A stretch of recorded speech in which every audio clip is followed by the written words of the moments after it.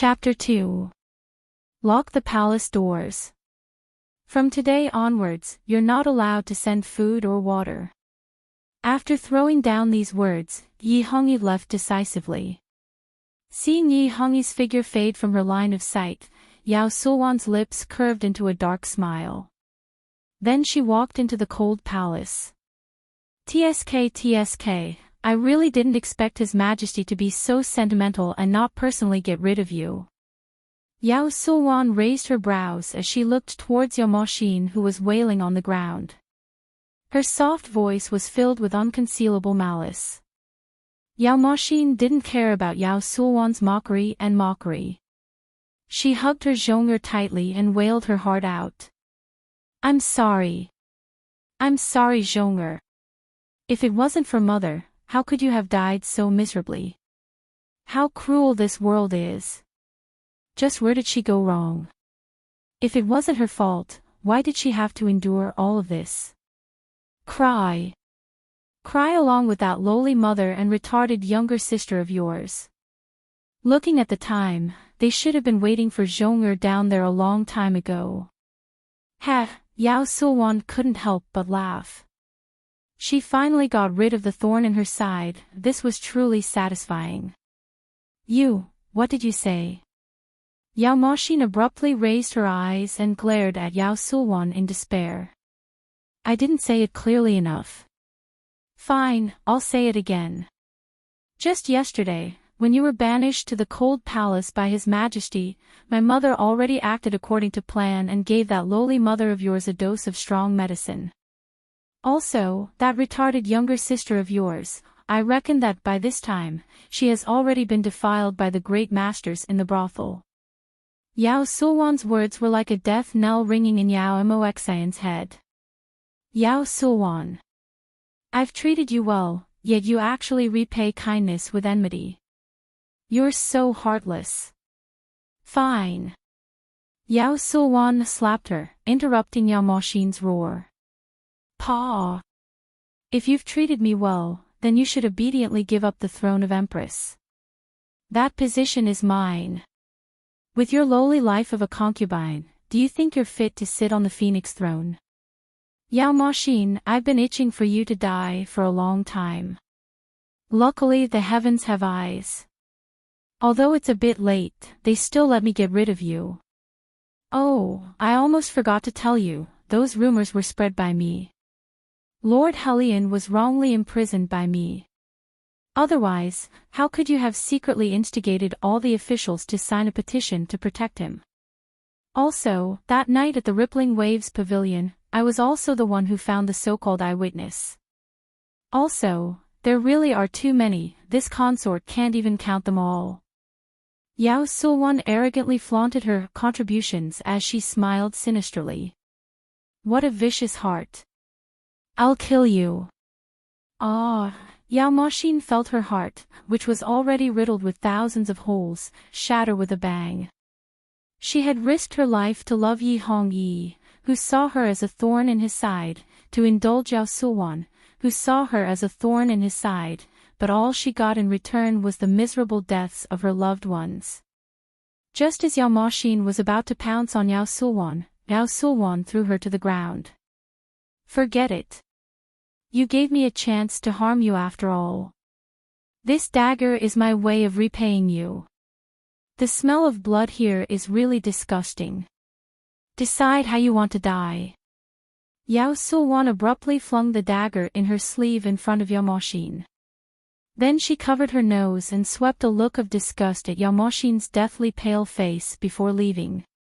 The iron chains clanked and the doors of the cold palace closed once more. Yao Moshin's hands dug into the ground, ignoring the piercing pain in her fingers as she silently crawled towards the blood-covered infant. Zhong'er, don't be afraid. Mother will go and accompany you right now. Mother swears that I won't let anyone bully you again. Tears of blood flowed out of the corners of Yao Moshin's eyes. She held the infant tightly with one hand and slowly picked up the dagger with the other. Her eyes were pitch black. Yi Hongyi. Yao Sulwan. After I die, I will definitely turn into a malicious spirit and demand payment from you all for this evil debt. Blood gushed out and dyed the ice-cold stone red. That dark red blood was like a flower that bloomed in hell, poignant yet sinister. Yao Machine and the infant's corpse tightly hugged each other. In this life, no one would be able to separate them again. In Great Chu Imperial City, Flourishing Street was the most prosperous. The streets were filled with people and carriages. On both sides of the street, tea houses, taverns, pawn shops, and workshops were lined up. It was a scene of prosperity. On the entire street, in terms of style and extravagance, none dared to compare to Joyous Fragrance Courtyard. The three-story building rose steeply from the ground. It had a glazed tile roof, blood-colored goose flying over the eaves, and carved beams and painted pillars. This was a place where men lived extravagantly and indulged in a life of luxury. Large amounts of silver forged Joyous Fragrance Courtyard's splendor. At the entrance, several enchanting women with heavy makeup were half-naked. They continuously waved the silk handkerchiefs in their hands, their bewitching eyes making the legs of many men go numb. Inside Joyous Fragrance Courtyard, the scenery was charming and gentle. The men hugged the red and the jade, leading a befuddled life. This Joyous Fragrance Courtyard that seemed to be dazzling in gold and jade was really a shabby place on the inside. At this moment, the innermost room of Joyous Fragrance Courtyard was a mess. Whoa! You guys bully me. Lu Xing, save me. It hurts. On the bed, Yao Moan's eyes welled up with tears. She desperately waved her snow-colored arms, trying to push the man on top of her off. However, in the next second, her hands were fiercely pressed on top of her head by another man. You beasts! Let go of third miss. Scram! The man called Lu Xing's eyes were scarlet red. He lifted his leg and kicked the thug who was pulling him down. He turned around and rushed to the bed with a large stride. He reached out and pulled the hedonistic young master on top of Yao Moan to the ground. Then he punched the eyes of another vulgar man. Third miss, don't be afraid. With Lu Xing here, I won't let anyone bully you. Lu Xing used his sleeve to wipe away the blood under his nose. Ignoring the numerous injuries on his body, he stood in front of Yao Moan like a statue. Preposterous. Beat him to death for this young master. The hedonistic young master crawled up in a sorry state and pointed at Lu Xing as he spoke furiously. When the thugs heard this, they immediately surrounded Lu Xing and swung their fists with all their might. Don't hit him. Lu Xing. Whoa! Yao Moan watched in horror as Lu Xing was pushed to the ground by those thugs and was continuously punched and kicked. Thus, she disregarded everything and rushed off the bed, trying to pull those thugs away.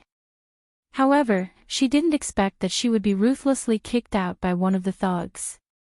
Her body was like a butterfly with broken wings as she fiercely crashed into the corner of the bed. Her hands powerlessly drooped, and in the end, she stopped breathing. Everyone only cared about dealing with Lu Xing. Even the hedonistic young master joined in on the violent beating. No one paid attention to Yao Moan's condition. I'll fight you all to the death. When Lu Xing, who was beaten black and blue all over, saw Yao Moan fall to the ground, he became anxious and suddenly stood up like a madman. He casually picked up the stool next to him and fiercely threw it at one of the thugs. The thug was caught off guard and was hit by the stool, causing blood to spurt out. What big dog guts! You actually dare to injure this young master's people. Beat him to death. The hedonistic young master roared fiercely. The thugs and Lu Xing once again became entangled. So noisy. In a daze, Yao Machine felt a stabbing pain on her forehead. Her eyes slowly opened. Seeing the scene in front of her, Yao Machine felt indescribable. She suddenly thought of something and her hands fiercely clenched. When she lowered her eyes, she couldn't see her own Zhong'er. Third miss. Quickly run. Quickly run. Lu Xing's head was bleeding. He knew that he couldn't hold on for much longer, so he shouted with all his might, hoping that Yao Moen could hear him. Yao Moxin looked over in shock and saw a familiar figure. It was Lu Xing. She remembered very clearly that in the entire Yao Xiangfu, this servant was the only person that her younger sister was close to. But just now... You... What did you call me? Yao Moxin looked towards Lu Xing in shock. In the next second, she abruptly stood up and ran to the dressing table, grabbing the bronze mirror. Moen. How could this be? How could this be? Yao Moxin fiercely grabbed the bronze mirror and looked at it with all her might.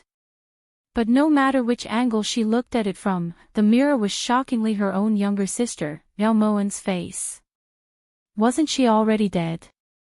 She still clearly remembered the sudden coldness when the dagger pierced her chest. The moment she closed her eyes, Zhong'er's blood-covered face was the last scene of her life. But now, she actually had consciousness. Not only that, this body clearly belonged to her own younger sister. Who could tell her what exactly had happened? Little wife, don't think about running. This young master spent a lot of money. Why aren't you guys quickly taking care of this brat? What a disappointment. The hedonistic young master suddenly grabbed Yao Moen's hand, his sinister face filled with a lewd smile. Third miss. Smash him. Use the mirror to smash him. Quickly run. The thugs received the young master's order and became even more ruthless. Blood gushed out of Lu Xing's forehead. At this moment, Yao Moxin had no choice but to accept this reality. She had come back to life, moreover, she had reincarnated in someone else's body. Feeling the pain on her forehead, Yao Moxin firmly believed that her younger sister had definitely died in the underworld when she hit the corner of the bed. Good. Since the heavens had given her a chance to be reborn, she would naturally properly cherish it. From now on, she was Yao Moen, the Yao Moen who understood Yi Hongyi's cruel heart and unscrupulous lungs the most, the Yao Moen who had the heart of a snake and scorpion, the Yao Moen who bore the blood feud between Yao Moxin and Zhong'er, the Yao Moen who swore to dismember Yi Hongyi and Yao Sulwan into 10,000 pieces. Stop! Yao Moen shouted sternly with a clanging sound. That voice was so cold that it made the hedonistic young master tremble and loosen his fingers. Third miss, hurry and run. Lu Xing's vision was blurry, his face was covered in blood, but he was still concerned about Yao Moen's safety. TSK, how did you suddenly become powerful? It's good that you're a bit more powerful, this young master likes little chili peppers. The hedonistic young master was only slightly startled, then he once again pounced forward with a lewd smile. However, when he met Yao Moen's cold and bloodthirsty gaze, he abruptly stopped his steps. I am the current empress' younger sister, the current prime minister's 3,000 gold. You guys must have eaten the guts of a leopard, to actually dare disrespect me. The cold voice was like that of an Azura from hell. Yao Moen's cherry lips were tightly pursed as she approached the hedonistic young master step by step. Don't tell me you guys don't know. The waste tablet that Lu Xing dropped on the floor had such a large, Yao, character written on it. Are you guys blind? He kept on calling me third miss, are you all deaf? In the entire imperial city, if one isn't an important person in the court, how could a servant have a waste tablet? It can't be that you guys don't even know this bit of common sense, right? Yao Moen's words were resounding as she coldly stared at the hedonistic young master. Also don't try to kill him to silence him. Not to mention that this room's door is wide open, how many passers-by have seen this miss's appearance? Do you guys dare to guarantee that when Lu Xing woke up, you didn't inform the other servants? Listen, Cure Lu Xing, otherwise you, along with these wastes, and your family will all be buried along with him. Now, get out of the way. Yao Moan's beautiful eyes abruptly turned cold, the light in them was like a death by 1,000 cuts, forcing the hedonistic young master to not dare to resist in the slightest. In the next second, Yao Moan ran out of Happy Spring Courtyard like a madman, Ao Sulwan's words from the cold palace incessantly ringing in her ears. My mother has already delivered a strong dose of medicine to that lowly mother of yours according to the plan, and that retarded sister of yours, I reckon by now, she's probably already been ravaged by the masters of Yi Xiang Courtyard. Chapter 3. Third Miss, is there a dog chasing you? How can he run so fast? At the entrance of the estate, Yao Tu, who had been the steward of the Yao estate for 20 years, looked towards Yao Moan suspiciously. Although his tone was less respectful, it was more amiable. Yao Moan acted as if she hadn't heard Yao Tu's attempt to strike up a conversation with her. She only stood at the entrance of the residence to catch her breath for a moment before madly rushing towards her mother, Mo Li's Shu Jingxian. When he saw Yao Moan run into the residence as if she had lost her life, Yao Tu subconsciously walked out of the residence. He looked around but didn't see anything out of the ordinary. He couldn't help but hang his head and sigh. With Third Miss's appearance, if it wasn't for her intelligence, she would definitely be bestowed the title of consort like Eldest Miss and Second Mississippi. After passing through the courtyard and around the 9 winding corridors, Yao Mo Wan passed through the arched doors of Shu Jing Pavilion with the speed of a gust of wind. Suddenly, she heard an ear-piercing clamor coming from inside. Master, you're crazy. What did I do wrong? Are you going to punish me like this? On the jade-colored marble floor, a charming woman covered her red and swollen cheek with one hand, staring at the middle-aged man in front of her with a look of disbelief. The man wore a brownish-purple robe with wide sleeves. He had a well-proportioned figure and a scholarly appearance. His brows had the demeanor of a scholar. His deep eyes were calm and reserved, and the sharp light in them revealed an unconcealable shrewdness and foresight. This person was precisely Great Chu's prime minister, Enchanting, and the beautiful woman whose golden hairpin he had knocked off was his legal wife, Yao Sulwan's birth mother, Do Xianglan. At this moment, Yao Zhenting flew into a thunderous rage, his eyes glaring at Do Xianglan. His finger fiercely pointed at Mo Li, who was no longer breathing on the bed, and growled in a low voice. You evil woman! No matter how you bully Mo Li or how you put slow-acting poison in her food to weaken her body, this old man can tolerate all of that. But you poisoned her to death. As the legal wife, you are narrow-minded and vicious. This old man can no longer tolerate you. Yao Zhenting coldly sneered, his ice-cold eyes without a trace of warmth. Master is right, it was I who poisoned her to death. Ever since the day Master was drunk and pampered her, there has been a thorn in my heart. It was this concubine who was benevolent and forgave her for giving birth to that lowly Yao Moxin. Yet, she forcefully snatched away Sulwan's position as empress. If it wasn't for this concubine giving her a slow-acting poison when she was pregnant with Yao Mo Wan, the Yao Mo Wan would definitely be as foxy as her older sister. Although Yao Mo Wan was lucky and didn't die in the womb, it's still good that she was born an idiot. Do Xianglan glared at Mo Li, who was on the bed with a sinister expression as she let out a low roar. Slap! Just when Do Xianglan was wantonly cursing, Yao Zhenting's slap swept over once again. Since you've already admitted it, then this old man will place righteousness before family, and I'll personally send you to the Ministry of Justice.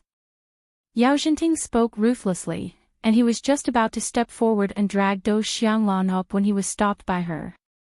Master, it's better to read this secret report first, then it won't be too late to make a move.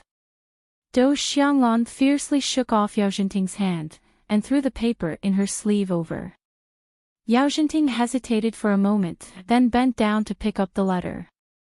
As he looked at the letter in his hand, Enchanting's face turned green and purple, changing extremely quickly as if he was flipping through a book.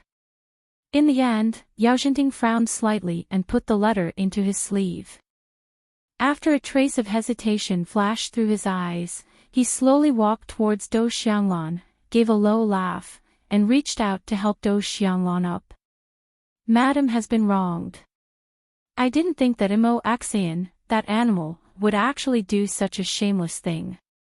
It's still Madam who has thought things through thoroughly. It's good that this slut is dead. In a bit, this old man will have the steward throw her corpse into the mass grave to avoid angering Madam. Just now, this old man was too heavy-handed. Does Madam still feel pain? Enchanting's finger drew across the corner of Do Xianglan's lips, helping her wipe away the bloodstain, and said with a seemingly pained expression. It's good that Master knows his wrongs. Imo Axian is already dead, so the position of Empress will definitely be in the bag of my daughter Sulwan. In the future, the honor and disgrace of the Yao residence will all depend on Sulwan. Do Xianglan cast a sidelong glance at Enchanting and intentionally reminded him. Yes, yes. Madam is tired, this old man will help you back to rest. Enchanting attentively supported Do Xianglan out of the room. Out of the corner of his eyes, he subconsciously glanced at Imo Li and a trace of sorrow appeared in the depths of his eyes. The moment Enchanting supported Do Xianglan out of the room, Yao Imo Wan suddenly flashed and hid behind an elm tree in the corner of the courtyard. Only when the two of them disappeared from Shu Jingxian did Yao Imo Wan run out and rush into the room. Mother. Daughter came late. Mother. Yao Imo Wan fiercely threw herself at the bed, large drops of tears rolling down her face. Her knees went soft and she knelt on the ground. Her hands tightly grasped Imo Li's long ice-cold fingers as she wailed in grief. After crying for an unknown amount of time, Yao Imo Wan slowly raised her eyes. Her ice-cold and gloomy eyes were rolling with an intense darkness. Mother. Don't worry and go. Daughter will definitely get justice for you. I will make Do Xianglan suffer 100-fold for the pain she inflicted on you. And that Enchanting who isn't fit to be a husband, isn't fit to be a father. Daughter swears to you that they will die very miserably. A burst of ice-cold laughter suddenly rang out, reverberating in the air above Shu Jingxian. It was as sinister and frightening as a ghost. The current Yao Imo Wan was like the king of hell, her entire body emitting a bone-piercing chill. Right at this time, the sound of hurried footsteps suddenly came from outside the door. Yao Imo Wan's shapely brows furrowed and she hid under the bed without hesitation. Before she thought of a good countermeasure, she couldn't easily show herself.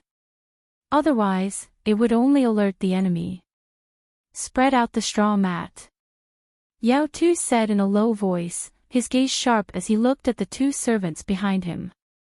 The servants obeyed and spread the straw mat under their armpits on the ground. Steward Yao, are we really going to throw second madam into the mass grave? Asked the servant Chin Chong doubtfully. Here's 50 taels of silver. You two listen, carry second madam out from the back door, buy a good coffin, and bury her properly. Yao Tu instructed in a low voice and casually took out a heavy bag of money from his bosom. But master. Chin Chong reluctantly took the money and said with a frown.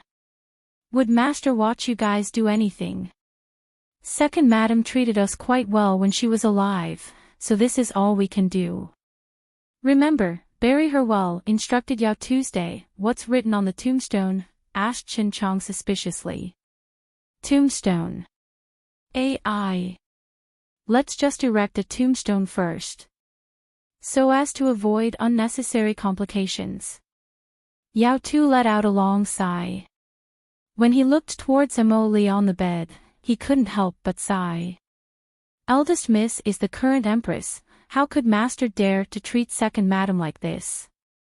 Chin Chong and another servant lifted Imo Li from the bed and complained. Sho. Just do your job, there's no need to talk so much. Yao Tu warned solemnly. However, he had already guessed that something must have happened to eldest miss in the palace. Otherwise, even if master wanted to put on an act, he would still give second madam a grand burial. When Qin Chang and the other servant carried Mo Li's corpse out of Shu Jingxian, Yao Tu was about to follow them out, but he suddenly froze. Then he ordered Qin Chang to leave first and closed the door behind him. Third miss. Once Qin Chang and the others walked far away, Yao Tu turned to look under the bed and called out in a low voice. Under the bed, Yao Mo Wan knew that she had accidentally made a sound earlier, so there was no point in hiding it anymore. Thus, she choked with sobs as she crawled out from under the bed. Steward Yao. Woo-woo. Mo Wan is so scared. Mother doesn't want Mo Wan anymore. Yao Mo Wan pretended to be frightened as she huddled at the corner of the bed. She wiped her tears with both hands and looked completely panicked. Sho. Third miss, don't cry. Second madam has gone to a very far place. Do you want to go find her? Yao Tu crouched down next to Yao Mo Wan, his eyes filled with sorrow. Yes. Mo Wan doesn't want to be separated from mother. Yao Mo Wan nodded fiercely and looked towards Yao Tu with tears in her eyes. However, a trace of vigilance rose in her heart. Third miss, listen well. Ting Yu is currently waiting for you in the firewood room. There's a key and a dozen or so banknotes here. Go find her and she'll take you to second madam. Remember, you mustn't let anyone find you. Otherwise, they'll capture you and won't let you go find mother. Yao Tu thought for a moment before stuffing the key to the firewood room and the dozen or so banknotes into Yao Mo Wan's hands. Yao Tu knew that if third miss still stayed in the Fu, first madam definitely wouldn't let her off. His words carried little weight, so he had done everything he could. Yao Mo Wan felt relieved as she looked at the key and banknotes in her hands. Then she looked towards Yao Tuesday, thank you. Yao Mo Wan promised inwardly. You'll be rewarded for your kindness. Third miss, hurry and go. If you're any later, Ting Yu will get anxious. Yao Tu couldn't help but wipe his tears when he saw the glistening tears in Yao Mo Wan's eyes. He had watched third miss grow up, so he couldn't bear to part with her. And then Mo Wan will be leaving. Yao Mo Wan knew that she couldn't tarry, so she got up and left Shu Jingxian. On the way, Yao Mo Wan intentionally avoided the servants and quickly arrived at the firewood room in the rear courtyard. Seeing that there was no one around, Yao Mo Wan hurriedly opened the door. Ting Yu was the little maid that her mother had saved from the streets. She had been serving her mother ever since. Perhaps it was because she had saved her mother's life that Ting Yu was extremely loyal and devoted to her mother. This was also the reason why Yao Tu had her come to look for her. The moment she opened the door, Yao Mo Wan's pupils constricted and she suddenly froze. She saw that Ting Yu was hanging from the beam of the room, her hair a mess, her lips stained with blood, and her entire body was covered in cuts and bruises. Ting Yu! Ting Yu! Yao Mo Wan only froze for a moment before she hastily closed the door. Then she moved a stool over and stepped on it, saving Ting Yu. Third miss. Third miss. You're all right. That's great. You're all right. When Ting Yu opened her eyes, she saw Yao Mo Wan and immediately cried tears of joy. Who beat you up like this? Yao Mo Wan's eyes were filled with tears as she reached out to tuck Ting Yu's messy hair behind her ears. It's... Third miss, why are you here? Hurry and leave. Leave from the back door. It would be terrible if Gao Momo found out. Hurry and leave. Ah. Ting Yu seemed to have thought of something and pushed Yao Mo Wan away with all her might. However, because it affected her wounds, she couldn't help but cry out in pain. "I'll bring you away." Yao Imo-wan forced back her tears and casually helped Tingyu out of the firewood room. Fortunately, the back door was a few meters away from the firewood room, so Yao Imo-wan and Tingyu left Yao Xiangfu without any obstructions. Third Miss. You. As if sensing that Yao Imo-wan wasn't the same as usual, Tingyu opened her mouth in doubt. Chapter 4. Third Mississippi. How could you? How could I be so clear-headed, right? Luckily, after the trip to Yixiang Courtyard, my head got better. However, it's all thanks to Lu Xing that I can keep my innocence. Tingyu, who beat you up like this? Why are you afraid that Gao Momo will see me? If I remember correctly, Gao Momo was chosen by elder sister from the palace to serve mother. Yao Imo-wan's expression was grave as she questioned. Better? As long as you're better.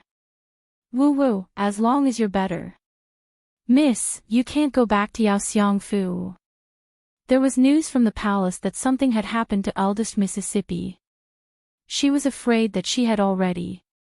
Gao Momo was chosen by eldest Miss, but she was the confidant of second Mississippi. All these years, Gao Momo had been following eldest madam's orders and poisoned second madam's medicinal soup.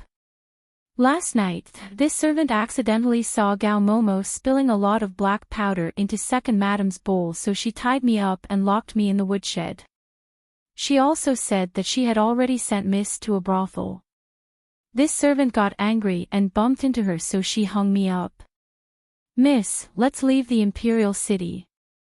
If eldest madam sees you, she definitely won't let you off. Tingyu sobbed as she recounted. Gao Momo. I can't leave.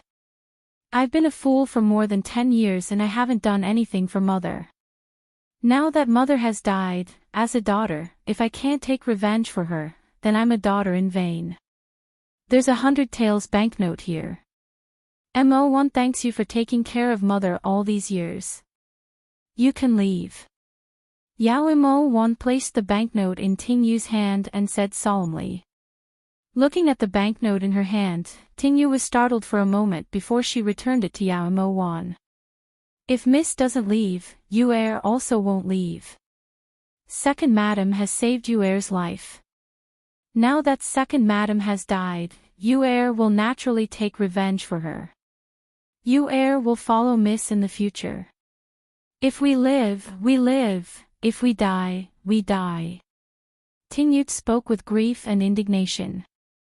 I promise you that we won't die. Yao Mo1 pulled Tingyu's hand. Her clear voice carried an unquestionable firmness. Miss, then what do we do now? Go back and expose the evil deeds of First Madam and Gao Momo to Master. Tingyu raised her small face and said innocently.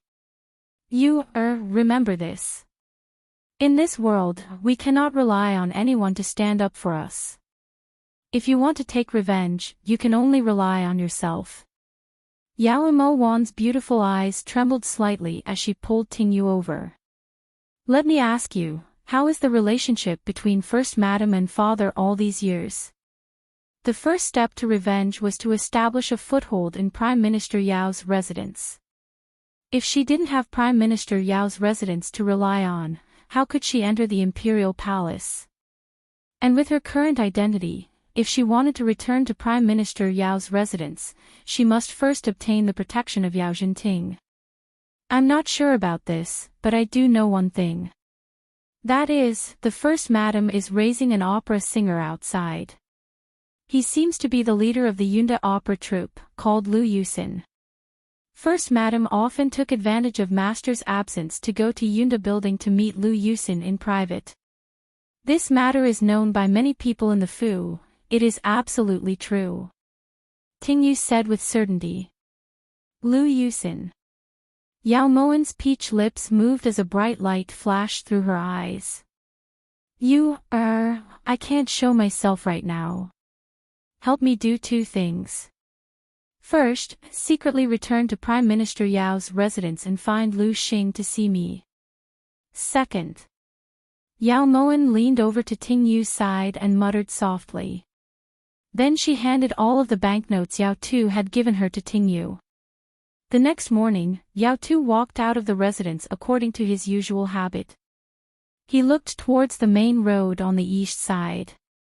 When he didn't see Yao Zhenting's sedan chair, he turned around and gave orders to the guards and servants on both sides. I heard that recently, some homeless mobs have come to the Imperial City. From time to time, they would come out to steal things. Open your eyes wide and look carefully. Don't startle Master. Just as Yao Tu was about to speak, a man dressed in opera suddenly ran over from around the corner. You must be Steward Yao. Not good. Something has happened to Madame Yao. The man was sweating profusely. His hands were on his knees as he gasped for breath. Who are you? Yao Tu's gaze darkened slightly as he looked towards the man cautiously. Replying Steward Yao, this lowly one is an opera singer. Madame Yao's wealth has been exposed and she's been surrounded by those mobs. Right now, Yunda Opera Troupe is in a mess and the troupe leader can't control it. He urgently sent me to the residence to inform you to hurry and rescue her. Those mobs only recognize silver, they don't recognize Madame of Prime Minister Fu, urged the man anxiously. When Yao Tu heard this, he was just about to ask about it when he heard a voice coming from behind him. What happened? Yao Zhenting coldly asked as he lifted the curtain of the sedan chair that was being carried by 4 people. Replying Master, this actor said that Madame met with an accident when she was listening to an opera at Yunda Opera Troupe. This old servant will immediately send people to rescue Madame, reported Yao Tu truthfully. Call a few more people. This old man wants to personally see just which blind mobs dare to steal from this old man. Yao Zhenting coldly sneered as he lifted the curtain of the sedan chair. The sedan chair bearers naturally understood his meaning and all headed towards Yunda Opera Troupe. Although Yao Tu was suspicious, he didn't have time to think about it. He hastily called over a dozen or so guards to follow. Inside the sedan chair, Yao Zhenting stroked the dark green jade thumb ring with one hand. His gaze was cold. Today's morning court session, he had already confirmed that the news that Su Wan had sent out from the palace yesterday was true. Currently, the Wang, Xia, Heng, and Huan families were eyeing the imperial concubines covetously. These 4 families occupied all the positions of imperial concubines in the imperial harem. Originally, with his own daughters, one was the noble empress and the other a Guifei, he had nothing to fear. But now, it seemed that the prosperity or decline of the Yao residence depended entirely on Yao Suwan. If that wasn't the case, he wouldn't have had to make this trip and deliberately curry favor with Dou Xianglan. Inside the alley, Lu Xing walked in with the man in the opera costume. Is everything done? Ting Yu looked towards Lu Xing suspiciously. When she saw Lu Xing nod, she handed over the remaining banknotes in her hand to the man. Don't worry, this lowly one has already poured the entire bottle of aphrodisiac into the wine. Right now, I reckon that Lu Yusin and Lady Yao are currently making love to each other and forgetting about me. Normally, when Lady Yao and Lu Yusin meet privately, everyone in Yunda Opera Troupe would retreat and find an excuse to go out for a stroll. So right now, there are only the 2 of them in Yunda Restaurant. Also, this lowly one has already unlocked Yunda Restaurant. Also, the man still wanted to say more but was interrupted by Ting Yu.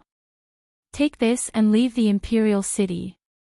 You should know what will happen if the Prime Minister finds you, reminded Ting Yu with good intentions. I know. This lowly one will leave right now. I won't waste even a quarter of an hour. The man took the banknotes and walked out of the alley. As soon as the man left, Ting Yu and Lu Xing hurriedly returned to the inn. Ting Yu, even now, I still feel like I'm dreaming. Has third miss really become smarter? Lu Xing's gaze swept across the crowd as he spoke in a low voice. His eyes were filled with unconcealable excitement. If third miss hadn't designed this play, I also wouldn't believe that first madam would be out of luck this time. How satisfying. As Ting Yu and Lu Xing spoke, they took a small path and headed straight for Yunda Restaurant. Yunda Restaurant was located on the east side of Xinghua Street. It basically didn't open during the day and only opened at night. When Yao Tu arrived at Yunda Restaurant, he felt that something was amiss. However, the master had already arrived and Dou Xianglan's domineering temper had made him suffer quite a bit. At this time, there was no need for him to meddle in other people's business. Master, we've arrived at Yunda Restaurant. When the sedan chair landed, Yao Tu went forward to lift the curtain. Yao Zhenting raised his head to look at the two-story building on his left. His brows furrowed slightly and after a moment of hesitation, he still walked down from the sedan chair. Didn't they say that there was a mob causing trouble? Yao Zhenting walked over the sedan chair to the front of Yunda Restaurant and asked suspiciously. At his side, Yao Tu subconsciously pushed the door of Yunda Restaurant, but heard a creak. The door wasn't locked.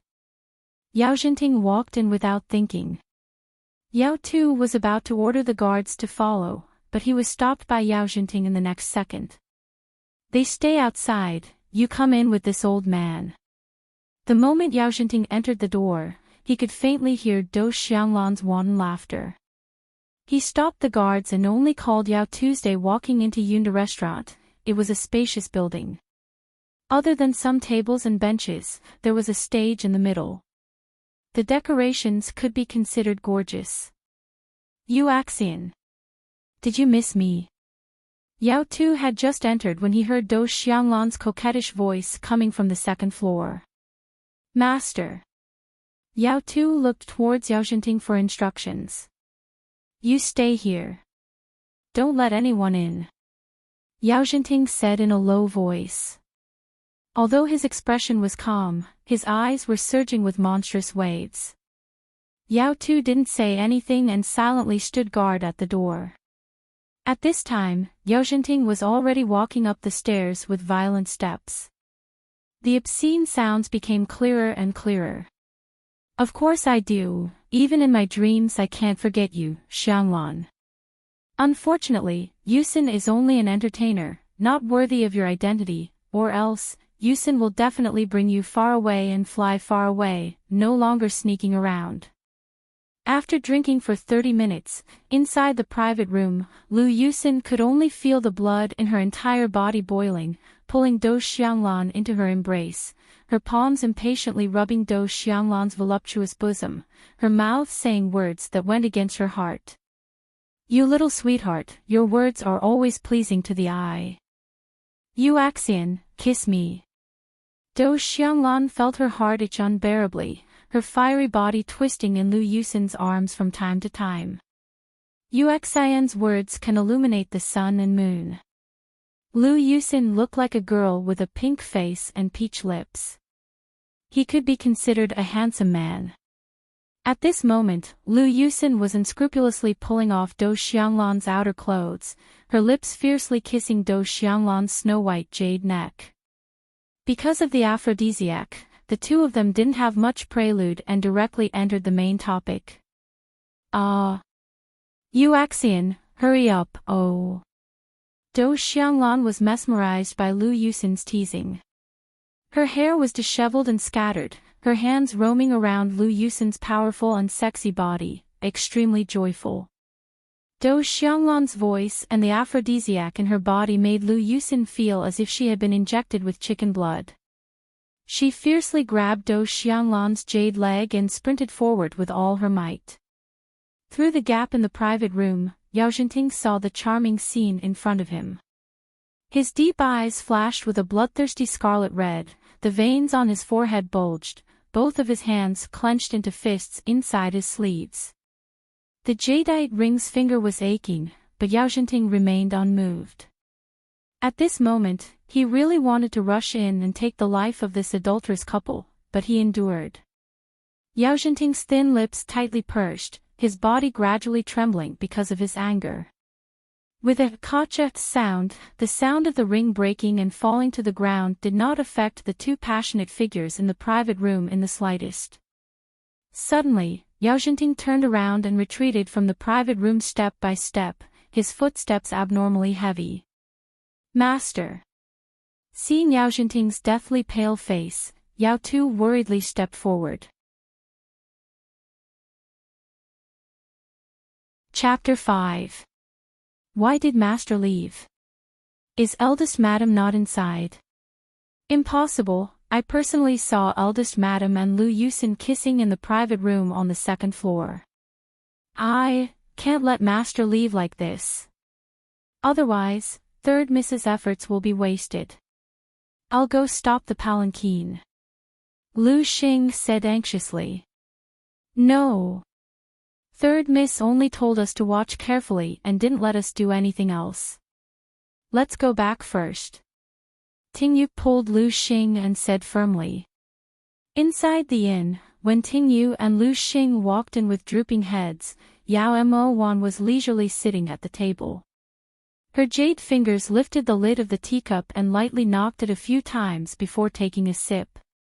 You're back. How did things go? Yao Mo Wan put down the teacup and looked towards Tingyu with her long eyelashes slightly raised. Young miss, we're sorry, we messed things up. We don't know why, but after Master entered Virtue Cloud Restaurant, he just silently came out. There was no movement at all. Tingyu looked towards Yao Moan apologetically.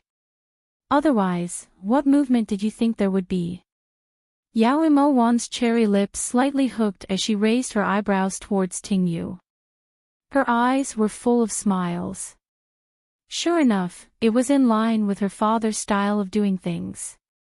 Catching the adulterer in bed, naturally it was to drown eldest madam in a pig cage. Tingyu said as a matter of fact.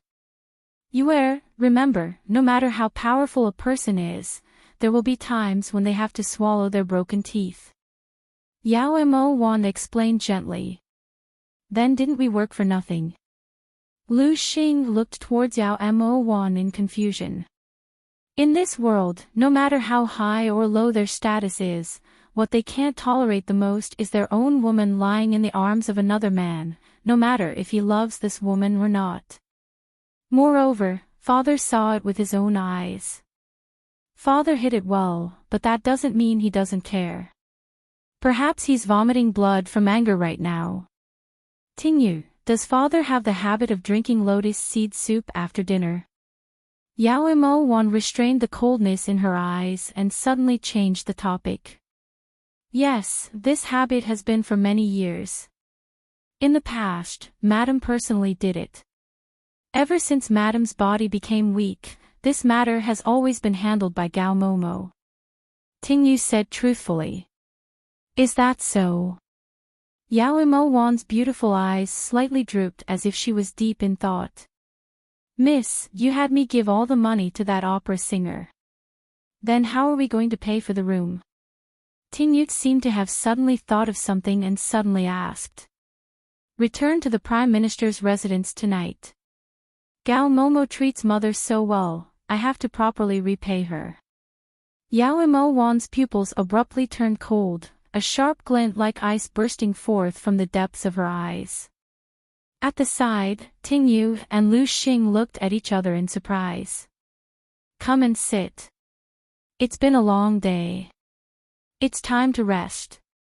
Yao Mo Wan turned her eyes and smiled towards Tingyu and Lu Xing. That smile was as brilliant as the spring breeze and rain. It was as if she was a completely different person from before. At this moment, they truly believed that the third Miss had changed. She had become shrewd, calm, and wise. The golden crow descended from the west, and the jade rabbit rose from the east. The moonlight poured down like water, passing through the branches and leaving mottled shadows of the trees. As the wind blew, the shadows of the trees swayed, and the swaying shadows made the night exceptionally cold. Main hall of Prime Minister Yao's residence. After dinner, Yao too ordered the servants to remove the dishes. Dou Xianglan rinsed her mouth with tea, then passed the cup to her maid Yuji. Her eyes seemed to inadvertently sweep over Yao Zhenting's left thumb, and her heart slightly trembled. Yuji, tell Gao Momo to hurry up, don't let Master wait anxiously. Master, did anything unhappy happen in court today? This concubine sees that your complexion isn't very good. Dou Xianglan carefully asked. The Empress had a difficult birth, 1 corpse and 2 lives. Now that the position of Empress is vacant, all of the concubines in the inner palace are eager to try. When you have time, come to the palace more often and give Sulwan some pointers, so she'll be a bit more careful. Yao Zhenting frowned, not mentioning a single word about the matter at LoveLore. Master, don't worry. Sulwan has always been obedient and sensible. Moreover, she has His Majesty's favor and is also a Guifei. Naturally, she's the best candidate for the Empress. In the future, she will definitely bring honor to the family. Dou Xianglan deliberately placed great emphasis on the words bring honor to the family. In her heart, she silently cursed. Even if she had lost her virtue as a woman, with the support of a daughter who was about to become the Empress, she wasn't afraid of anything. It'd be best if it's as you wish. A cold light flashed through Yao Zhenting's eyes as he lightly said. Right at this moment, Gao Momo walked in with a bowl of lotus seed soup on her face. Master, the lotus seed soup is here. Please drink it while it's hot. As Gao Momo spoke, she placed the bowl in front of Yao Zhenting and respectfully opened it. Yao Zhenting let out a sigh of relief and casually picked up the spoon to scoop up the lotus seed soup. Just as he was about to put it into his mouth, Yao Mo1 suddenly ran in with tears on her face. Mo1 really misses father. Woo-woo. Yao Mo1's appearance shocked everyone present, especially Dou Xianglan. At this moment, Dou Xianglan's gaze was sinister as she fiercely glared at Gao Momo. Gao Momo naturally had a wronged expression. Yao too, who was waiting at the door, was also very flabbergasted. He suspiciously looked towards Tingyu, who came in with Yao Mo1. I haven't seen you for 2 days. Where did you run off to? Yao Zhenting subconsciously looked at Dou Xianglan. He originally thought that she would cut the weeds and eliminate the roots. Woo-woo. Gao Momo told Mo1 that mother went far away and had Mo1 go look for her. But Mo1 couldn't find her even after looking for a long time. Mother doesn't want Mo1 anymore. Father, Mo1 only has you left. Yao Mo1 wiped her tears as she looked towards Yao Zhenting, sobbing intermittently. This old servant. This old servant didn't. Big madam. Gao Momo never thought that Yao Mo1 would say this. Cold sweat immediately seeped out of her forehead. Momo, the money you gave Mo1 has all been spent. Woo-woo. Yao Mo1 wiped her tears with both hands and looked towards Gao Momo with a wronged expression. Gao Momo, you're really loyal. At the table, Dou Xianglan naturally heard the clues and her voice was as cold as ice. No, Third miss, you can't speak irresponsibly. Gao Momo looked towards Yao Mo1 in terror, her body trembling like a sieve. Father, Mo1 is really hungry. Yao Mo1 didn't pay any attention to Gao Momo's sorry state and timidly looked at Yao Zhenting. This is for you. Yao Zhenting originally didn't have an appetite, so he pushed the lotus seed soup in front of him in front of Yao Mo1 like he was admiring a dog. In Yao Zhenting's eyes, daughters were goods that lost money. Even if Yao Mo Axayan was the noble empress and Yao Sulwan was the noble Guifei, in Yao Zhenting's eyes, they were nothing more than tools for him to stabilize his position in court. Yao Mo1 was naturally overjoyed and she immediately went forward to grab the soup cup. In everyone's eyes, Perhaps Yao Mo Wan was too happy, so the soup cup fell to the ground in her excitement and the lotus seed soup spilled all over the floor. Unruly. Yuji, why haven't you taken third miss away yet?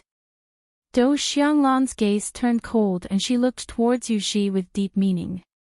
Heavenly Wolf. Quickly come back.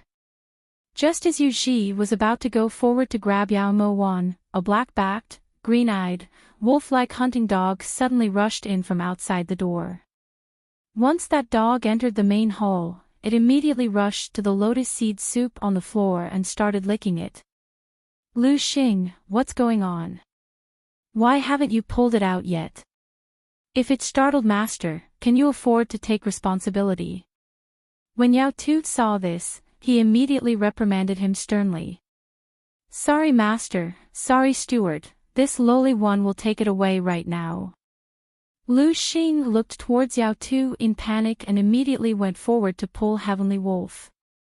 Practically at the same time, Heavenly Wolf suddenly rolled all over the floor, howled a few times, then kicked its legs and died. This lotus seed soup is poisoned. When he saw the hunting dog die on the floor, Yao Tu immediately cried out in alarm and looked towards Gao Momo. With Yao Tu's calm and experienced personality, he naturally knew that this wasn't a coincidence. He also heard that Yao Mo Wan's words were directed at Gao Momo. This cry of alarm was just him pushing the boat along with the current, that's all. Preposterous. Yao Zhenting furrowed his brows and slapped the table as he stood up. He walked in front of Gao Momo with large strides, raised his foot and fiercely kicked her to the ground. Then he looked towards Do Xianglan. This is the good person you taught. Yao Zhenting's eyes widened in anger and he almost roared in a low voice. Master is wise, she's in Mo Li's room, it's definitely Mo Li. Do Xianglan hurriedly refuted but was cut off by Yao Zhenting's shout. This old man already knew who she belonged to. Whenever he thought of the scene at Yunde Floor, Yao Zhenting felt his internal organs churn like they were on fire. Father. Moan is afraid. At this time, Yao Mo Wan was like a frightened little deer as she rubbed against Yao Zhenting's side and spoke timidly. Moan, since you only have father left, then properly stay in Yao Xiangfu. Father swears that as long as father is present, no one will dare to harm you. Someone, bring third miss back to her room to sleep. Yao Zhenting's cold gaze shot towards Do Xianglan as he spoke each word with a clear warning. Master. Do Xianglan still wanted to explain but Yao Zhenting had already flicked his sleeves and left. Seeing Yao Zhenting leave, Yao Tu immediately ordered Lu Xing to carry the hunting dog's corpse out and ordered Tingyu to bring Yao Mo Wan back to her room. Then he resentfully left the main hall. Master. Master, believe this old servant, this lotus seed soup isn't poisoned. How could this old servant dare to poison Master, Madam? Madam, this old servant really sold third miss to Pleasure Fragrance Courtyard. Third miss is lying, this is all her scheme. Madam, you have to believe this old servant. Seeing Yao Zhenting walk far away, Gao Momo hurriedly crawled up and knelt in front of Do Xianglan. She pressed her forehead to the ground and trembled non-stop. An idiot would conspire. Gao Momo, you're really humorous. Yuji, send Gao Momo into the violence room. Do Xianglan's gaze was cold as she spoke through clenched teeth. Then, ignoring Gao Momo's wailing, she directly got up and left the main hall. In this world, everyone who betrayed her had to die. Mo Li was like this, Gao Momo was also like this. Don't. Madam. This old servant has been wronged. Gao Momo wailed mournfully but her body was pulled out of the main hall by the guards like a dog and headed straight for the violence room. The violence room was the place where servants who committed mistakes were punished. Normally, servants who entered the violence room rarely came out alive. Even if they did, they would only be left with half a life. Midnight had already passed and the frost was cold. Gao Momo's wailing like a pig being slaughtered continued all the way until the hour of the Cho clan before intermittently stopping. Ninghua Pavilion. The room was quiet and silent. The candlelight swayed and the incense burner emitted green smoke in spirals. It was like a dream or fantasy. "Miss, this is really satisfying." Tingyu walked to Yao Mo-wan's side from the window, unable to contain her joy. At the table, Yao Mo-wan had one hand by her cheek and the other hand was using a silver pick to lightly play with the candle wick. Her expression was so focused. Only when she heard Tingyu's voice did she put down the silver pick and unhurriedly get up. Chapter 6. "Miss, this servant used the silver and they left Gao Momo alive." Lu Xing saw it was Yao Mo-wan and immediately went to greet her. "You guys wait outside." Yao Mo-wan slightly nodded and immediately opened the door to the woodshed and walked in. Outside the door, Tingyu looked suspiciously at Lu Xing. "Doesn't Miss hate Gao Momo to death? Why did you leave her alive?" "I also don't know, but whatever Miss says, I will do," Lu Xing solemnly vowed. After Yao Mo-wan walked into the woodshed, she closed the door behind her and slowly walked to the oil lamp and lit the candle. Borrowing the light of the candlelight, Yao Mo-wan astonishingly saw that Gao Momo, who was covered in blood, was lying on a pile of straw, groaning in pain. Her hair was burnt yellow like withered grass by the fire, and her body was riddled with whip marks. Pus and blood mixed with minced meat covered her clothes, and her face looked extremely sinister from being branded by a branding iron. How could they have the heart to beat Momo like this? Could it be that they didn't find out that the lotus seed soup wasn't poisoned? Yao Mo-wan indifferently walked to Gao Momo's side and slowly squatted down. After hearing Yao Mo-wan's voice, Gao Momo's absent-minded mind immediately sobered up. Not poisoned. The lotus seed soup wasn't poisoned. Why did the dog die? This was the sentence that Xing Momo repeatedly asked her. Naturally it was first poisoned by someone before it was put into the main hole. That lotus seed soup is made from ginseng and deer antler. Even people love it, not to mention dogs. Yao Mo-wan softly opened her mouth and patiently explained. Right, it must be, wrongly accused. I'm wrongly accused. I beg you to tell Master that I'm wrongly accused. Third Miss, why is it you? It's you who harmed me. Gao Momo raised her eyes in pleasant surprise, but when she saw Yao Mo-wan, her eyes filled with malevolence and her hands fiercely grabbed Yao Mo-wan's sleeves. Yes, it's me who harmed you. I purposely said in front of Do Xianglan that you were loyal to the old master, gave me a way out and gave me the silver. It was also me who had Lu Xing poison the dog to frame you, so what? Not to mention that you can't move an inch right now, even if you crawl to Do Xianglan's feet, she still needs to believe you. Yao Mo-wan's cherry lips slightly pouted and her gaze innocently looked at Gao Momo. You're so vicious. I will kill you. Gao Momo was already on the verge of death. Now she was so angry that blood gushed out of her mouth. I'm vicious.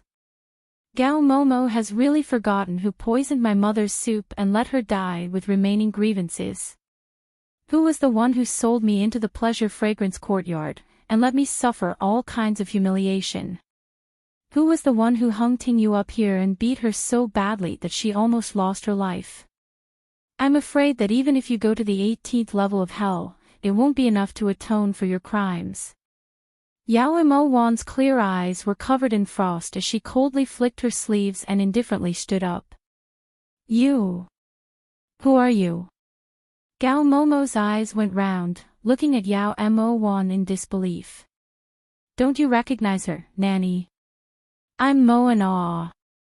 Yao Moan's lips suddenly curved into a smile, her beautiful eyes flashing with a harmless light. Impossible. You are not. You're not that idiot. Who are you?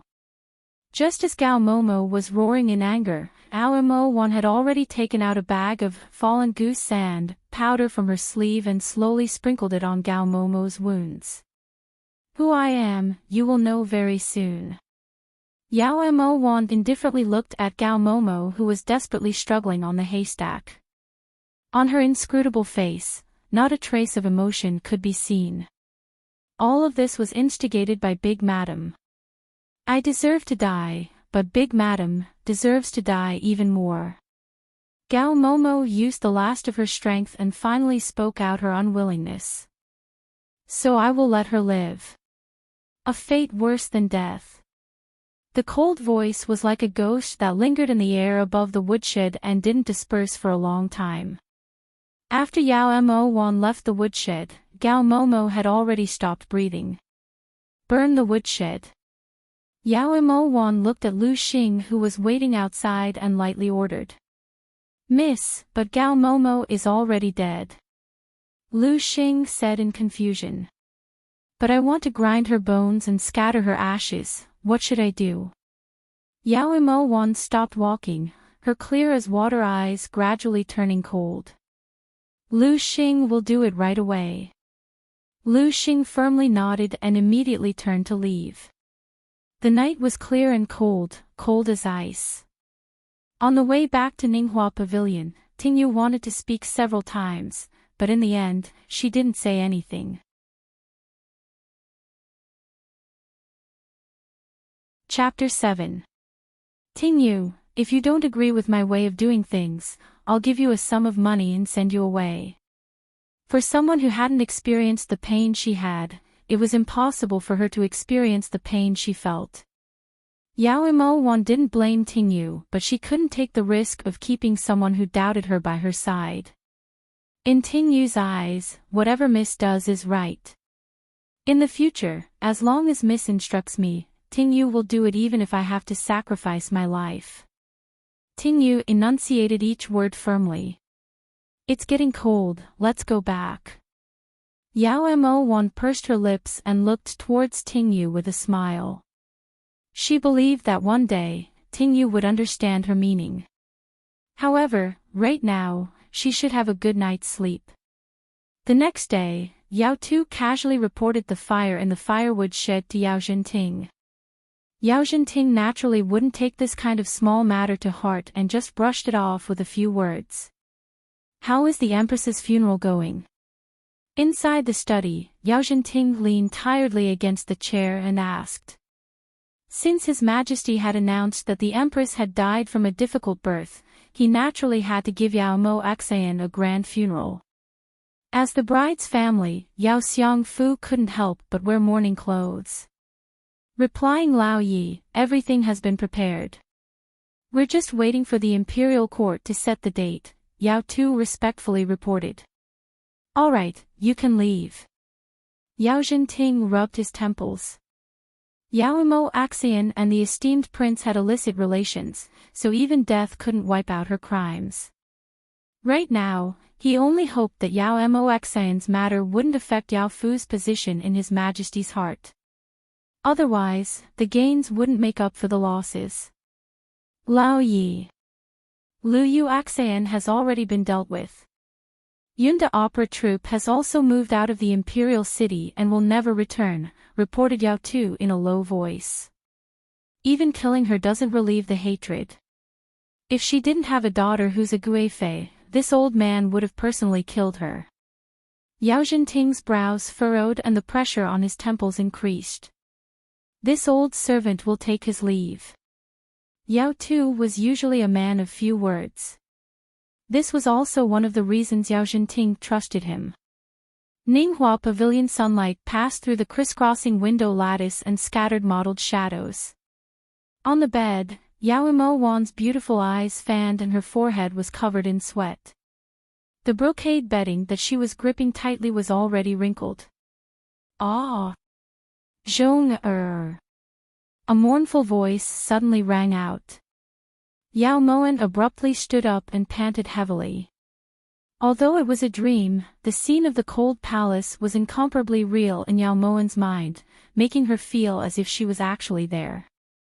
"Young miss, are you all right?" At this moment, Tingyu ran in when she heard the noise and asked worriedly. "It's nothing. It was just a nightmare. Has Lu woken up?" Yao Mo wiped the tears from the corners of her eyes without leaving a trace and let out a long breath. "He's here. He's waiting in the hall," Tingyu answered truthfully. "Why didn't you wake me up? Bring the clothes over." Yao Mo lifted her eyes to look out the window. It was probably almost noon. This servant saw that Miss was too tired, so this servant didn't have the heart to wake Miss up. Seeing that Yao Mo was anxious, Tingyu immediately took down the clothes from the clothes rack and helped Yao Mo freshen up.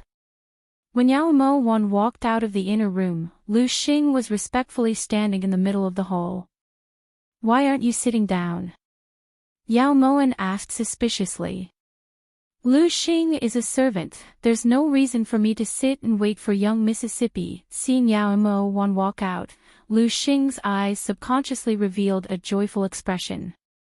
Yao Mo saw all of this and a trace of helplessness flashed through her heart. Lu Yusin died. Yao Mo didn't let Lu Xing sit down. It was good to let him clarify this layer of relationship so that he wouldn't be too deeply in love and bring trouble upon himself. Chapter 8. I remember. Lu Xing nodded firmly. Fortunately, Miss had intimidated those bastards with the identity of Yao Residence's 3,000 gold. Otherwise, he probably wouldn't have the life to serve Miss anymore. "Spread the news that Lu Yusin had seen him before she disappeared," ordered Yao Moen. "What does Miss mean?" Lu Xing looked towards Yao Moen in confusion. "It doesn't matter if other people know or not, but Darren must know," reminded Yao Moen. "Lu Xing understands." Lu Xing understood. Just as he was about to leave, Yao Moen called him back. Have you found out about the esteemed prince's situation?" If only life was like the first time they met, she really hoped that when Yi Junqing had saved her from the bandits that night, he had taken off the silver mask that had originally belonged to Yi Hongyi.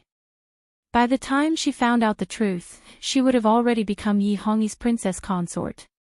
Replying, "Miss, there's no need to purposefully find out about the esteemed prince.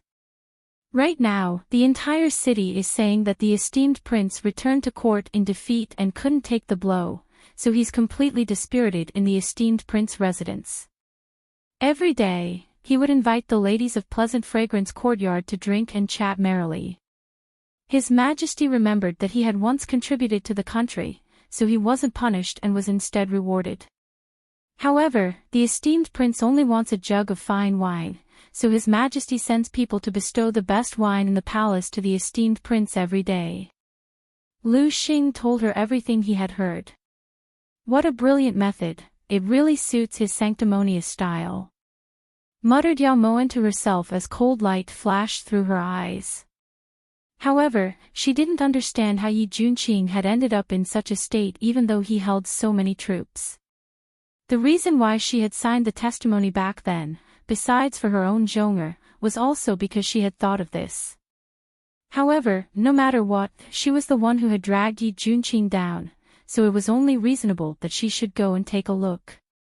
At the entrance of Pleasant Fragrance Courtyard, the heavily made-up procuress put away the banknotes in Tingyu's hands and happily pulled Yao Moen, who was dressed in travel clothes, onto the sedan chair. "Time to lift the sedan chair," shouted the procuress. The brothel keeper called out and the 7 sedan chairs outside Joyous Fragrance Courtyard were lifted at the same time, heading towards the esteemed prince residence. Along the way, the passers-by all glanced over and pointed at him. Most of their words were mocking Yi Junqing for being dispirited and dissolute, for not understanding the affairs of the country. There were also a few people who lamented the fact that this ambitious and ruthless character of his generation was unable to recover from the slightest setback. "How sad," Inside the palanquin, Yao Mo Wan listened to the conversation but didn't take it to heart. The common people of the city were just following the crowd and didn't know that the human heart was even more sinister than a tiger. If she bickered with them about this, she was afraid that she wouldn't be able to explain herself even if she spent the rest of her life. In this world, there was probably no one who understood Yi Hongyi more than she did. Yi Junqing was like a needle that was stuck in Yi Hongyi's chest. Every day it wasn't pulled out, he wouldn't be able to sleep well. The reason Yi Junqing was able to survive until now wasn't because Yi Hongyi cared about his brotherly ties, but because he was afraid of the opposition from the generals in court, so he didn't dare to act recklessly against Yi Junqing. Thus, he used this method to slander Yi Junqing's image among the generals. Once Yi Junqing was forgotten, he would get rid of him as soon as possible. Descend the palanquin. The procuress' voice rang out again. Yao Mo Wan only felt the palanquin jolt slightly before it landed on the ground. At this time, she impatiently lifted the curtains of the palanquin and saw that the 6 prostitutes had already surrounded the esteemed prince's residence. Compared to them, her movements were still a bit slow. You guys have all rolled through a pile of prostitutes as well, so don't say that Aunt Gui didn't warn you. Be a bit more reserved and don't do anything out of line. Don't ask for merit, just don't make mistakes. Yao Mo Wan heard everything clearly from the side and her lips curved slightly. It seemed that calling prostitutes every day was also one of Yi Hongyi's methods. Aunt Gui, don't worry, us sisters only want to see Great Chu's most handsome man from afar. If Prince doesn't like it, we can't just throw ourselves at him, right? That's right, Aunt Gui, don't worry and go back. Just come and pick us up after 5.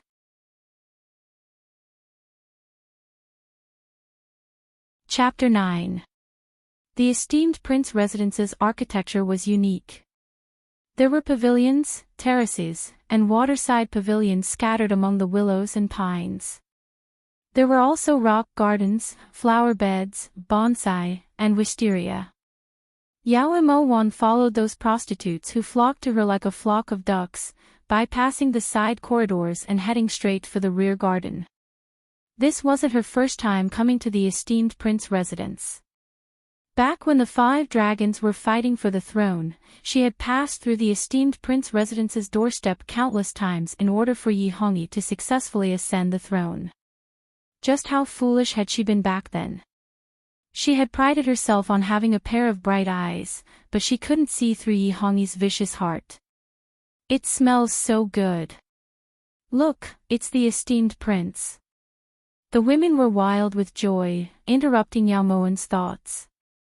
As she stood at the end of the corridor, Yao Moan smelled a wondrous fragrance. What entered her eyes were hundreds of flowers, exotic herbs, and immortal vines. In the center of the garden, a 4-cornered pavilion rose from the ground. White marble pillars supported the main body of the pavilion. The path from the corridor to the pavilion was paved with white jade bricks. The orchids carved from pure gold were vivid and lifelike. Inside the pavilion, in front of the stone table, a tall figure stood alone with a brush in hand. His clothes were whiter than snow, his black hair fluttered, his long eyebrows slanted to his temples, and his beautiful eyes were as bright as stars. Under his tall nose were lips that appeared overly pale. Yi Junqing was worthy of being called Great Chu's most handsome man. That kind of handsomeness went without saying. The aura he exuded made him seem like a divine general who had walked out of an ancient painting and accidentally entered this mortal world. Peony and the sisters greet the esteemed prince. A soft and sweet voice rang out, and the women stopped in front of the pavilion one after another. Each of them put on their best postures and bowed to pay their respects. Listen up, other than this pavilion, go play anywhere else. Disperse. I'm warning you, if you dare approach the pavilion, be careful of your heads. A deep voice suddenly rang out. Only now did Yao Moan notice the man next to Yi Junqing. She recognized him. It was Ben Lei, the vanguard that Yi Junqing relied on the most. Esteemed Prince. One of the women called out unwillingly. There was a flash of cold light. In the next second, the shining dagger under the woman's feet sank 3 inches into the ground. Ah! When the woman cried out, the others scattered like birds and beasts. Yao Mo Wan froze in place, the corners of her lips twitching. As expected of his name, his temper was even more explosive than thunder. Come here. The clear and melodious voice was like rain pattering on celadon. When Yao Moan turned around, she heard a soft call. When she looked back, she saw that Yi Junqing was looking up at her. His ink-black eyes were filled with elegance. In the end, she had failed this kind of man. When she walked into the pavilion, Yao Moan immediately felt an extremely unfriendly gaze directed at her. However, she smiled faintly and bowed in greeting. May I know why Prince has called for Jing Xan? Yao Moan spoke in a modest but not servile tone. Grind the ink. Yi Junqing dipped the brush into the inkstone and carefully drew a picture on the table. He barely raised his head to look at her. Yao Mo Wan nodded and stood up.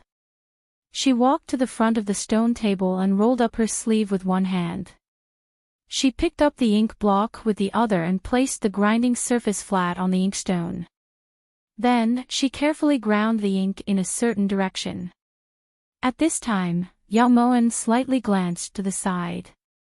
When she saw the clear water and ink moving around, it was just like a portrait of herself. In the painting, she had a pair of charming eyes and a pair of beautiful eyes. She was wearing a green smoky top and a pleated skirt. She remembered very clearly that this was what she was wearing that night when he had saved her. Her heart felt like it was being blocked by cotton wool. It had already been so many years, but he was still so stubborn. Prince. Why are you still drawing her? If it wasn't for her, you wouldn't have fallen to this state, said Ben Lei hatefully as he glared at the painting. At almost the same time, Yi Junqing abruptly looked up, his eyes as sharp as an eagle's. Ben Lei choked. Prince, forgive this subordinate for saying something that shouldn't be said. The Empress is already dead, so why do you still have to suffer this? His Majesty clearly wants to ruin your reputation, then get rid of it. As long as you say the word, it's not impossible to change the dynasty.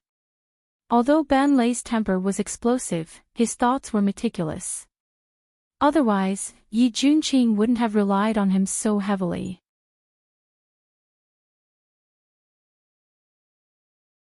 Chapter 10. That's her handwriting. If she didn't want to, no one would be able to force her. The brush in Yi Junqing's hand was extremely light. Yao Moan saw this and knew that he didn't hold any resentment. However, the more Yi Junqing acted like this, the more her heart hurt.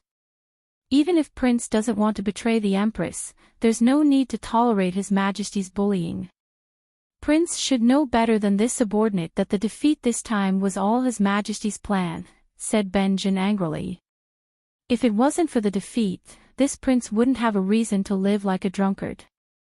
Only if this prince lived like a drunkard would he agree to not make that testimony public and give Ma Xin a grand burial as the Empress should. Yi Junqing put down the brush and blew on the scroll. His eyes were filled with undisguisable longing. Prince. How much have you done for this woman in this life? But she only knows how to protect that incapable ruler.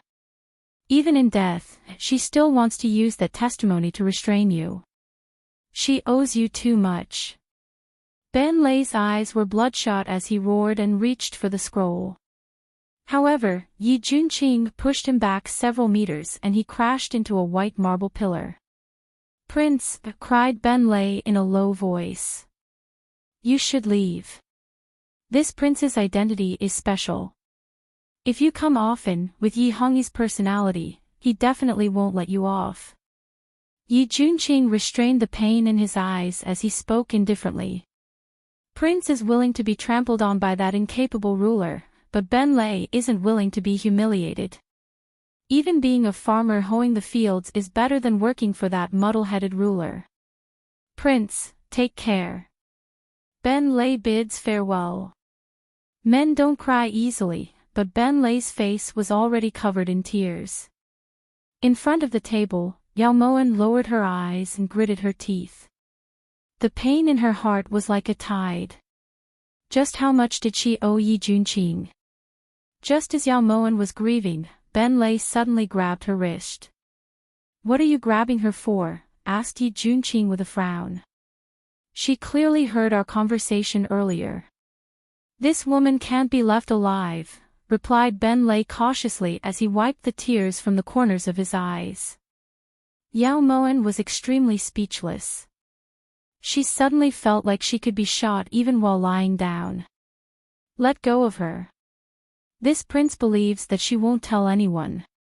Before Yao Moen could react, Yi Junqing had already grabbed her other hand. "Your Highness. Just listen to this subordinate this once." Ben Lei looked towards Yi Junqing with a conflicted expression as he begged. "If this prince says she won't, then she definitely won't. You can leave." Yao Moen sighed inwardly at Yi Junqing's insistence. Ben Lei didn't say anything, his bell-like eyes fiercely glared at Yao Moen. At this time, Yao Moen indifferently looked towards Ben Lei, not saying a word. She only knew that the more she spoke, the more mistakes she would make. The less she spoke, the less mistakes she would make. After a few seconds of confrontation, Ben Lei suddenly shook off Yao Moen's wrist and left angrily. As Yao Moen watched Ben Lei's departing figure, a faint smile flitted across her lips. Ben Lei had left because Yi Junqing was here. If Yi Junqing wasn't here, Yao Moen was quite relieved that Yi Junqing had such loyal helpers by his side. She owed Yi Junqing too much. There would come a day when she would return Yi Junqing a magnificent great chew. There are very few women who are as calm as you. After Ben Lei left, Yi Junqing indifferently let go of Yao Moen's hand and walked over to the table to lightly stroke the painting.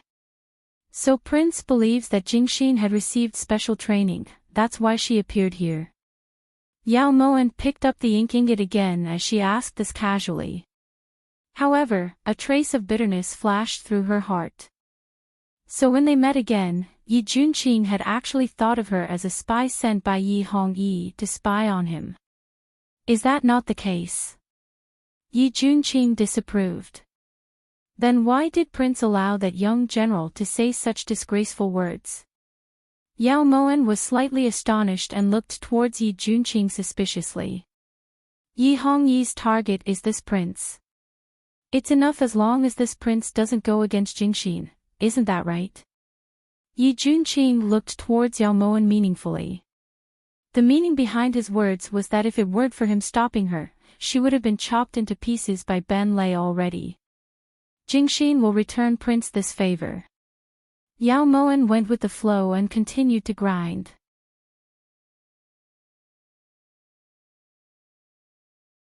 Chapter 11. Esteemed Prince, a jug of wine every day. This old servant has delivered it. And Bing Shan narrowed his eyes. He didn't salute and just placed the purple jade wine jug in front of Yi Junqing. Steward Zhou. Yi Junqing didn't even look at Bing Shan. He only ordered Steward Zhou to pour the wine and then drank it all in one gulp.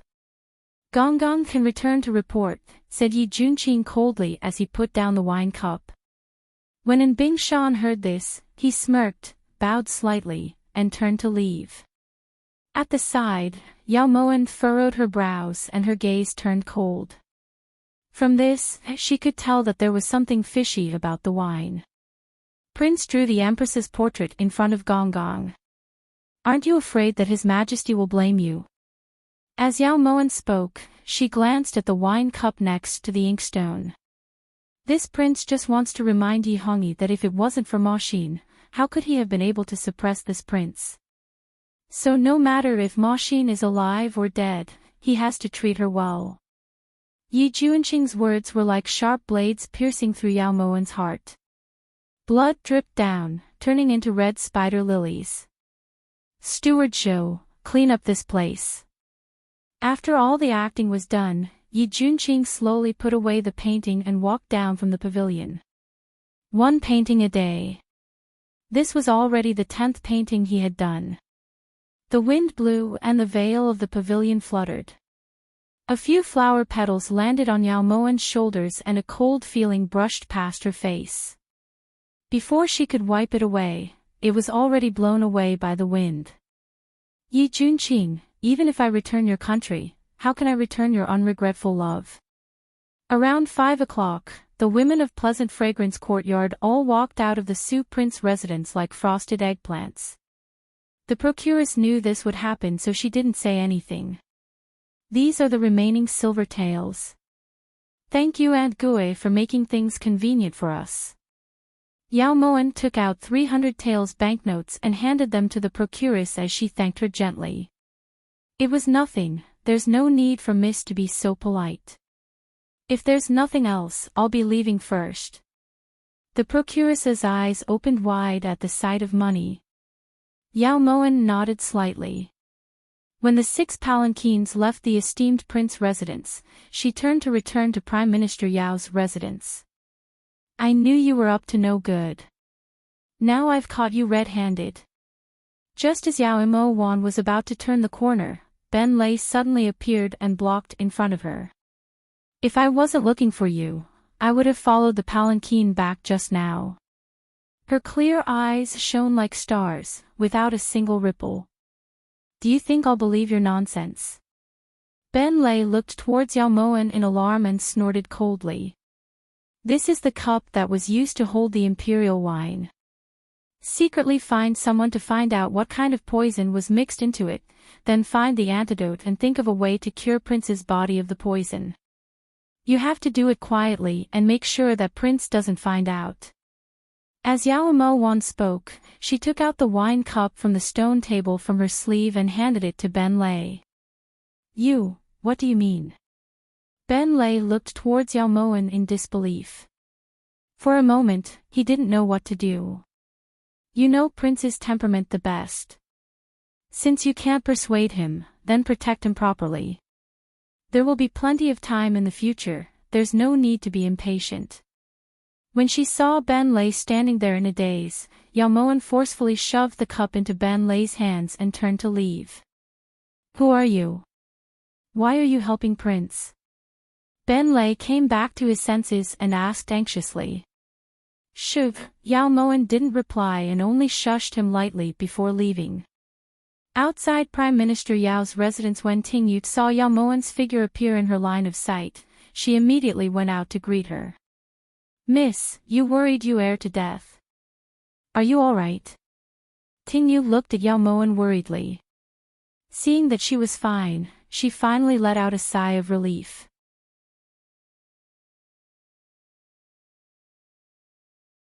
Chapter 12. Esteemed Prince, a jug of wine every day. This old servant has delivered it. And Bing Shan narrowed his eyes.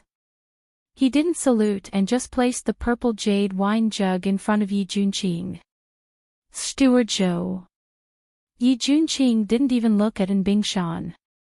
He only ordered Steward Zhou to pour the wine and then drank it all in one gulp. Gong Gong can return to report, said Yi Juanqing coldly as he put down the wine cup. When Bing Shan heard this, he smirked, bowed slightly, and turned to leave. At the side, Yao Moan furrowed her brows and her gaze turned cold. From this, she could tell that there was something fishy about the wine. Prince drew the Empress's portrait in front of Gong Gong. Aren't you afraid that His Majesty will blame you? As Yao Moan spoke, she glanced at the wine cup next to the inkstone. This prince just wants to remind Yi Hongyi that if it wasn't for Ma Xin, how could he have been able to suppress this prince? So no matter if Ma Xin is alive or dead, he has to treat her well. Yi Juanqing's words were like sharp blades piercing through Yao Moan's heart. Blood dripped down, turning into red spider lilies. Steward Zhou, clean up this place. After all the acting was done, Yi Junqing slowly put away the painting and walked down from the pavilion. 1 painting a day. This was already the 10th painting he had done. The wind blew and the veil of the pavilion fluttered. A few flower petals landed on Yao Moen's shoulders and a cold feeling brushed past her face. Before she could wipe it away, it was already blown away by the wind. Yi Junqing, even if I return your country, how can I return your unregretful love?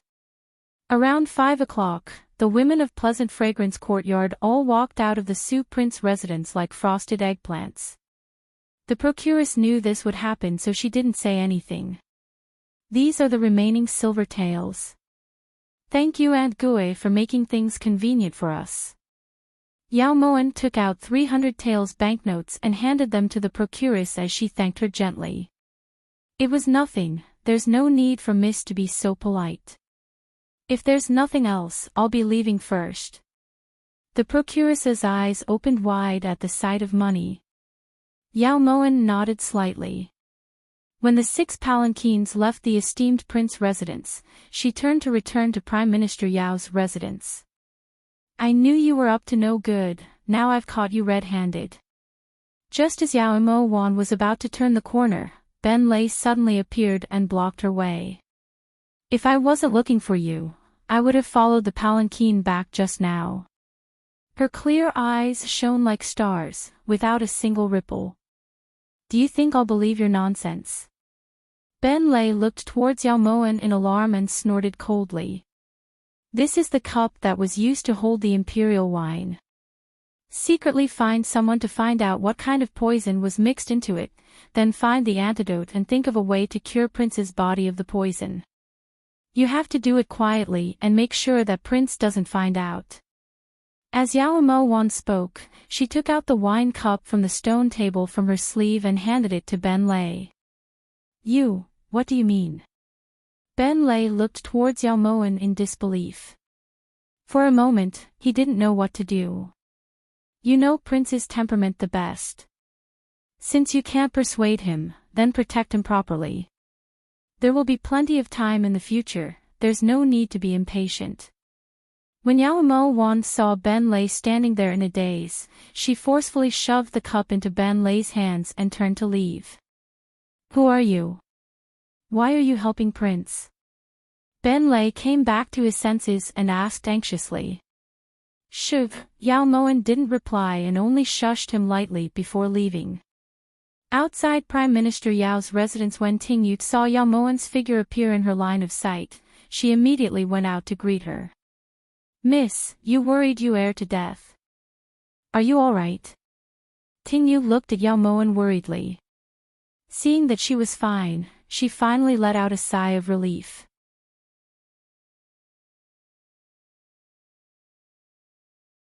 Chapter 13. Mother, Sulwan will go accompany His Majesty first. Just bear with it for a few more hours. In a bit, after the minister's kowtow, just send a servant girl over to keep watch. On the left side of the morning hall, Yao Sulwan saw that Yi Hongyi had left and immediately threw off the white morning dress she was wearing. Don't worry, Mother knows what to do. I've already endured when I was alive, there's only a bit left. Do Xianglan nodded. After leaving the morning hall, Yao Sulwan looked everywhere in the front courtyard but didn't see Yi Hongyi's figure, so she hurriedly went to the back garden. Compared to the hustle and bustle in the front courtyard, the back garden was extremely quiet. Yi Hongyi leaned against the side of the jade arch bridge, his serene eyes indifferently looking at the colorful koi in the jade lake. An inexplicable smile flashed across the corner of his lips. This was where he had first met Yao Moshin. At that time, Yao Moshin had been feeding the fish here and had almost fallen. It was him who had saved her. Moshin, Jin really hoped that you could be a bit more stupid, even if you were just pretending to be stupid.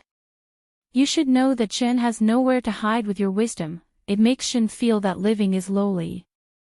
Jin is very tired, Jin doesn't like that feeling. Yao Moshin, it was you who trampled Jin's wisdom under your feet. So you deserve to die. Your Majesty, so you were here. This made Chen Xia look for you for a long time. Yao Sulwan's appearance interrupted Yi Hongyi's thoughts. Jin really doesn't want to see that lowly woman for even a moment, even if it's ashes. Yi Hongyi restrained the resentment in his eyes and turned to look towards Yao Sulwan. Chen Xia knows that your Majesty doesn't like her. Chen Xia also feels ashamed to have that kind of older sister. It's rare that your Majesty is benevolent and is even willing to give her a grand burial. It really is good fortune that she cultivated for several lifetimes. Yao Sulwan's eyes flashed. Your Majesty, it looks like it's about to rain. Chen Xia will accompany you back to your room. If you don't like it, Chen Xia can accompany you back to the palace. Seeing that Yi Hongyi didn't say anything, Yao Sulwan's cherry lips curved slightly and she grabbed Yi Hongyi's arm with both hands. Don't break the ancestral rules. Just stay in Prime Minister Fu for a night. Zhen is also tired after a day of torment.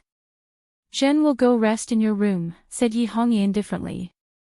Yao Sulwan was naturally overjoyed and immediately pulled Yi Hongyi towards Plum Pavilion. When Yao Moan heard the footsteps gradually getting further away, she walked out from behind the fake mountain with heavy steps. As she watched Yi Hongyi and Yao Sulwan's figures gradually become indistinct, Yao Moan felt as if her chest was being ruthlessly pierced by an awl until it split into pieces. After the numbness from the pain, only hatred remained. Young miss, the ministers in the front courtyard have already left. Big Madam has returned to Bamboo Wish Pavilion and Master is resting in the front courtyard. Lu Xing has already finished preparing everything. When Tingyu saw Yao Moan on the fake mountain, she walked over and reported in a low voice. Tell Lu Xing that everything will proceed as planned. The light voice carried a bone-piercing chill. Yao Mo Wan's beautiful eyes turned cold and her lips curled into an icy smile. In Bamboo Wish Loft, Do Xianglan sat paralyzed on a chair, struggling to take the teacup Ping Ji handed her. When she was alive, she was an eyesore and even after death, she won't let me rest. I stood guard for her for an entire day and didn't even get a sip of water. How unlucky. Knock here, my legs are so sore I can't even lift them, complained Do Xianglan as she took a big gulp of tea. Eldest madam, please calm your anger. In any case, this is the last time. In the future, no matter if it's Mo Li or Yao Mo Axan, they won't appear in front of madam again. Ping Ji half squatted down and massaged Do Xianglan's legs, eagerly appeasing her. And, if I think about this, I feel a bit better. It's just that if Yao Mo Wan doesn't die, I won't be able to swallow this. Do Xianglan slowly leaned back on the chair, narrowing her phoenix eyes. Eldest madam, when do you plan to deal with that fool? Asked Yu Xian as he raised his head. You also heard what Master said in the main hall that day. Let's wait for a few more days. Oh right, did those scoundrels hand over the jade hearts? Do Xianglan suddenly remembered her little sweetheart and immediately sat up, asking this question seriously. Replying, eldest madam, the hired thugs we sent locked them up and beat them half to death, but they still couldn't find out young Master Lu's whereabouts. This servant reckons that they really don't know, guessed Ping Ji.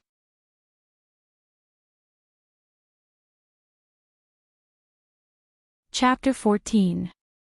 First madam, someone just handed this box to this lowly one and said that this lowly one should personally give this box to madam. As the servant spoke, he carefully placed the box on the table. All right, you can leave. Ping Ji saw that her master was getting impatient and immediately waved her hand to signal for the servant to leave. What is this? Open it and see. Do Xianglan didn't think much of it and raised her teacup to take a sip. Ping Ji didn't mind. She just assumed that it was a gift from those people who wanted to follow the Prime Minister, so she stepped forward and opened the box. Ah! The moment she opened the box, Pingji's eyes suddenly widened and her face turned deathly pale. She stumbled backwards and fell to the ground, her body trembling uncontrollably. What's wrong? Do Xianglan looked towards Pingji suspiciously and walked over to the box. When she saw the bloody head in the box, the teacup in Do Xianglan's hand fell to the ground with a bang and she froze in shock. Pingji suppressed her fear and staggered up to close the door. Then she stumbled over to Do Xianglan's side and said shakily, "Madam. Madam, that seems to be, is young Master Lu's head." Yusin. Yusin. Who was it? Who was it that did this? I will avenge you. Ah. Do Xianglan, who had regained her senses, suddenly threw herself onto the box and held Lu Yusin's head with both hands. Tears gushed out of her eyes and she wailed loudly. Seeing Do Xianglan like this, Pingji inwardly rejoiced that today was Yao Moshin's spirit tribute day. Otherwise, her crying would definitely attract attention. First Madam, don't be like this. The dead can't come back to life. It wouldn't be good if someone found out. Even so, Pingji still cautiously comforted her. Just as Pingji gathered her courage to help Do Xianglan up, she suddenly saw a note stuck on the box. Lu Yusin was killed by Yao Zhenting.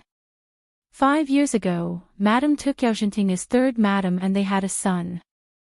Third Madam currently lives in the eastern part of the city, the Su residence. Pingji picked up the note and stammered. What?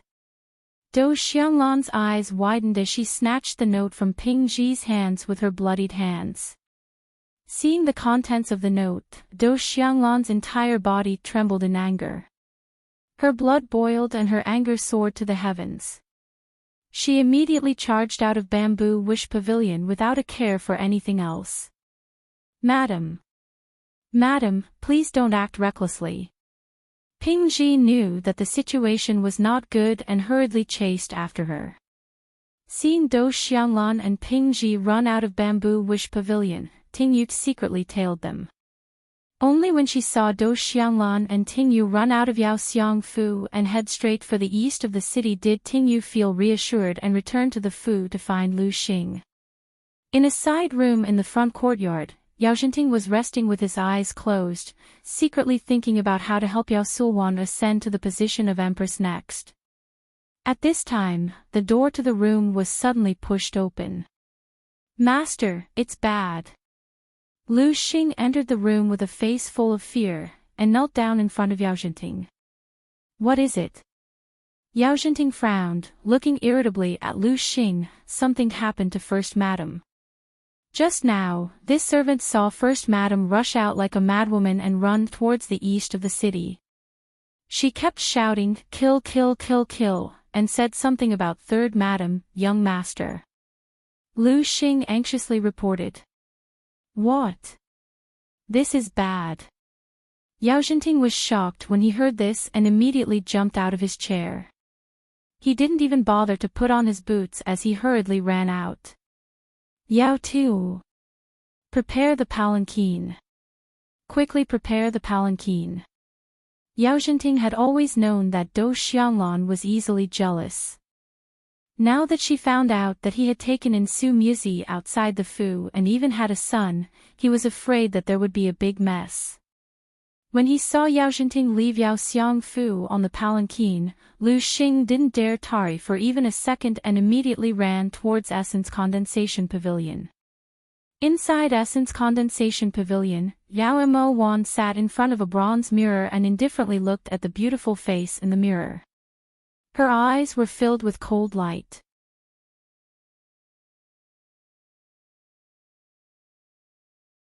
Chapter 15. Understood. Tingyu, let's go. Yao Mo Wan tried her best to maintain the smile on her face as she slowly got up. Miss, you're really going to enter the palace? Lu Xing swallowed hard and forced himself to ask. This is my only way out. Yao Mo Wan saw the conflict and reluctance in Lu Xing's eyes. Unfortunately, Her life had already been turned upside down in happy spring courtyard. Inside Plum Pavilion, the music was moving. Yi Hongyi lazily sat on a wisteria bamboo chair in the main hall, his fingers playing with the jade pendant at his waist. His dark eyes were full of interest as he admired the dancing Yao Sulwan in the center of the hall. He saw Yao Sulwan's feet touch the ground, her body like a colorful butterfly dancing among flowers, beautiful and moving. Yi Hongyi had to admit that Yao Sulwan's dance was truly unique in the entire inner palace. Watching her dance could be considered a pleasure. When the dance was over, Yao Sulwan's charming eyes were like silk. Just as she was about to properly serve Yi Hongyi, there was a sudden clamor outside the door. "Your Majesty, please calm your anger. This concubine will go out to take a look." When Yao Sulwan saw Yi Hongyi's gaze darken, she immediately ordered the musicians to play some cheerful tunes and quickly walked out of the room. Outside Plum Pavilion, Yao Sulwan's personal maid Kaiying was blocking Tingyu, who was about to rush in. "Who's making a racket outside and startling the emperor? How many heads do you have to be chopped off?" When Yao Sulwan walked out of Plum Pavilion, she saw Tingyu and Kaiying fighting. "Nyang Nyang, this girl." Before Kaiying could finish, Tingyu suddenly pushed Kaiying away and rushed in front of Yao Sulwan. "Guifei Nyang Nyang, it's bad. Big Madam found out that Master took in 3 wives outside and even gave birth to a son. She angrily went to find them and said that she was going to kill that mother and son. When Master found out, he also chased after them. It seems that he even had a knife in his hand." Tingyu looked at Yao Sulwan anxiously as she reported. Yao Sulwan trembled slightly when she heard this and looked at Tingyu suspiciously. "Father took in 3 wives. How come Ben Gong didn't know?" "If Ben Gong didn't remember incorrectly, you seem to be the second wife's maid." Yao Sulwan's gaze gradually turned cold as she spoke. "This servant is Tingyu. Just now, this servant personally saw De Furin rush out like a madwoman. Lao Yi also chased after her in the palanquin." Tingyu saw that Yao Sulwan was so calm and panicked inside. Her tone was slightly lacking. Just as Yao Sulwan was about to speak again, Yao Tu suddenly ran over from behind. "Your Highness Consortly, something bad has happened. You should go to the Su residence in the eastern part of the city. Apart from you, no one can persuade Master. First Madam is in grave danger." Yao Tu panted as he reported. Seeing it was Yao Tu, Yao Sulwan's heart thumped. She immediately pushed Tingyu aside and walked in front of Yao Tuesday. "Is what you're saying true?" Yao Sulwan had grown up in the Prime Minister Fu, so she naturally knew of Yao Tu's steadiness and loyalty. "Old Master has a 3rd madam outside, and his child is already 4 years old. You know First Madam's temper the best, and you also know Old Master's love for his son. If we still don't go, the consequences will be unimaginable." Yao Tu said worriedly with panic in his eyes. "But what about His Majesty's side?" Yao Sulwan was a filial daughter in the end. When she heard that something had happened to her mother, she was a bit flustered. Saving a person is like fighting a fire. "Your Highness, shouldn't you explain things to His Majesty after you return?" Yao Tu suggested. "Forget it. Yao Tu, lead the way. Kaiying, take a trip with Ben Gong." Yao Sulwan's willowy brows were tightly furrowed as she rushed towards the residence's entrance. Seeing Yao Tu bring Yao Sulwan and Kaiying away, Tingyu fiercely wiped away the cold sweat on her forehead. At this time, Yao Mo1 had already walked into Plum Pavilion. "Miss?" Tingyu looked towards Yao Mo1 worriedly. "Stand guard outside. Say that it's second Miss's orders and that no one is allowed to come in." Yao Mo1's voice was as calm as a calm lake, but it contained an unconcealable coldness. Her eyes that were as beautiful as butterfly feathers stared straight at the door of Plum Pavilion. The music inside swept past her ears. Yao Mo Wan's lips curled up in ridicule. This was her spirit tribute day. It really was lively.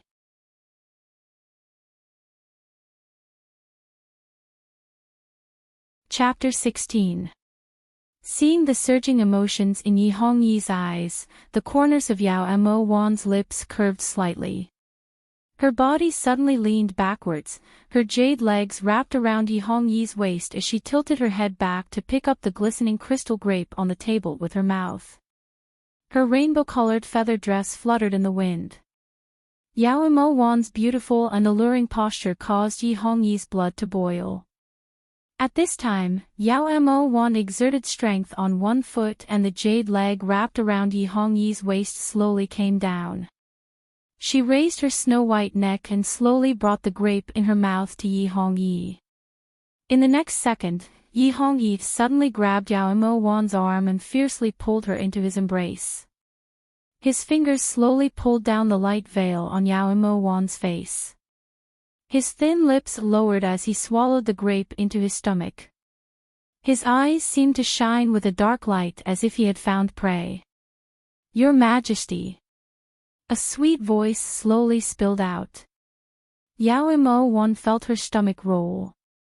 Facing this man she had loved with all her heart for 7 years, she suddenly wanted to vomit. That kind of nausea spread out from every hair on her body. "Beauty, what's your name?" Yi Hongyi's finger brushed across Yao Mo Wan's snow-white neck, following the beautiful curve to her chest. He abruptly undid the laces of the feather dress. Under the purple undergarments, the bountiful body that was about to come out caused Yi Hongyi's breathing to become increasingly heavy. "I'm Yao Mo Wan, the Wan from graceful and courteous. Does your Majesty like it?" Yao Mo Wan's beautiful eyes flashed as she looked innocently towards Yi Hongyi. Yi Hongyi's sword-like brows furrowed, a faint coldness rising in his eyes. "The Empress's blood-related younger sister? Ha! The Empress's Memorial Day, aren't you sad?" Yi Hongyi felt half of the passion in his heart being extinguished by ice water. Mo Wan is an idiot. Idiots won't be sad. Yao Mo Wan's jade arms lightly raised and wrapped around Yi Hongyi's neck as she replied seriously. "Oh." A faint flame reignited in Yi Hongyi's eyes. He had heard Yao Mo Axian mention this idiot younger sister of hers before, but he had never met her. Compared to Jijia, Mo Wan has been considered an idiot since childhood. As long as Jijia is here, Mo Wan is an idiot. Jijia is finally gone, Mo Wan is finally free. "Your Majesty, do you think Mo Wan is an idiot?" Yao Mo Wan's cherry lips slightly parted, her clear eyes sparkling. Yao Mo Wan's words resonated with Yi Hongyi. That's right, as long as Yao Moxin was alive, everyone in the world would think that he was an idiot, a piece of trash. Now that Yao Moxin was dead, he was free. What should we do? I like fools. Seeing Yao Moan pressed up against his chest, the most primitive impulse in Yi Hongyi's heart gradually grew stronger. His hand was already impatiently moving up Yao Moan's jade leg, straight into her feather skirt. Mo Wan is an idiot. Yao Mo Wan's soft voice softened Yi Hongyi's bones. Yi Hongyi abruptly carried Yao Moan in his arms and strode into the bedroom. In the main hall, all the musicians looked at each other and left the plum pavilion dejectedly. On the bed, Yao Mo Wan wriggled her delicate body like a snake, as if she was a colorful fox wandering in the wilderness. Every movement was extremely enticing, her silky eyes never leaving Yi Hongyi for a moment.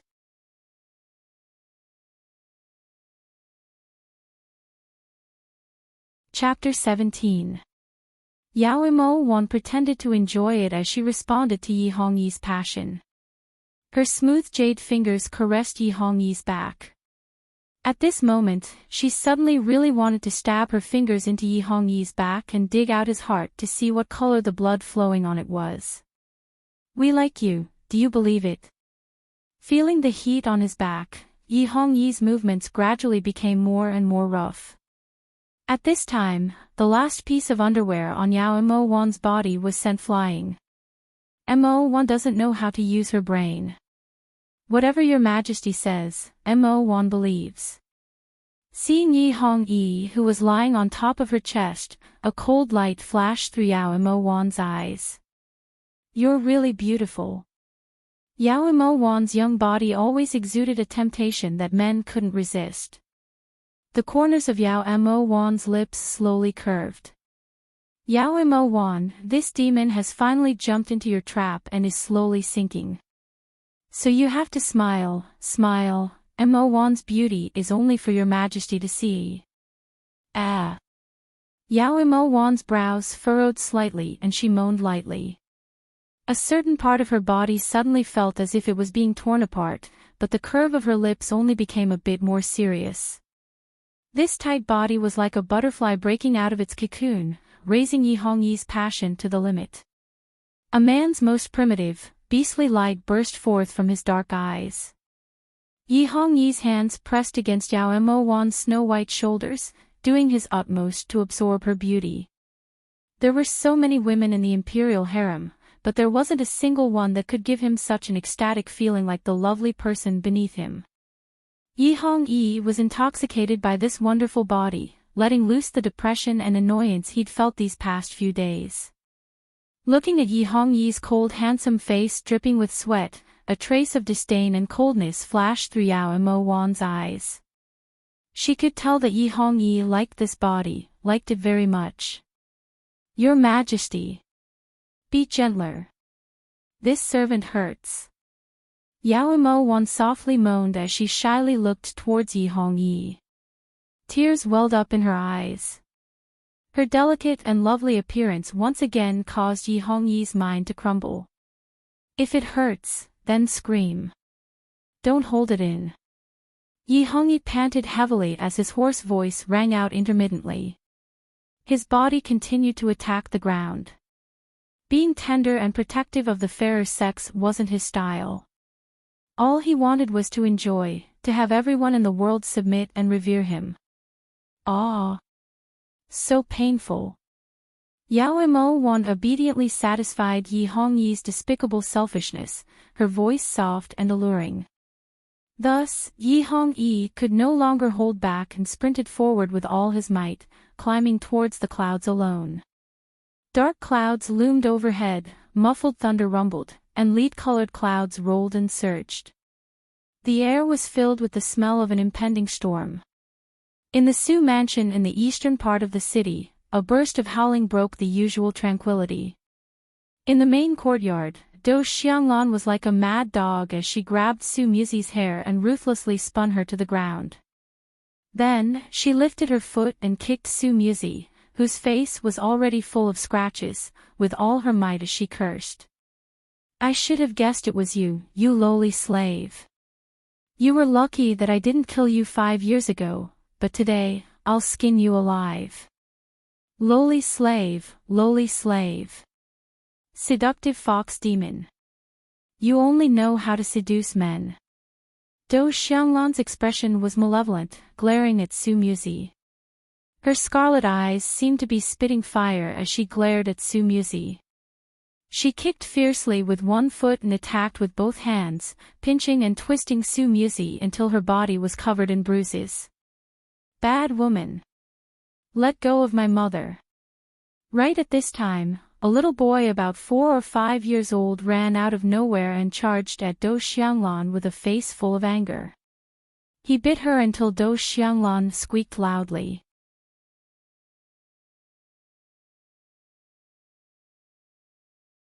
Chapter 18. Ping Ji. What are you waiting for? Come and pull them apart. Do Xianglan roared fiercely, glaring at Ping Ji. At the side, Ping Ji originally wanted to stay out of this, but since her master had spoken, she obviously could not remain indifferent, so she forcefully pulled Yao Yu away. No. I beg you to let Yu'er go, he is still a child. Do Xianglan's slaps rained down, hitting Su Muzi until the corner of her lips bled.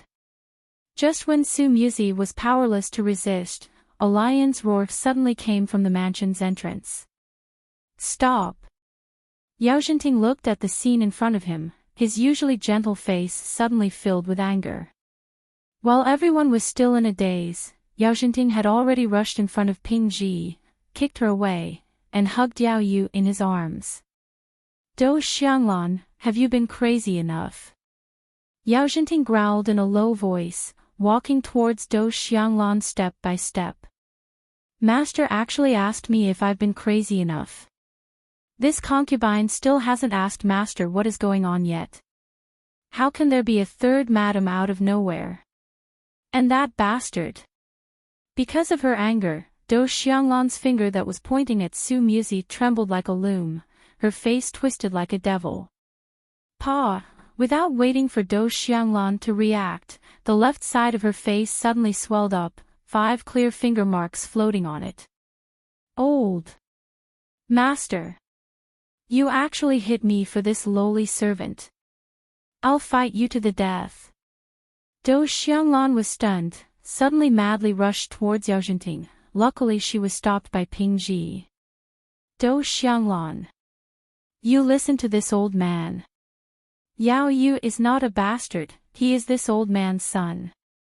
The eldest son who will inherit my Yao family's bloodline." Yao Zhenting's eyes were like torches, coldly speaking, hugging Yao Yu even tighter. "Pay! Without this concubine's approval, this lowly servant will never be able to step into the Yao mansion's door. The thing she gave birth to is naturally a nameless bastard." Feeling Yao Zhenting's anger, Do Xianglan spat, but did not rush forward to fight. "Do Xianglan! Don't think that this old man doesn't know what you've been doing outside. It's good for everyone to leave each other some face. Get lost right now. From now on, you're not allowed to disturb this mother and son. You're not allowed to take even half a step into the Su residence." Yao Zhenting warned in a deep voice. It would have been better if Yao Zhenting didn't mention it, but now that he mentioned it, Do Xianglan suddenly recalled Lu Yusin's tragic death, and her heart instantly felt a wave of pain as rage once again surged to her head. "You killed Yu Axayan, I want this bastard's life to pay for it." No matter how Ping Ji tried to drag her, she was unable to stop Do Xianglan, who was like a mad dog. But she had forgotten that no matter how fierce a woman was, how could she resist a man's strength? "Do Xianglan! Don't think that this old man won't dare to kill you." Yao Zhenting's eyes were filled with anger, his hand fiercely clutching Do Xianglan's neck, his fingers slowly tightening. "Ah!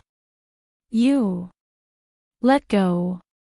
Do Xianglan's hands fiercely twisted Yao Zhenting's fingers, her face turning from red to purple as she rolled her eyes. At the side, Ping Ji knelt on the ground and begged for mercy. But right now, Yao Zhenting's anger had already reached its limit. Every time he thought of Do Xianglan and that performer's dirty affairs, how Do Xianglan kept cursing his most treasured son, his hands couldn't stop. Father is really going to kill Ben Gong's birth mother for this lowly woman.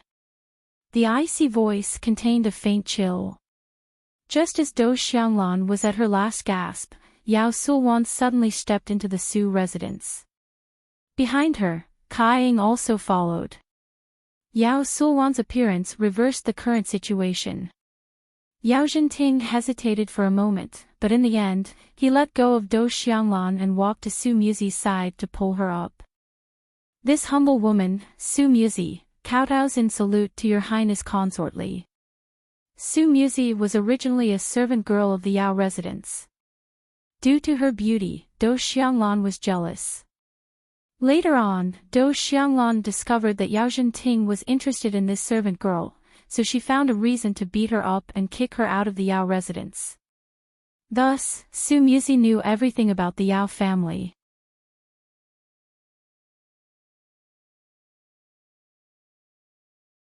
Chapter 19. Under Kai Ying's support, Yao Sulwan hurriedly walked into the main hall. The people in the courtyard followed after, and the temperature in the entire main hall dropped to freezing point. Yao Fu's plum pavilion. The crack of heavenly thunder startled the drowsy Yao Mo1 on the soft couch. Her long and slender eyes slowly opened and saw that Yi Hongyi was currently lying on top of her completely naked body, looking at her with an evil smile on his face. Jin's little vixen, without Jin's permission, how could you fall asleep? Yi Hongyi lovingly played with the cherry on Yao Mo1's chest, his eyes filled with dissatisfaction and ridicule. Your Majesty, this servant is tired. Yao Mo1's slender arms wrapped around Yi Hongyi's neck, her voice clearly a bit tired. This was already the third time Yi Hongyi looked at her with this kind of gaze. Yao Moan was very satisfied with Yi Hongyi's greed. The more greedy he was, the greater her chances of success would be. So even though she was very tired, she still wore those ignorant eyes as she deeply teased Yi Hongyi's passion. But Jin isn't tired, what to do? Yi Hongyi's palm stroked the smooth jade flesh on Yao Mo1's leg, his thin lips biting her captivating red lips. A certain part of his body was unbearably hot. He couldn't imagine how this kind of body as clean as ice and as clean as jade could bring him such an enormous desire, making him unable to stop himself again and again. The fragrance between Yao Mo1's lips and teeth was a taste he liked, to the extent that his lips lingered for a long time before moving away. His fiery kiss continued downwards, only pausing on her chest for a moment before attacking downwards. A new round of stubborn entanglement began once again. Yi Hongyi impatiently crashed into Yao Mo1's body, occasionally letting out low beast-like roars. Looking at the infatuated and entangled eyes of the man on top of her, Yao Mo1 lightly moaned a few times in response. So there was no need to deliberately curry favor, he already couldn't bear to part with this body. Yao Mo1's cherry lips faintly curved, her heart gradually becoming colder. A bolt of lightning streaked past, emitting a blinding white light. Accompanied by the rumbling of thunder, Yi Hongyi once again released the heat of his body. He lay on Yao Mo1's body in satisfaction and fell into a deep sleep. Yao Mo1 slowly stretched out her lotus arm and raised her eyes to look at the 5 slender jade fingers in front of her. Her nails, which were painted with dark purple rouge, were lustrous and full. Under the contrast of the lightning, they appeared even more scarlet like blood. Her fingertips swiped across Yi Hongyi's back, drawing a circle in the middle of his back. Her lips curved into an unbridled smile. Lightning flashed again and the smile on Yao Mo1's face suddenly turned into a sinister and terrifying expression. In the main hall of the Su Fu, Enchanting once again reiterated his stance. As long as Do Xianglan no longer disturbed Su Muzi and Yao Yu's lives, she would still be the first madam of the Yao Xiang Fu. Otherwise, for his son, he didn't mind breaking up. Even if Yao Sulwan was here, he still persisted. At the side, Su Muzi humbly stood behind Enchanting, trembling as she looked at Do Xianglan's fiendish gaze without saying a word. She knew that she didn't have the qualifications to speak. My daughter. Say something. Look at your father, he's already bullying me. Do Xianglan pulled Yao Sulwan like a shrew, crying bitterly. It's a happy occasion for father to have a son, but in the end, they're one family. How can we let them live outside? If this gets out, wouldn't it become a joke? So daughter feels that we should have third madam and Yao Yu move back to Yao Xiang Fu. What does father think? Yao Sulwan's sparkling eyes moved like a fairy's as she smiled faintly and walked in front of Yao Zhenting. Her jade fingers swept across Yao Yu's delicate face. Daughter. How can you let? Mother, in the end, Yao Yu is Yao family's blood, he's father's son. Could it be that you're going to let him float outside forever, unable to acknowledge his ancestors and return to the clan? Su Muzi is Yao Yu's birth mother, she naturally should also follow him back to Yao Xiang Fu. Seeing that Do Xianglan was unwilling, Yao Sulwan immediately turned her eyes, her gaze gradually becoming ruthless. But, all right. It's not a big deal. This consort will take charge of this matter. Right now, His Majesty is still in Yao Xiangfu, this consort has to hurry back. Yao Sulwan looked towards Yao Jinting meaningfully. The meaning behind her words was that there was already no need to seek his opinion.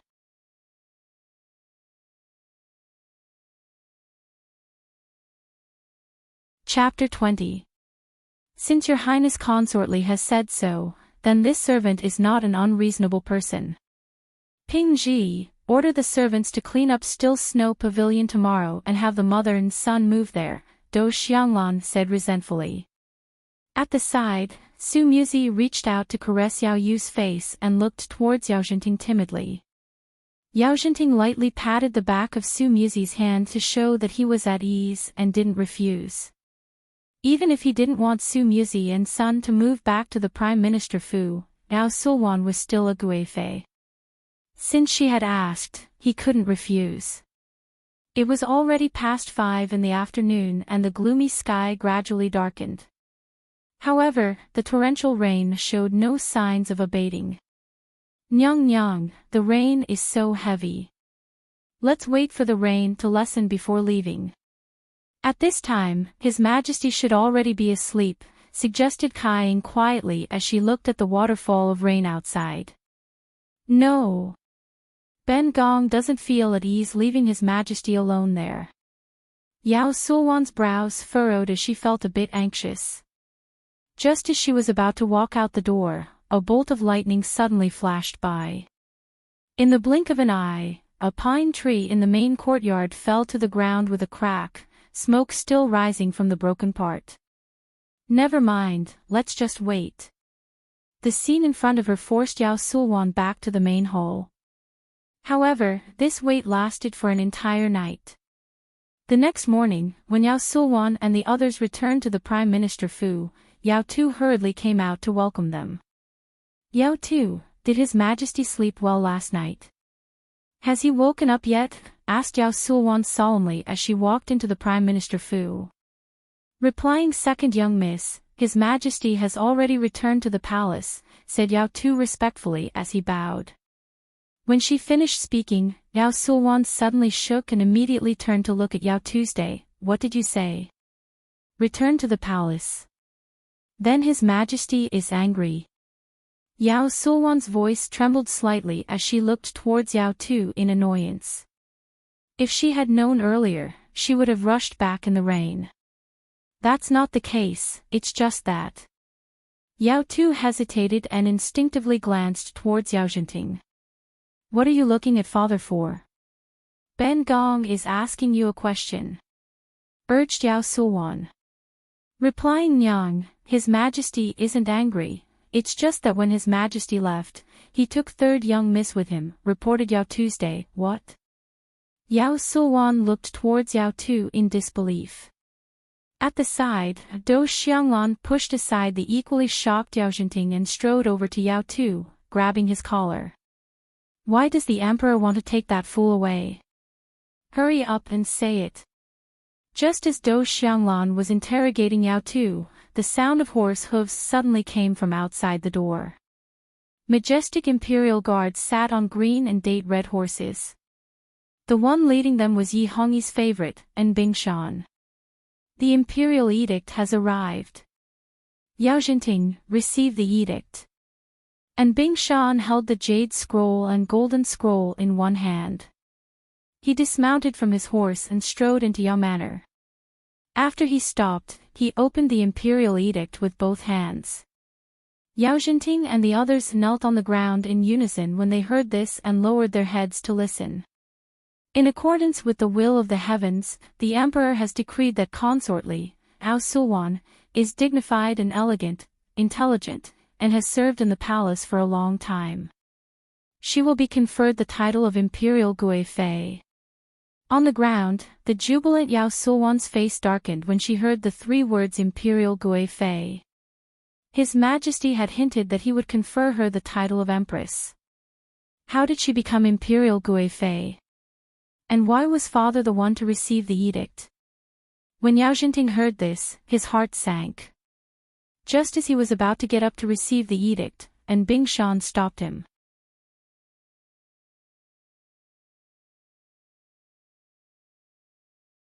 Chapter 21. Congratulations Imperial Gui Fei, congratulations Prime Minister Yao. Zejia shamelessly asks Prime Minister for a reward. This is a joyous occasion, Zejia can also bask in some happiness. And Bingshan looked towards Enchanting with a smile. Of course. Enchanting suppressed the shock in his heart and glanced at Yao Tuesday. Yao Tu understood tacitly and respectfully handed the 100 taels banknote that he usually kept in his sleeve to Bingshan. As expected of Prime Minister, you're generous. Then Zejia will take his leave. And Bingshan glanced at the number on the banknote and then left with a smile. The second Bingshan left Prime Minister Yao Fu, Yao Sulwan immediately snatched the imperial edict and read it carefully. As expected, there was an edict conferring Yao Moan the title of Yao Fei. How could His Majesty confer that idiot the title of consort? What exactly is going on? Do Xianglan hurriedly walked to Yao Sulwan's side and exclaimed. Yao Tu! What exactly happened last night? His Majesty wouldn't confer the title of that idiot for no reason. Yao Sulwan glared fiercely at Yao Tuesday. This old servant really didn't know awe. Yao Tu put on an innocent expression and looked towards Yao Sulwan. Kai Ying. Prepare to return to the palace.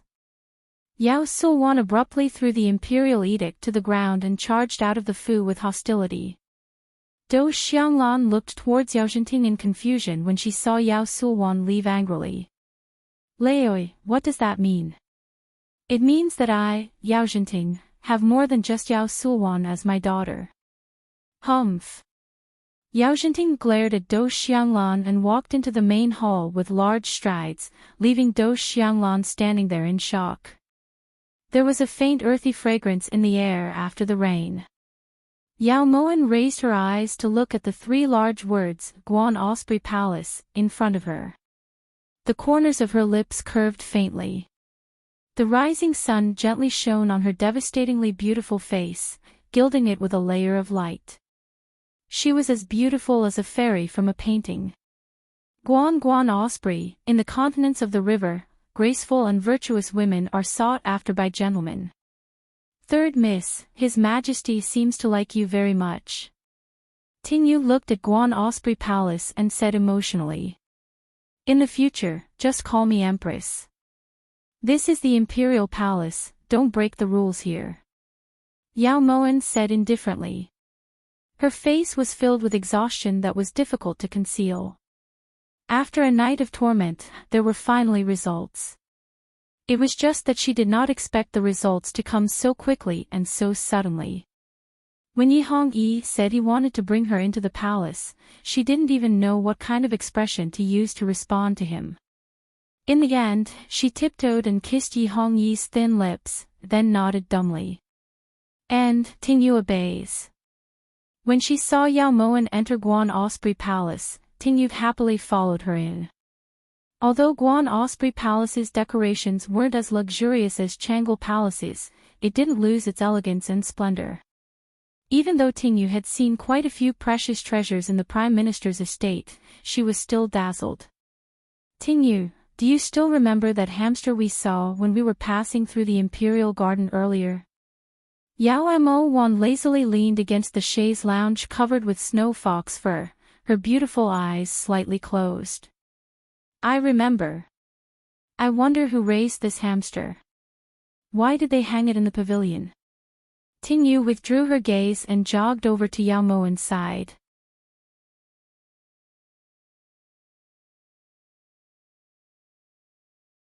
Chapter 22. The sound of footsteps gradually faded away. Yao Moan slowly opened her eyes and looked in the direction Tingyu had disappeared in. The Imperial Palace had always been a ruthless place. If she wanted to have a foothold here, relying on the Emperor's favor alone was not enough. She also needed a capable helper. Although what she asked Tingyu to do was a small matter, She might be able to see the bigger picture from a small clue, and then she could determine whether Tingyu would be like a fish in water among these palace maids and eunuchs in the future. Perhaps it was because she was really tired that Yao Moen actually fell asleep while thinking. She only woke up when Tingyu covered her with a robe. "How long have you been back?" Seeing that it was Tingyu, Yao Moen let out a sigh of relief, then got up and walked to the table. She poured a cup of tea and drank it by herself. "I just came in and saw that your highness was asleep, so I didn't dare to disturb you," Tingyu replied cautiously. Back at Yao Xiangfu, she had never known that her family's third young miss had such an imposing aura. At this moment, even though Yao Moen's expression was calm, she still felt a bit nervous. "How did the investigation go?" Yao Moen held the teacup with one hand, her fingers pinching the lid as she brushed away the tea leaves floating on top. Replying, "Your Highness, when this servant arrived at the imperial garden, this servant saw an imperial physician continuously pricking the hamster with silver needles while counting. This servant didn't dare to disturb him and only dared to approach after he had pricked the hamster 50 times and put away the silver needles. That imperial physician was very tight-lipped and this servant did not get anything out of him. Instead, it was a palace maid that came later. This servant used silver and found out from her mouth that the hamster was eldest young miss. It was the pet that the empress raised when she was alive. After the empress passed away, it was raised by His Majesty. According to His Majesty's wishes, when the hamster contracted a nasty disease, not only did it have to be hung in the pavilion for ventilation, it also had to be pierced with silver needles 50 times a day before it could survive."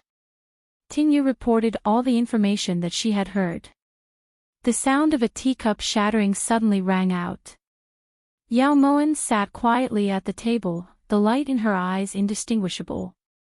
His heart, however, had turned into a sea of flames. "Yi Hongyi, even if it's just a hamster, you won't let it go. Empress, are you all right?" Tingyu knew that Yao Moen's heart ached for the hamster, so she called out worriedly. Before Yao Moen could say anything, Yao Sulwan had already stepped into Guan Osprey Palace. "Yao Mo Wan. Get out here right now. How did you, a lowly bastard born of a concubine, seduce His Majesty?" Seeing Yao Sulwan charge in like a ferocious tiger, Tingyu immediately blocked in front of Yao Sulwan. Second miss. What are you doing?" Before Tingyu could finish speaking, a buzzing sound suddenly rang in her ears, followed by a scorching pain. Tingyu immediately felt the world spinning. "Who do you think you are? How dare you block this consort's path? Get lost." Yao Sulwan's eyes glowed green like a wild beast's. Just as Yao Sulwan was about to attack again, Yao Moen leisurely got up and walked to Tingyu's side. "Tingyu, Wan is so bored. Can you help Wan buy a cat to play with?" Yao Mo Wan pulled Tingyu with both hands in a spoiled manner. Her innocent appearance caused Tingyu to be startled. "Nyang nyang." Tingyu looked towards Yao Moen in confusion. The current Yao Moen was just as naive and a little silly as before. Go buy a cat for Wanner. If you can't find one, you can ask Lu Xing to go with you. I have second older sister to accompany me, nothing will happen." Yao Moen smiled as she pushed Tingyu out of Guan Osprey Palace. Although Tingyu didn't understand, she knew that Master was intentionally sending her away.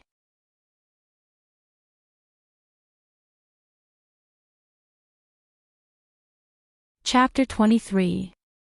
Second older sister, you look so scary. Yao Mo Wan blinked her clear eyes and pinched the corners of her clothes as she looked towards Yao Sulwan in fear. "Call me Imperial Noble Consort. Do you think this is Prime Minister Yao's residence? Quick, tell me, what happened yesterday?"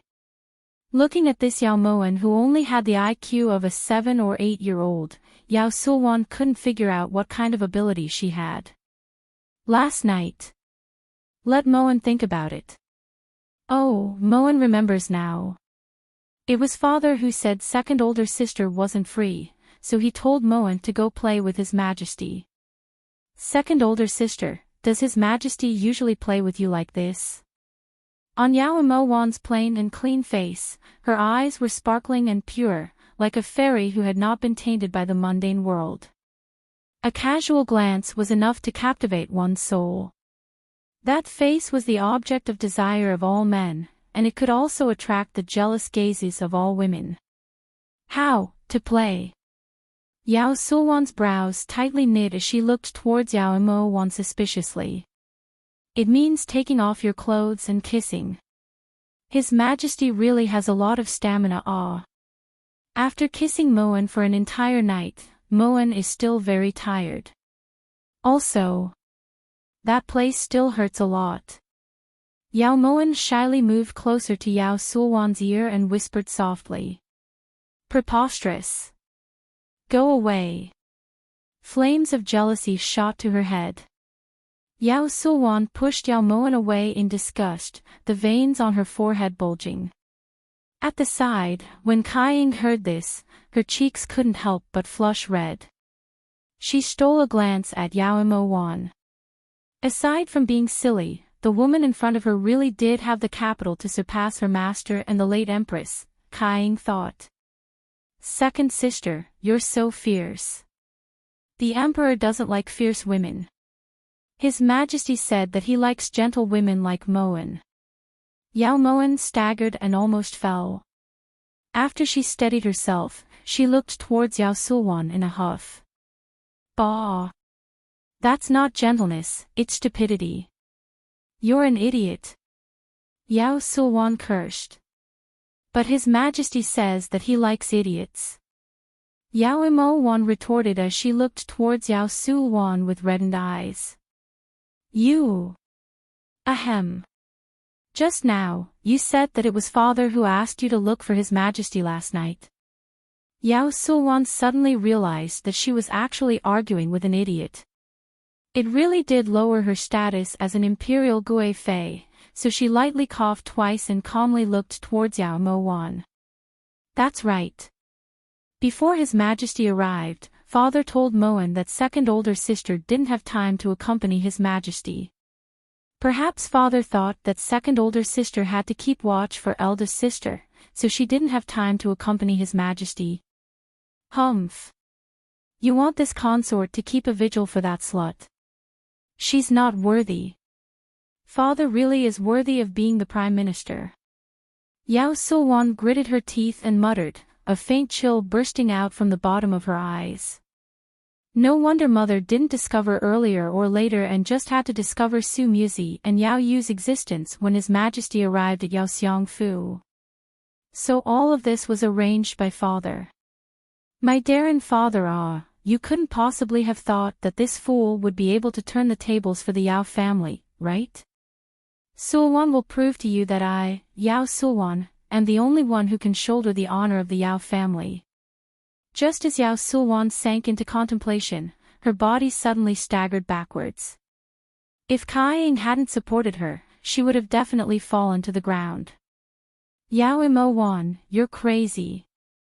Why did you push me? Yao Sulwan looked at the fuming Yao Mowan and roared hatefully. Why is second older sister saying bad things about eldest sister? Although Mowan doesn't understand much, she also knows that sisterhood is deep. Eldest sister treats us so well, so of course she's worthy of you keeping watch for her. But second older sister, your mouth is so smelly. Yao Mowan glared at Yao Sulwan as she muttered.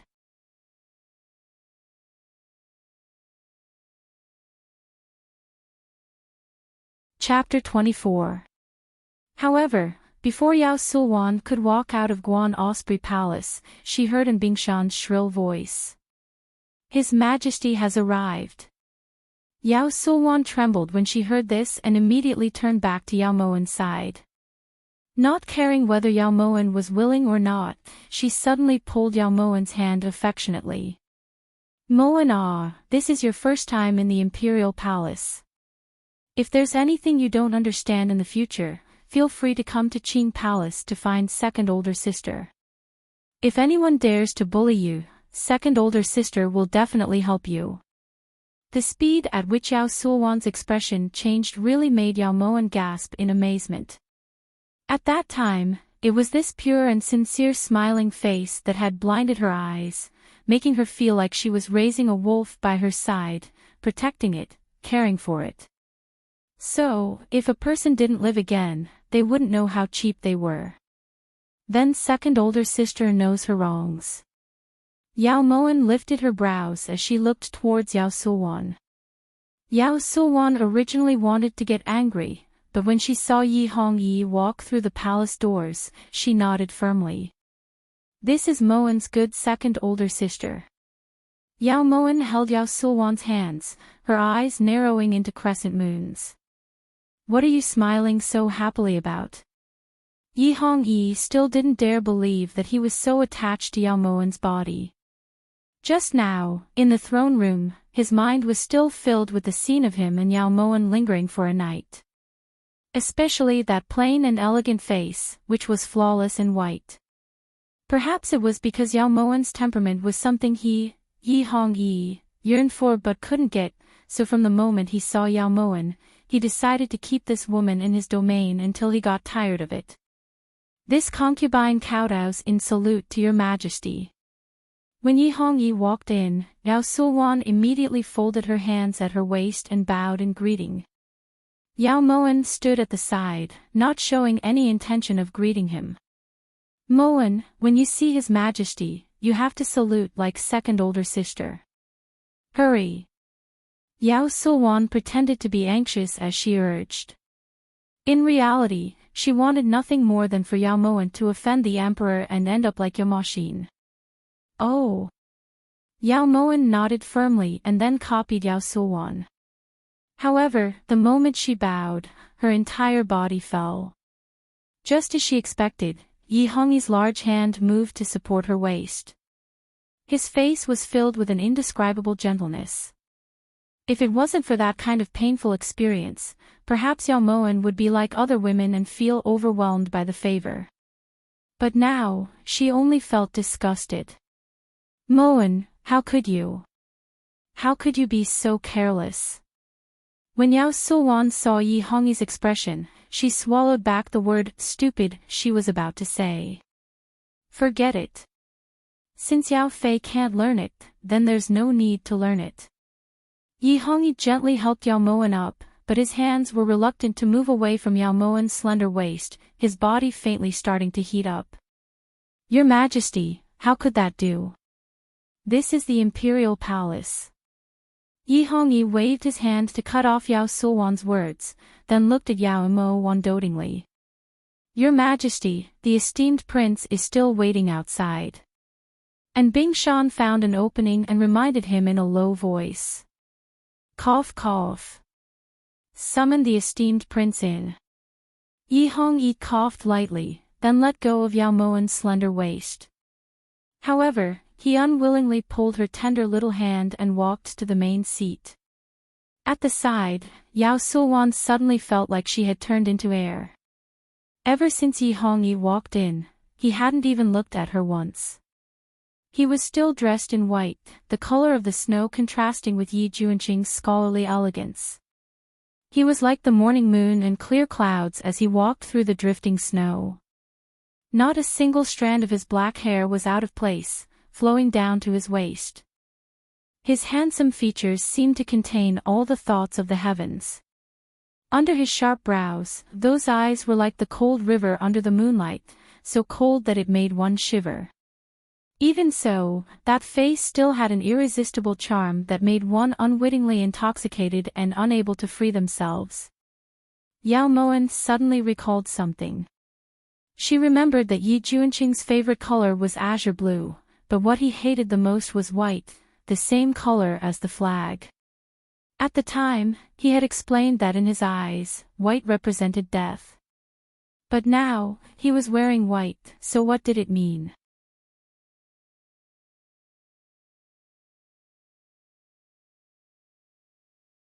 Chapter 25. Normally, Yi Junqing should have been bedridden a long time ago after drinking more than 10 jugs of imperial wine, yet he was able to stand in front of him unscathed. Presumably, he had already discovered something was wrong with the wine.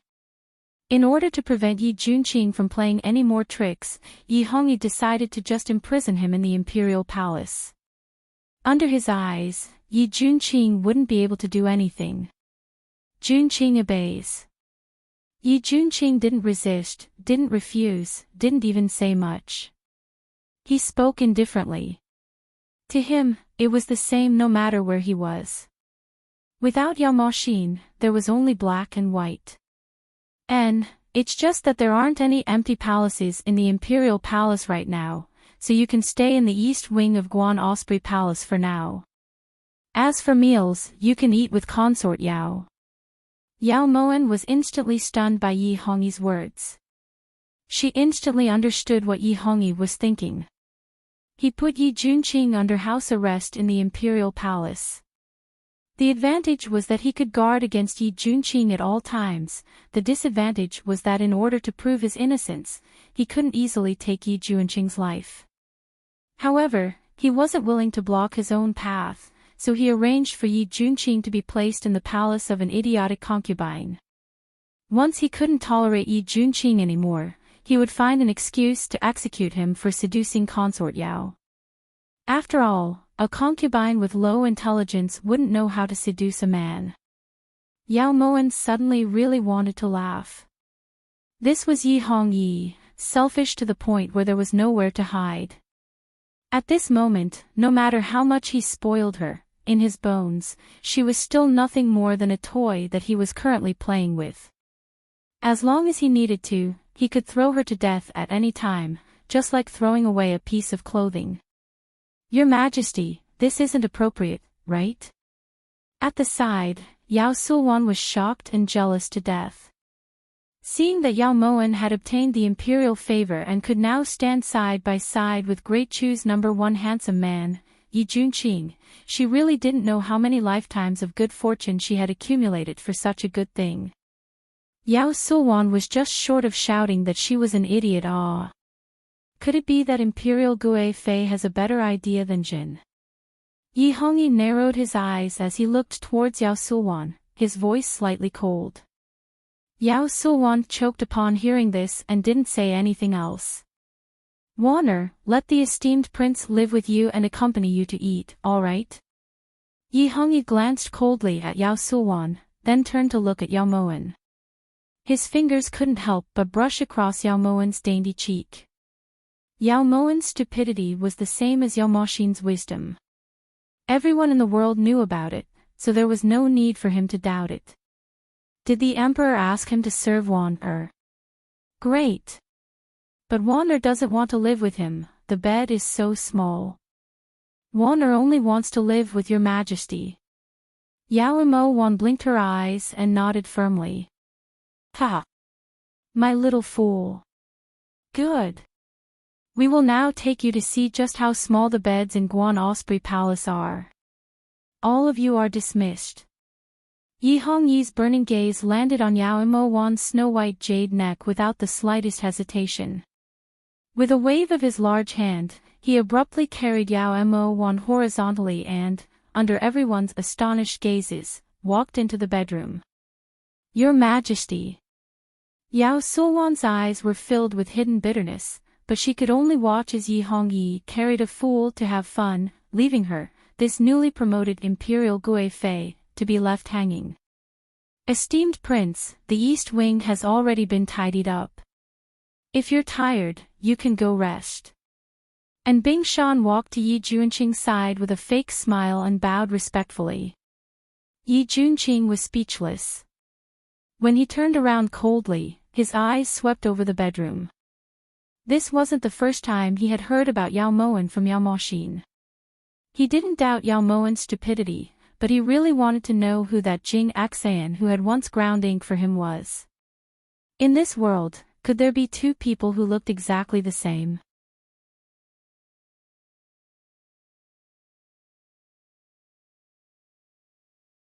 Chapter 26. Thinking up to here, Yao Mo Wan let out a light sigh and dragged her exhausted body off the bed. Looking at the clothes that Yi Hongyi had torn to shreds, she couldn't help but snort coldly. Shortly after, she went to the wardrobe and chose a brightly colored palace robe to wear. Then, she simply fixed her hair before walking out of the inner room. Yao Mo Wan had just sat down when she saw Ting Yu walk in with a snow-white cat in her arms. "Nyang Nyang, this is the cat you wanted." Ting Yu carried the cat with both hands and walked to Yao Mo Wan's side with her head lowered. "Raise your head." Yao Mo Wan's gaze moved from the cat to Ting Yu's face. Her eyes trembled slightly. "You cried." It would have been better if Yao Mo Wan hadn't asked. Now that she did, Ting Yu couldn't help but sob. Her tears fell onto the cat, causing it to fidget restlessly in Ting Yu's arms. What happened? Yao Mo Wan looked towards Ting Yu with a serious expression. After interacting with Ting Yu for this period of time, she understood that Ting Yu wasn't someone who would casually show her emotions. "Nyang Nyang. Lu Xing. Lu Xing is outside the palace, waiting for Nyang Nyang to summon him." Ting Yu choked with sobs as she spoke. Her hands tightly caressed the cat in her arms, afraid that it would run out. "Lu Xing also came. Why didn't you bring him in? Quickly call him in." Yao Mo Wan temporarily suppressed the suspicions in her heart and ordered indifferently. Hearing this, Ting Yu silently walked out of the palace doors. When she saw Lu Xing appear in front of her wearing the red collar and black gown of a eunuch, Yao Mo Wan finally understood why Ting Yu had cried. Even she was so angry that her eyes were brimming with tears. Lu Xing kowtows in salute. "Consort Yao Nyang Nyang." Lu Xing stood awkwardly at the door, not daring to look directly at Yao Mo Wan. "Lu Xing. What did you do? Who told you to do this?" Yao Mo Wan walked in front of Lu Xing with large strides and forced back her tears. Her lips trembled as she scolded him. Lu Xing was willing. Lu Xing only wanted to protect young Miss and not allow anyone to bully young Miss. "Sorry." Lu Xing didn't mean to make young Miss angry. Lu Xing humbly buried his head in his chest and clasped his hands together. He was like a child who had done something wrong, not daring to raise his head. "You're so stupid. They all say Ben Gong is stupid, but the stupidest person is you. The one who should apologize is this empress. Not you. Raise your head." Yao Mo Wan stubbornly believed that after her rebirth, she would be able to endure everything and remain calm. But at this moment, she still couldn't help shedding tears. She didn't have the face to face Lu Xing and was even more unable to tell him that the person he used his life to protect had already passed away. The Yao Moan who was standing in front of him right now didn't need anyone's protection. Her strong heart was enough to destroy this imperial palace. Lu Xing slowly raised his head, still not daring to look directly at Yao Mo Wan. It wasn't until Yao Mo Wan's hands touched his shoulders that he was forced to look at the woman he could only dream of all his life.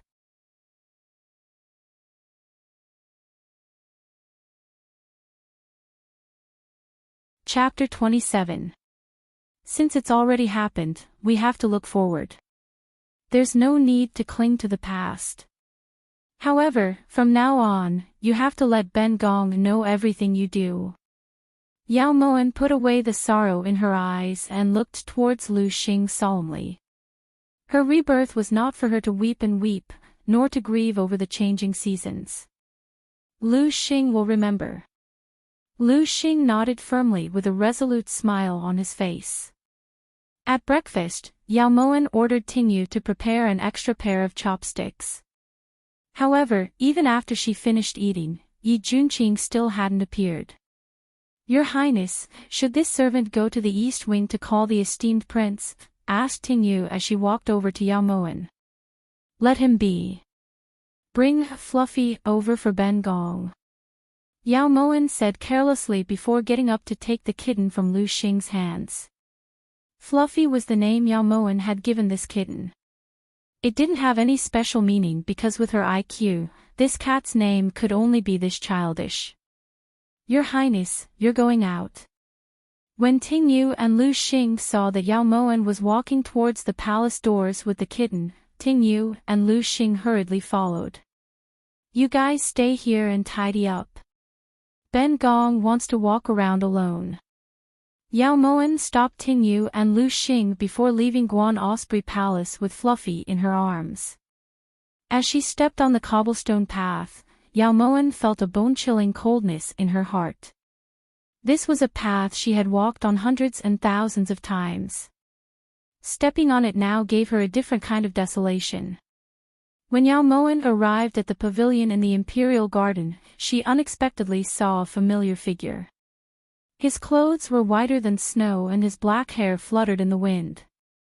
Yi Junqing was currently holding a fence made of bronze in his hands as he stared at the hamster inside. Ma Xin, you're truly cruel. How could you leave without a word? How could you just abandon it like this, abandon me? Yi Junqing gently stroked the hamster in the fence as his eyes sparkled. Her heart was in great pain, as if it was trapped in the middle of thorny vines. Every time it jumped, it would be pricked until it bled profusely. Yao Moen subconsciously tightened her grip on Fluffy, causing Fluffy to cry out in discomfort. Who is it? Yi Junqing abruptly lifted his eyes and his sharp gaze shot towards Yao Moen who was standing in the corner. It's me. You like this hamster too?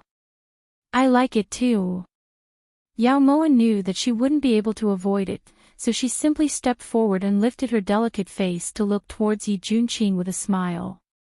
You were following me. Yi Junqing frowned slightly.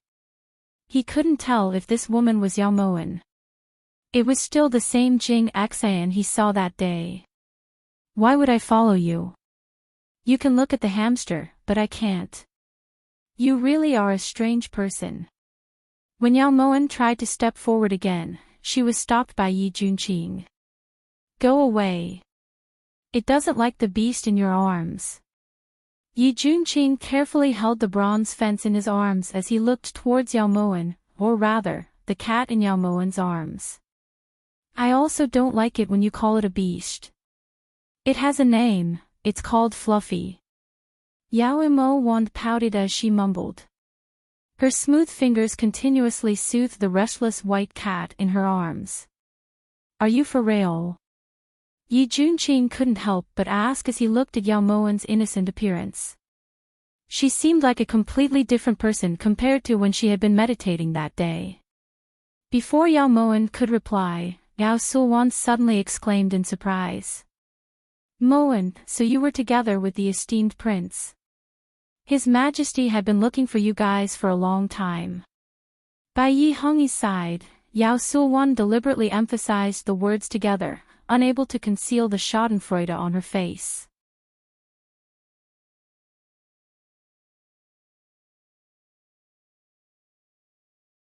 Chapter 28. This hamster is pitiful, so I want to bring it back to raise. Would your Majesty agree to this subject's request? Yi Junqing looked up to meet Yi Hongyi's cold gaze. The light in his eyes caused Yi Hongyi's aura to subside. At the side, Yao Moen was inwardly distressed. Only a person who didn't care about death would act so fearlessly in front of the ruler of a country. Her own death actually made Yi Junqing so reckless. Esteemed prince, I'm afraid you've misunderstood. This hamster is a relic of the deceased empress. His Majesty is currently raising it personally. It's very precious. If it wasn't for the fact that it had a nasty disease, your Majesty wouldn't bear to hang it here. Yao Sulwan tried to beat around the bush, wanting Yi Junqing to back off and not anger the emperor. Although she hated Yao Maxin, she had her own selfish intentions towards Yi Junqing. Which woman wouldn't want to get close to a direct immortal like this? Just as Yi Junqing was about to persist, Yao Moen suddenly lifted her head to look towards Yi Hongyi. Your Majesty, this is raised by eldest sister, asked Yao Moen. Yes, what? You like it? Yi Hongyi smiled lightly, but a trace of coldness flashed through his heart as he looked towards Yao Moen. Then can your Majesty have second older sister bring that hamster over? Yao Moen rubbed her head against Yi Hongyi's chest coquettishly, her eyes as clear as water. Why not? Sulwan, since Wan'er wants it, go bring it over. Yi Hongyi turned to look towards Yao Sulwan, his gaze filled with authority that couldn't be refused. Yao Sulwan's face turned green and her body stiffened.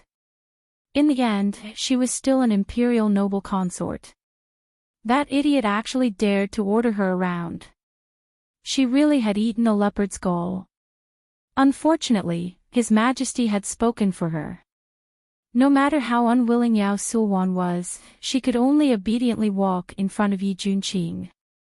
Esteemed Prince, you heard it. Consort Yao likes this hamster. Yao Sulwan forced herself to speak and unwillingly lifted the fence. Second older sister, Wan'er doesn't want a fence, she only wants the hamster. Yao Moen reminded with a smile. When Yao Sulwan heard this, she gritted her teeth and forced herself to squeeze out a smile. Before Yi Junqing could react, she opened the fence, picked up the hamster, and turned to walk back to Yao Moen.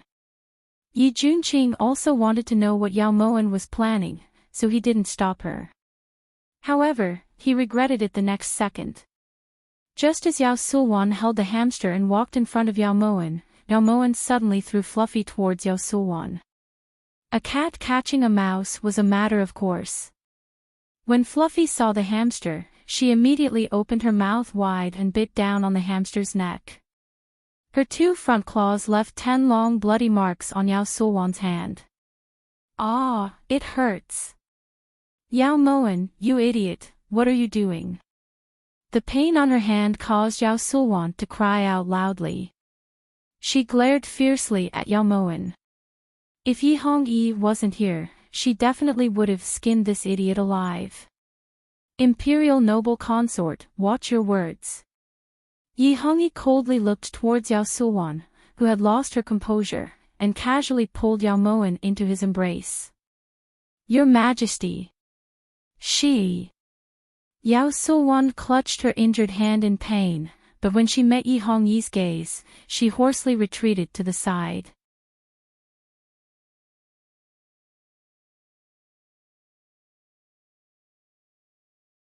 Chapter 29. Wan'er, what are you doing? That's the Empress's favorite hamster. Your Majesty. Did Wan'er do something wrong? Why are they so angry? Eldest sister is very lonely down there.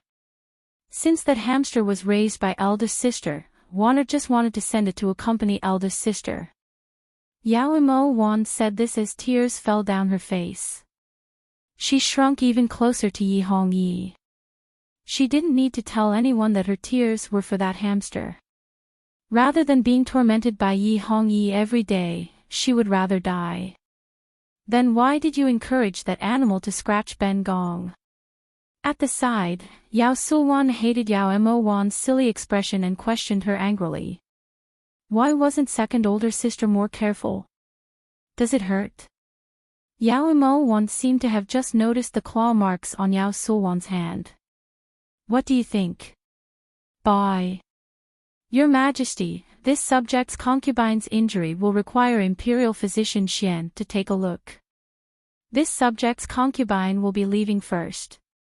Seeing Yi Hongyi nod, Yao Sulwan immediately turned around and cursed him for being an idiot countless times in her heart. The sun was bright and the flowers were fragrant. Fluffy sat on the grass in satisfaction and licked her paws, completely unaware of the danger around her. You're not allowed to bully Fluffy. When Yao Moen saw Yi Junqing walking towards Fluffy ruthlessly, she suddenly rushed over and pulled Fluffy, who was still savoring the taste, into her arms. She stared at Yi Junqing with bright eyes. Junqing, Wan'er's words aren't without reason. Rather than have that hamster yearn for Master day and night, it's better to send it to reunite with Master. That way, the pain of lovesickness can be resolved. Yi Hongyi walked in front of Yao Mo Wan and looked towards Yi Junqing meaningfully. This subject's younger brother isn't feeling well, I'll be taking my leave. Yi Junqing suppressed the anger in his heart and left the imperial garden. Yi Hongyi stared at Yi Junqing's back for a long time before turning to look at Yao Mo Wan. Wanner, tell Zhen, why did you suddenly want to raise a cat? Yi Hongyi stroked Fluffy in Yao Mo Wan's arms as his eyes glowed with an indistinguishable light. Wanner tricked them. Wanner doesn't like eldest sister, and I don't like eldest sister's hamster either, so Wanner purposely had Fluffy eat that hamster. Wanner is very bad, right? His Majesty won't like Wanner anymore. Yao Moan puffed up her cheeks, not concealing her emotions at all. Ha! How could this be? I like Wanner the most. Let me tell you a secret, Zhen also doesn't like that hamster. Yi Hongyi pulled Yao Mo Wan over and gently tapped her head in a doting manner. At this moment, he truly believed that Yao Moan was an idiot, but he just liked idiots. The Emperor likes Wanner. The Emperor is the best. Yao Moan raised her eyes to look towards Yi Hongyi and smiled heartlessly. However, the hands hidden under Fluffy's body were clenched into fists, causing her nails to dig into her flesh. After Yi Hongyi sent Yao Moan back to Guan Osprey Palace, he returned to the imperial study. When it was time for lunch, Tingyu and Lu Xing had already prepared the meal. There were still 2 pairs of bowls and chopsticks on the table. Nyang Nyang, should this servant go call the esteemed prince? Asked Tingyu in a low voice. There's no need. Lu Xing, bring Fluffy over. Since the esteemed prince isn't hungry, let Fluffy have this seat in the future. Yao Moan glanced at the door expressionlessly and deliberately raised her voice. Yes. Just as Lu Xing walked over with Fluffy in his arms, Yi Junqing suddenly stormed through the door and took large strides to sit down at the table.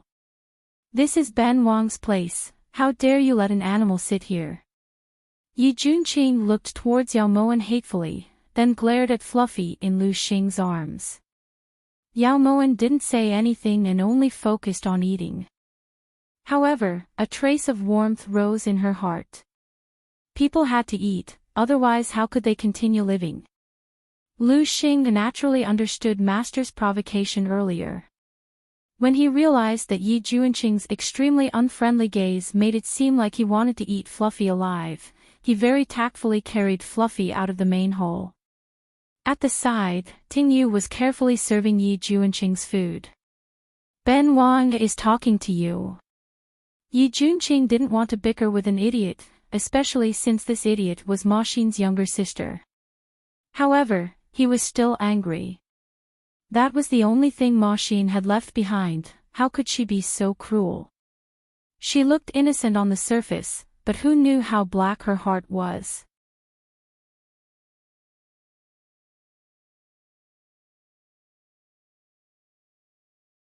Chapter 30. Tingyu, put away the table. Tingyu looked towards Yi Junqing awkwardly. This prince hasn't eaten yet. Yi Junqing slapped the table angrily. Yao Moan ignored him and walked into the bedroom. What kind of attitude is this? According to the laws of this dynasty, aside from the Empress and Imperial Gui Fei, all concubines in the inner palace have to salute when they see prince. This is etiquette.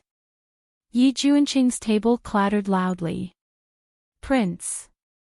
If you don't eat, this servant will have to put away the table. Reminded Tingyu. Yi Junqing was shocked and then sighed. He picked up his bowl and chopsticks and looked at the food in front of him. What was wrong with him? He knew that he wasn't an impetuous person. Ever since Mo Axian passed away, he didn't know who else in this world could affect him. But now, he was actually angry at an idiot. Perhaps it was because of Mo Axian's hamster. Yes, it had to be. Only after Yi Junqing thought it through did he eat in peace. He really was hungry. When Tingyu pushed open the door and walked into the bedroom, Yao Moen was leaning against the window and silently gazing at Changle Palace.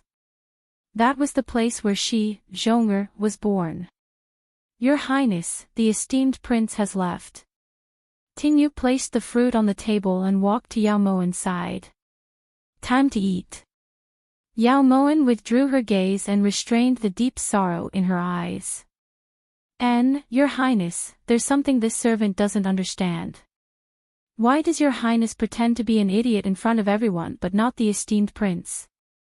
Tingyu had thought about this question for a long time but couldn't figure it out.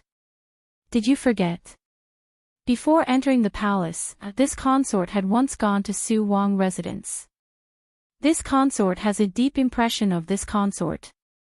Furthermore, His Majesty has already arranged for Yi Junqing to live in Guan Osprey Palace.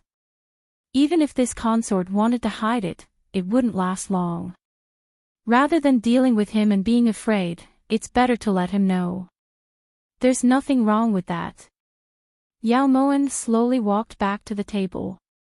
The lychees on the fruit plate were once her favorite thing, but now that she bit them, she didn't feel anything. Her heart was bitter and nothing she ate could change this fact.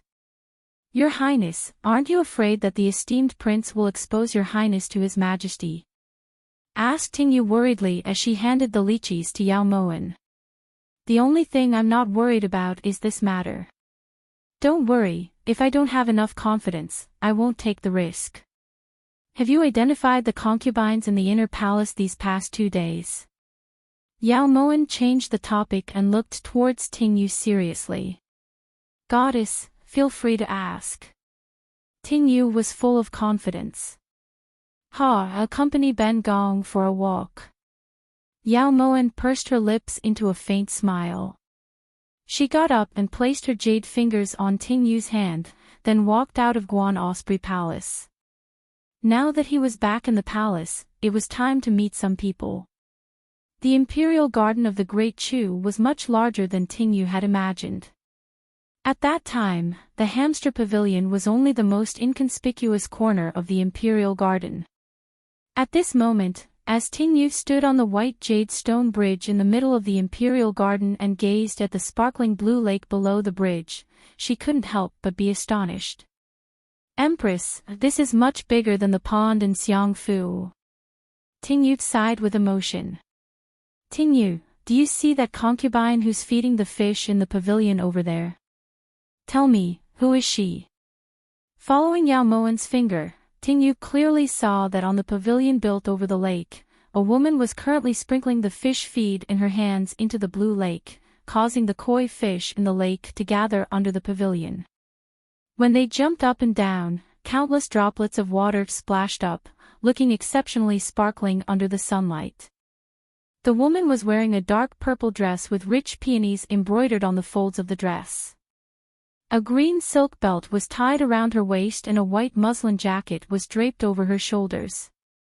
Her fine black hair was tied into a complicated flying bun and she wore a moon hairpin, jadeite, blood pearls, and other valuable accessories. She clearly had an extraordinary status.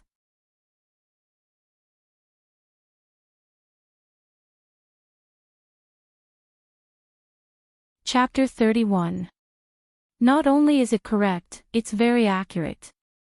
Yao Mo nodded in satisfaction and walked down the arch bridge towards the pavilion. Tingyu was naturally happy to be praised and followed behind Yao Mo. However, in the next second, she suddenly felt that something was wrong. She had spent a lot of effort to find out this information. Master hadn't interacted with anyone since entering the palace, so how would she know if what she said was correct?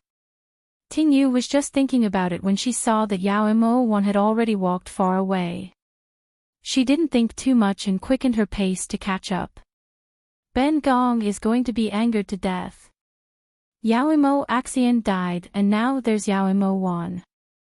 I heard that she's even an idiot. Recently, His Majesty's taste has changed too much. What fun can he have with an idiot? Could it be that he's going to lie on the bed with that idiot and count? Yao Imo had just gotten close to the pavilion when she heard Huan Kaier cursing. Nyang nyang, shuv. Ting Yu was just about to step forward to reason but was stopped by Yao Imo. She could only remain silent. Master, don't be angry. It's just an idiot, it can't threaten Master's position in the palace. However, we have to remind Master to be on guard against that old fox, Yao Jinting. He was actually able to make His Majesty confer his idiot daughter and even made Yao Su'ul imperial Gui Fei. It seems that in His Majesty's heart, his position is still very important. Zi Shuang handed all the fish food in her hands to Huan Kaier as she analyzed the situation. That might not be the case, His Majesty hasn't conferred an empress yet. However, whenever I think of Yao Imo Xian's difficult labor and how both mother and son died, Ben Gong feels indescribably carefree. It's good that they died. Especially that little vile spawn. If he was allowed to live, the position of crown prince would fall into their Yao family. At that time, it wouldn't be good. Eat, fill yourselves to death. Huan Kaier's cherry lips curled into a sinister smile as she threw all the fish food in her hands into the jade lake. You're not allowed to say bad things about second older sister. Just as Huan Kaier was about to leave the pavilion, Yao Imo suddenly rushed over and looked angrily at Huan Kaier. If she remembered correctly, when Huan Kaier beat a palace maid to death, she was the one who didn't make a big deal out of it. In this moment, Yao Imo sorrowfully admitted that in this world, good people didn't have good rewards. Who are you? Huan Kaier sized up the unfamiliar woman in front of her and questioned coldly.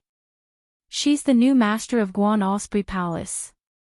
His Majesty personally bestowed her the title of Consort Yao. According to the rules of the palace, my master has been bestowed a courtesy name, but you don't, so you should greet my master.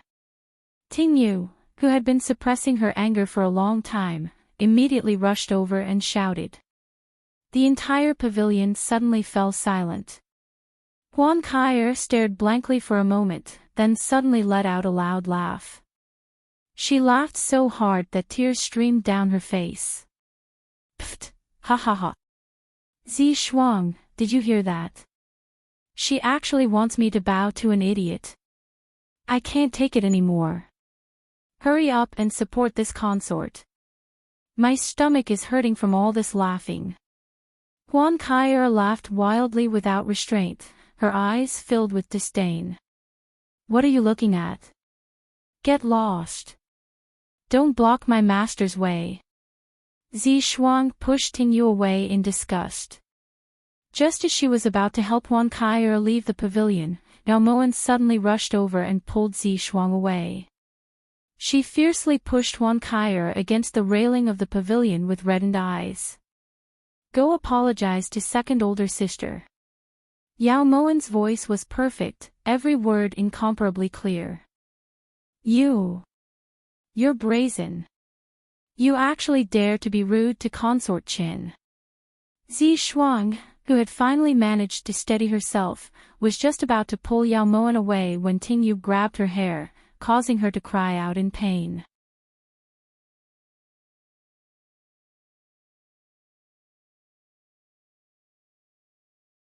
Chapter 32. You're going. Or not. Yao Imo hands pressed down hard on Huan Kaier's jade shoulders. Her clear eyes were bloodshot. She couldn't bear to hear any insults towards Zhong'er. This was the root of Huan Kaier's mistake. This consort isn't going. In the next second, Huan Kaier had already been pushed off the pavilion by Yao Moan. With a plop, she fell into the jade lake. The water droplets splashed high up into the air, looking even more sparkling and translucent under the sunlight. Chen. Consort Chen. Someone come. Consort has fallen into the water. Someone come quickly. You. Zi Shuang pushed Ting Yu away fiercely and rushed to the railing. Unfortunately, she didn't know how to swim, so she could only watch her mistress flop around in the water. Even though it was a warm spring day, the lake water was exceptionally cold. I already gave her a chance to choose. She's the one who didn't want to go. Yao Mo Wan shrugged innocently and threw Zishuang down. She indicated for the flabbergasted Tingyu to follow her. You idiot! My master won't let you get away with this. Ah! Just as Zishuang came back to her senses and shouted, Tingyu pushed Zishuang down with lightning speed. It was clear that Zishuang was much heavier than Huan Kaier. The water droplets splashed up and soaked Yao Mo Wan's clothes. Tingyu, what are you doing? Yao Mo Wan suddenly turned around and looked at Tingyu, who was clapping her hands and walking towards her in surprise. She actually dared to insult you. Of course Tingyu has to teach her a lesson. Tingyu put on a loyal expression. This consort knows that Huan Kaier knows how to swim, so there's nothing to worry about. Are you sure Zishuang won't drown? Yao Mo Wan pretended to look towards Tingyu solemnly. When Tingyu heard this, her face instantly turned as white as paper. She was about to run back to the pavilion when Yao Mo Wan pulled her back. Let's return to the palace. Yao Mo Wan said indifferently. But, the patrolling guards have already rushed over. They won't die. Yao Mo Wan lifted her cherry lips and the smile in her eyes deepened. Seeing her mistress walk out of the pavilion unhurriedly, Tingyu subconsciously turned to look and hurriedly followed. When they returned to Guan Osprey Palace, Yao Moan leisurely leaned back on the chaise lounge. Fluffy, who was in her embrace, seemed even more languid than her as she stretched lazily on Yao Moan's lap. Lu Xing still hasn't returned. Yao Mo Wan focused on caressing the kitten in her arms as she asked indifferently. After waiting for a long time without anyone replying, she finally looked up and saw that Tingyu was pacing around the entrance of Guan Osprey Palace while waving the embroidered handkerchief. Tingyu. Yao Moan slightly raised her voice. When Tingyu heard this, she immediately walked back to Yao Moan's side with an expression of deep hatred. Your Highness, why do you think Consort Chen and the others aren't here yet? It's almost 5:00 and there's no one around. Tingyu questioned anxiously. What did they come here for? Yao Moan asked disapprovingly.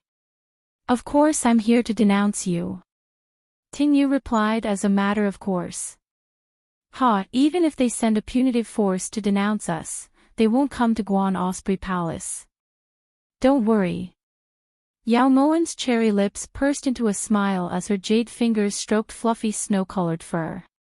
Won't come to Guan Osprey Palace. Then where would they go? This servant doesn't understand. Tingyu looked towards her mistress in confusion as her brows furrowed. Pure Flowers Palace. Although Huan Kaier's temperament is a bit violent and she's not as shrewd as the other consorts, she's not stupid. If she directly came to Guan Osprey Palace, how could she guarantee that Ben Gong wouldn't push her into the water basin again and choke on water? Furthermore, it wouldn't be good for her to bicker with a fool. If she wants to seek justice, she'll naturally find someone who's reasonable. Yao Moan's beautiful eyes were as sharp as a blade. It was as if every step they took was within her calculations.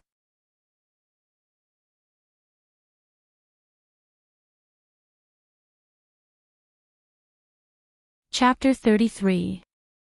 Lu Xing kowtows in salute to Nyang Nyang.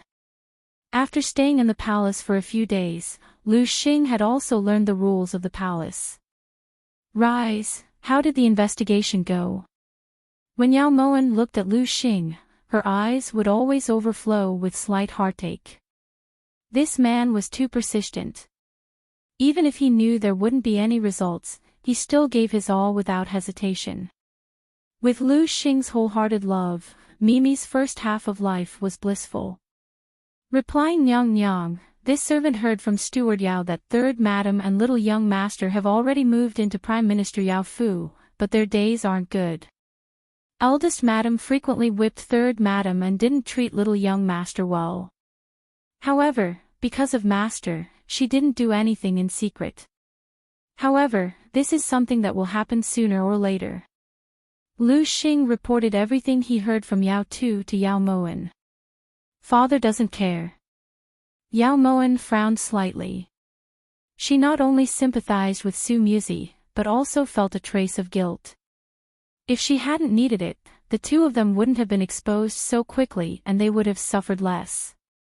Su Muzi was in the same situation as her mother. She was threatened by her father and bullied by the legal wife. No matter what, she couldn't just sit back and do nothing. Perhaps master is hindered by the imperial Gui Fei, so as long as eldest madam doesn't harm little young master, he'll turn a blind eye to Su Muzi, said Lu Xing with a sigh. Master is just like that. Back then, he clearly knew that eldest madam had ordered Gao Momo to poison madam, but he didn't care at all. Lu Xing's words instantly enraged Tingyu. These were all things Gao Momo had personally said when they were being tortured in the woodshed. Tingyu. At the side, Lu Xing instinctively stopped Tingyu, afraid that Yao Moen would be hurt if she heard this.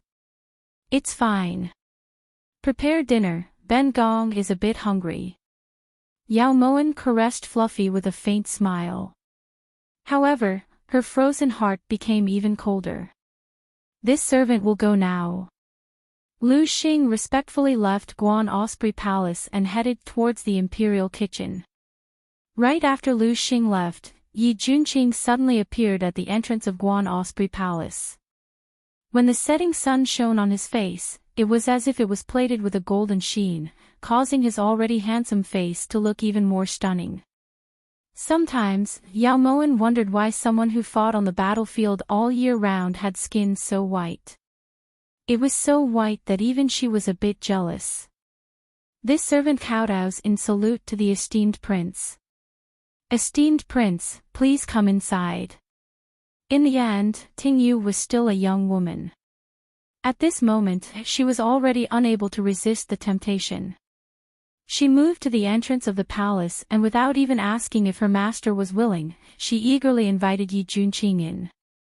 Of course, she couldn't blame Tingyu. Even a woman who was used to seeing the world of romance was unable to resist Yi Junqing's charm, let alone Tingyu. However, Yao Moen noticed that Yi Junqing's expression wasn't as friendly as Tingyu's. As expected, when Yi Junqing stepped into the main hall, he sternly ordered Tingyu to leave. Withdraw first. This prince has something to say to your master. Yi Junqing's words startled Tingyu and she looked towards Yao Moen in confusion. Stand guard outside. Without my order, don't let anyone in. Oh right, bring Fluffy out. As Yao Moen spoke, she placed the kitten into Tingyu's arms. She didn't want the city gates to catch fire and the fish in the moat would be affected. From Yi Junqing's posture, it seemed that he was truly angry. Yao Moen only got up lazily when the palace doors were tightly shut. She swayed gracefully to the table and picked up the cracked blue-glazed teapot. She poured 2 cups, one was used and the other was pushed towards Yi Junqing.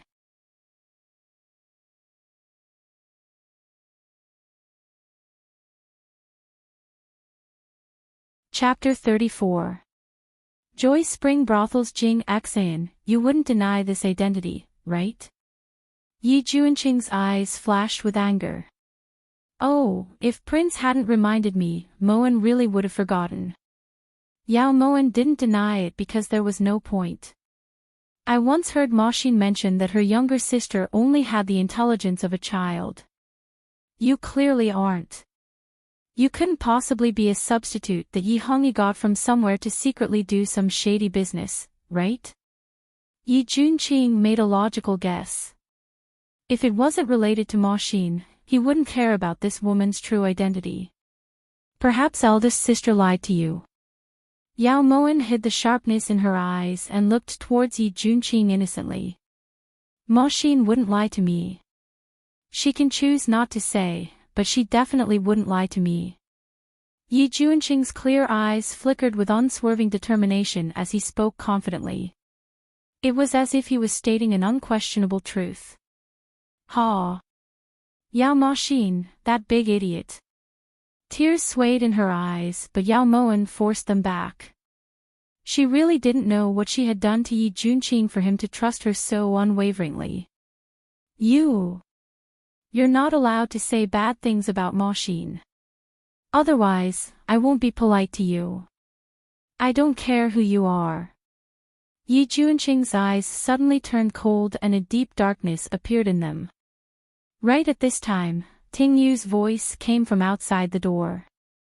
This servant kowtows in salute to your majesty, Imperial Noble Consort, Imperial Consort Qin. Ting Yu's voice was very loud, clearly warning the people in the room. Yao Moan couldn't help but shake her head. Yao Sulwan wasn't that smart. In the end, she still did as she expected and brought the matter of Jade Lake to His Majesty.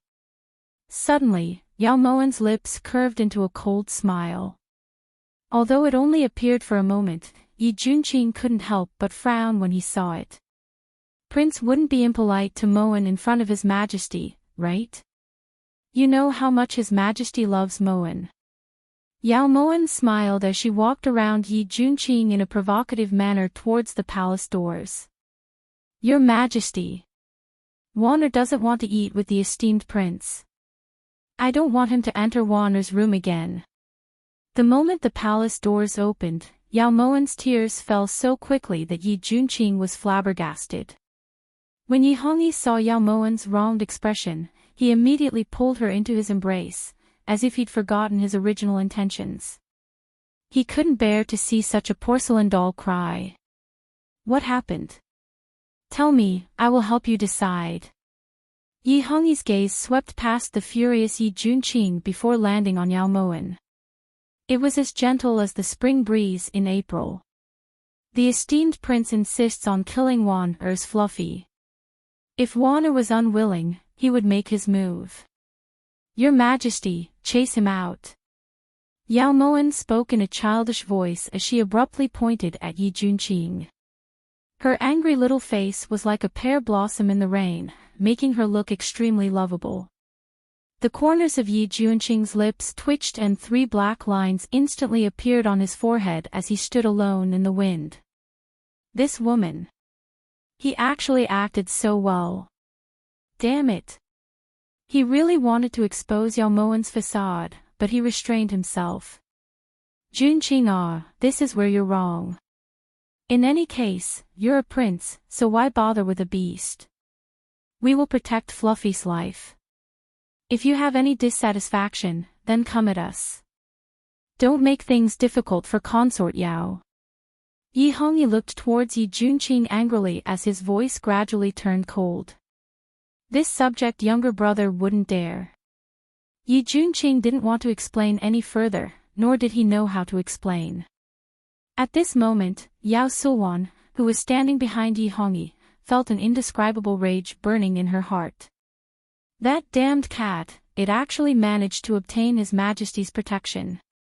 It seemed that she had prepared the poison for nothing. She would let that beast off for now. There would be plenty of time in the future, so she wasn't afraid that she wouldn't have a chance to kill it.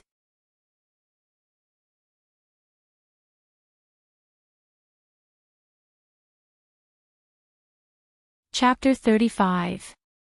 You can't lie. Consort Chen is right here. You wouldn't deny it, right? Yao Sulwan hated Yao Moan's pitiful appearance the most. It was as if the entire world was bullying her. Your Majesty, you have to uphold justice for this concubine. This concubine was feeding the fish in the pavilion when this concubine Yao appeared out of nowhere and pushed this concubine into the water without any reason. If it wasn't for the guard saving me in time, this concubine is afraid that I won't be able to see your Majesty again. Huan Kai wept as she walked to Yi Hongyi's side. She raised her sleeve to wipe away her tears and cried miserably. Wan tell me, why did you push Consort Chen down from the pavilion? Yi Hongyi barely glanced at Huan Kaier as he gently lifted her chin with his finger. She can say that Wan Er is an idiot. It's okay, everyone says that. Wan Er is already used to it. But, she can't say bad things about second sister. Wan Er only has second sister now. If anyone dares to bully second sister, Wan Er won't agree. Second sister. Can you not be angry? Don't dislike Wan Er, okay? Yao Mo Wan's voice carried a heavy sobbing tone. She raised her hand without warning towards Yao Sul-wan. When Yao Sul-wan wasn't paying attention, she forcefully grabbed that pair of hands that were still wrapped in white gauze. Ouch! Get lost! Yao Sul-wan screamed in pain and flung Yao Moan's hand away in disgust. However, in the next second, she realized that she had lost control of herself. When she raised her eyes, she saw Yi Hongyi's cold gaze. Second older sister doesn't dislike you. Yao Sul-wan lied and explained. Your Majesty, this concubine didn't say anything bad about Imperial Gui Fei, I really didn't. Consort Qin frantically refuted. In her memory, she had only cursed Yomoshin a few times. At the side, Yi Junqing saw all of this and couldn't help but admire Yao Moan's ability to shift the blame onto Huan Kaier and Yao Sul-wan with just a few words. It was as if she hadn't done anything wrong. More importantly, Yao Sul-wan and Huan Kaier had also been circled inside by her. They no longer had the aggressive attitude they had when they first came. Forget it, you guys can leave. I want to eat with Wan Er. Yi Hongyi waved his hand angrily, then pulled Yao Moan into his embrace and gently wiped away the tears on her face. Wan Er cried so much that even our hearts ache. If anyone dares to make Wan Er cry again, we will behead him. Yi Hongyi's tone was soft and gentle as if he was talking about some peerless treasure. The light in his eyes was as gentle as water. Hearing this, Yao Sul-wan, who was about to open her mouth again, immediately swallowed her words even though she was unwilling.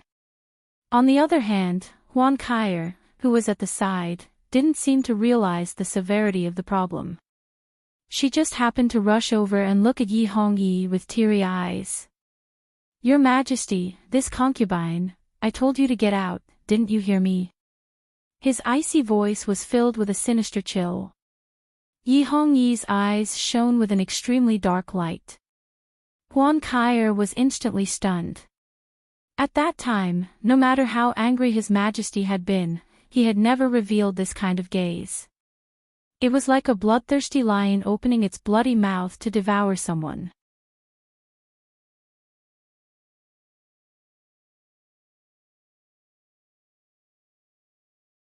Chapter 36. What a good show you sisters are putting on. What does Consort Qin mean by this? Could it be that you suspect Ben Gong of colluding with Consort Yao? Yao Sul-wan suddenly felt like she had to eat bitter medicine in silence. She clearly wanted Yao Moan to die even more than Huan Kaier, but unfortunately, no one believed her. It's not a suspicion, it's a certainty. Yao Sul-wan, you're truly capable. If you have the ability, then come directly at Ben Gong. Don't use a fool as a knife. Because her father Huan Heng held military power, Huan Kaier hadn't restrained her temper in the palace and had always been domineering. Now that she had suffered this kind of grievance, she naturally wouldn't let it go. Consort Qin, don't forget that Ben Gong is the Imperial Gui Fei. Pay attention to your attitude. Yao Sul-wan normally didn't provoke this thorn, but if she really did, she wouldn't back down. After all, her father was a prime minister and her own rank was above Huan Kaier's. Ben Gong's attitude can be considered good. Yao Sul-wan, this matter isn't over. Since His Majesty can't get justice, Ben Gong has a way to get it back myself. Zi Shuang, let's go. Huan Kaier didn't allow Yao Sul-wan to refute and immediately left with a flick of her sleeve. Your Highness, Consort Chen is too tyrannical. Are you just going to let her have it? Said Kai Ying disapprovingly as she watched Huan Kai'er leave angrily. What else can I do? His Majesty is still inside. Could it be that he's going to go crazy with her? She's just a jumping clown, there's nothing she can do. On the other hand, His Majesty, how could he let Yao Moen off like this? I really don't understand what His Majesty is thinking. She's clearly an idiot, but he treats her like a treasure. Yao Sulwan's icy gaze swept over the white muslin in her hands as hatred surged in her chest. Inside the main hall, Yi Hongyi supported Yao Moen to the table dotingly and turned to look towards Yi Junqing. Junqing, sit too. The moment Yi Hongyi spoke, he saw An Bingshan jog in from outside and mumble something into Yi Hongyi's ear. An Bingshan's voice was very soft. Yao Moen tried very hard to listen, but she couldn't hear a single word. Wan Air, Zhen still has matters to attend to, so Zhen won't be able to keep you company tonight. Don't worry, Zhen will protect Fluffy's life, so no one will dare to do anything to her. A great person like you shouldn't stoop to petty people like him and forgive the esteemed prince this time. If you don't let him eat here, he'll probably go hungry. Yi Hongyi pressed his face against Yao Moen's cheek as he spoke in a low voice as if he was coaxing a child. Then. All right, Wana will listen to your Majesty. Yao Moen hesitated for a long time before reluctantly nodding. Good girl, Wana. Then Zhen will leave. Eat more, Zhen will come see you tomorrow. Yi Hongyi reluctantly left Yao Moen and turned to leave Guan Osprey Palace. Once Yi Hongyi left, Yi Junqing sat down at the table and snorted disdainfully at Yao Moen. What a good acting. Your Highness is overpraising me. Yao Moen spoke calmly. Her jade fingers picked up a pair of carved bamboo chopsticks and elegantly picked up a piece of fish to carefully taste. Perhaps it was because of her mood, but Yao Moen felt that tonight's meal was especially to her taste. She believed that after her ruckus, not only had she instigated disharmony between Huan Kai'er and Yao Sulwan, she had also caused Left General Huan Heng and her father to become enemies. The good show was finally starting. She was really looking forward to it. Ben Wang wasn't praising you. It can't be that you didn't hear it. Yi Junqing immediately clarified. Isn't that so? Then what do you mean? Yao Moen's delicate face suddenly turned towards Yi Junqing as she asked this question sincerely.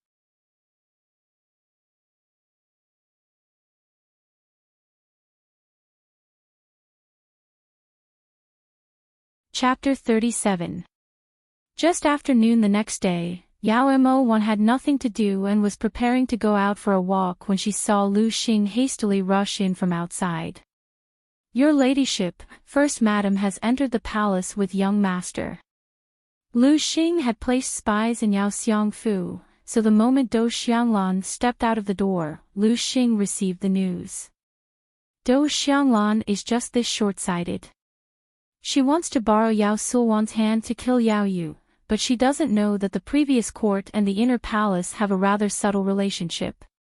If she forces him into a corner, father will abandon Yao Sulwan, this chess piece. At that time, the ones who will suffer a loss will be the mother and son. Yao Mo Wan laughed coldly as she stood up.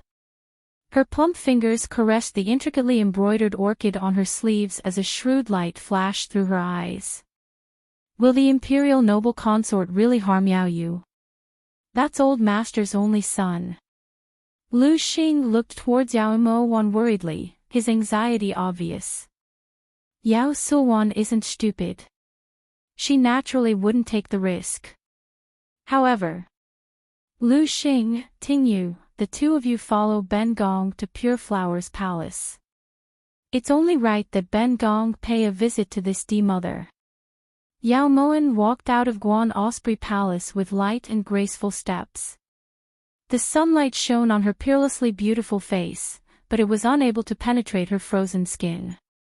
Inside Pure Flower's palace, Yao Sulwand glared fiercely at the timid Yao Yu standing at the side and turned to order Kai Ying. Kai Ying, take Yao Yu to the Imperial Garden to play. After sending Yao Yu away, Yao Sulwand looked towards her mother. Mother, why did you bring him to the palace? Yao Sulwand looked towards Do Xianglan in confusion and asked suspiciously. In the Fu, your father ordered Yao Tu and the others to keep a close watch, so I couldn't do anything. We might as well bring him to the Imperial Palace, push him into a lake, and say that he accidentally fell into it and drowned.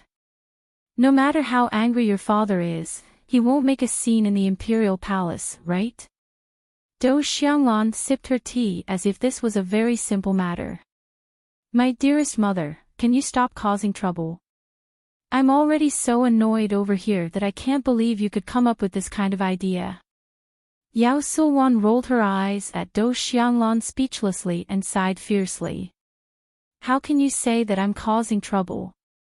Mother is doing this for your own good. Look at your father, he only talks about that bastard all day long.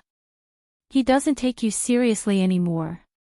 After court this morning, he even criticized you in front of me, saying that he shouldn't have offended Consort Qin, causing Huanheng to accuse him in front of the palace.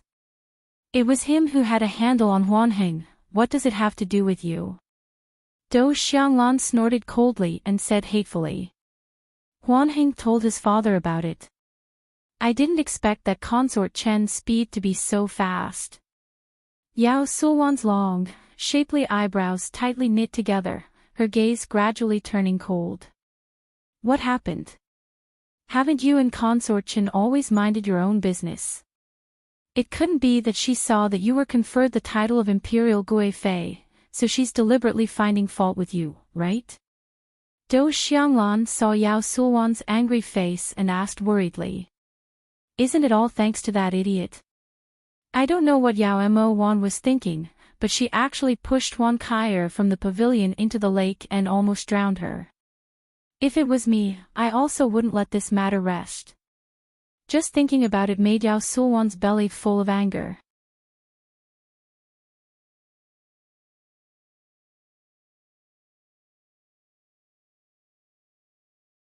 Chapter 38.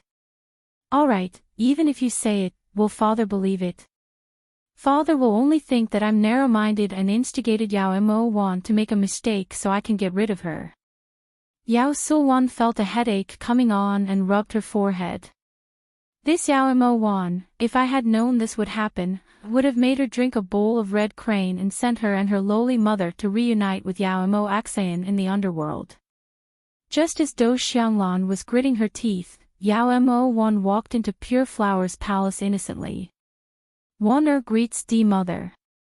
What is this red crane that D Mother just mentioned? Before entering Pure Flower's palace, Yao Mo Wan saw Kai Ying leave with Yao Yu and ordered Lu Xing and Ting Yu to follow. Then she stopped outside the palace for a while before walking in. You, how long have you been here? Do Xianglan looked at Yao Mo Wan who was walking over in shock and asked in panic. You just got here. I just heard D Mother say something about Crane's crown red. I think she also mentioned Moen's mother. What were you guys talking about? Yao Moen blinked her clear eyes as her cherry lips curved beautifully. None of your business.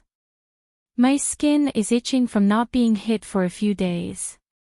Do Xianglan was just about to get up and teach Yao Mo Wan a lesson when Yao Sulwan stopped her. Nothing, just chatting. Mother, Wanner has done well. His Majesty is obedient to her. Yao Sulwan intentionally gave her mother a look to warn her mother that Yao Mo Wan was different from before and that she absolutely couldn't hit her. Do Xianglan suddenly realized Yao Mo Wan's current identity and couldn't help but suck in a cold breath. Fortunately, she hadn't slapped her. His Majesty is very good, loving Mo Wan like mother. He even said that if anyone dares to bully Mo Wan, he'll chop off their fingers. Yao Mo Wan's heart trembled when she saw Do Xianglan's hateful expression. Her younger sister must have eaten quite a few slaps in the first half of her life. There was plenty of time in the future. She had plenty of time to play with them. At the side, Do Xianglan heard this and instinctively retracted her hands into her sleeves. Her face was purple. Mo1, why have you come? Yao Suwan asked gently, restraining her temper.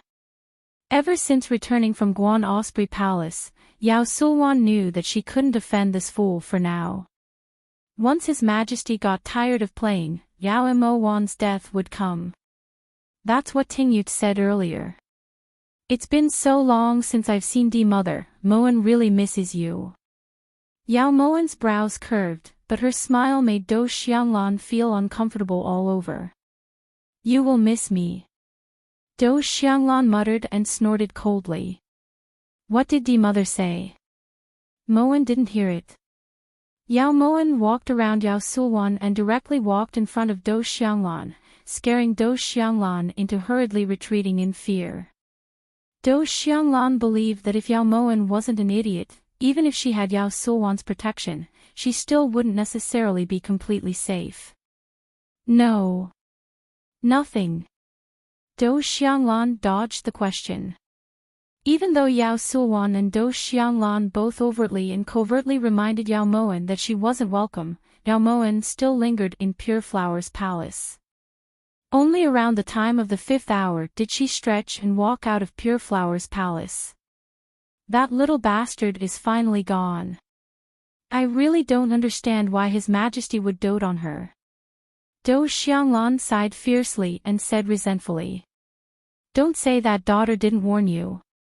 His Majesty has been very protective of her these days, so don't provoke her if you have nothing better to do. If you really anger His Majesty, daughter won't be able to save you completely, warned Yao Sulwan.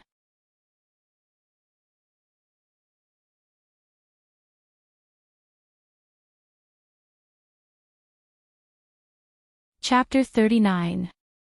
Nyang Nyang. It's bad. Kai Ying stopped in front of Yao Sulwan, panting. Her forehead was covered in sweat and her face was as pale as paper. What's wrong?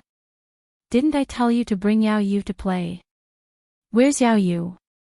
Yao Sulwan looked towards Kai Ying with a frown, but Yao Yu didn't come back. This servant also doesn't know.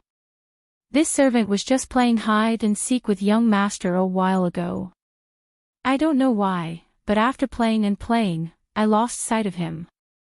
Kai Ying looked at Yao Sulwan with trepidation as she nervously reported. What? You lost him. You can't even look after a child. What's the point of raising you?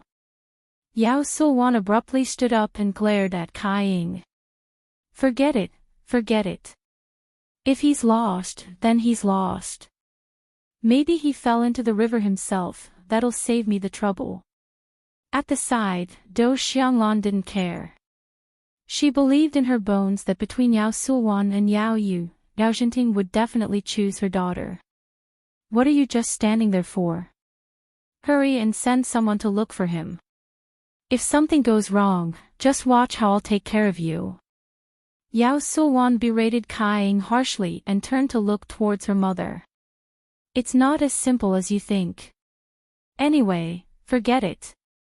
There's no point in telling you.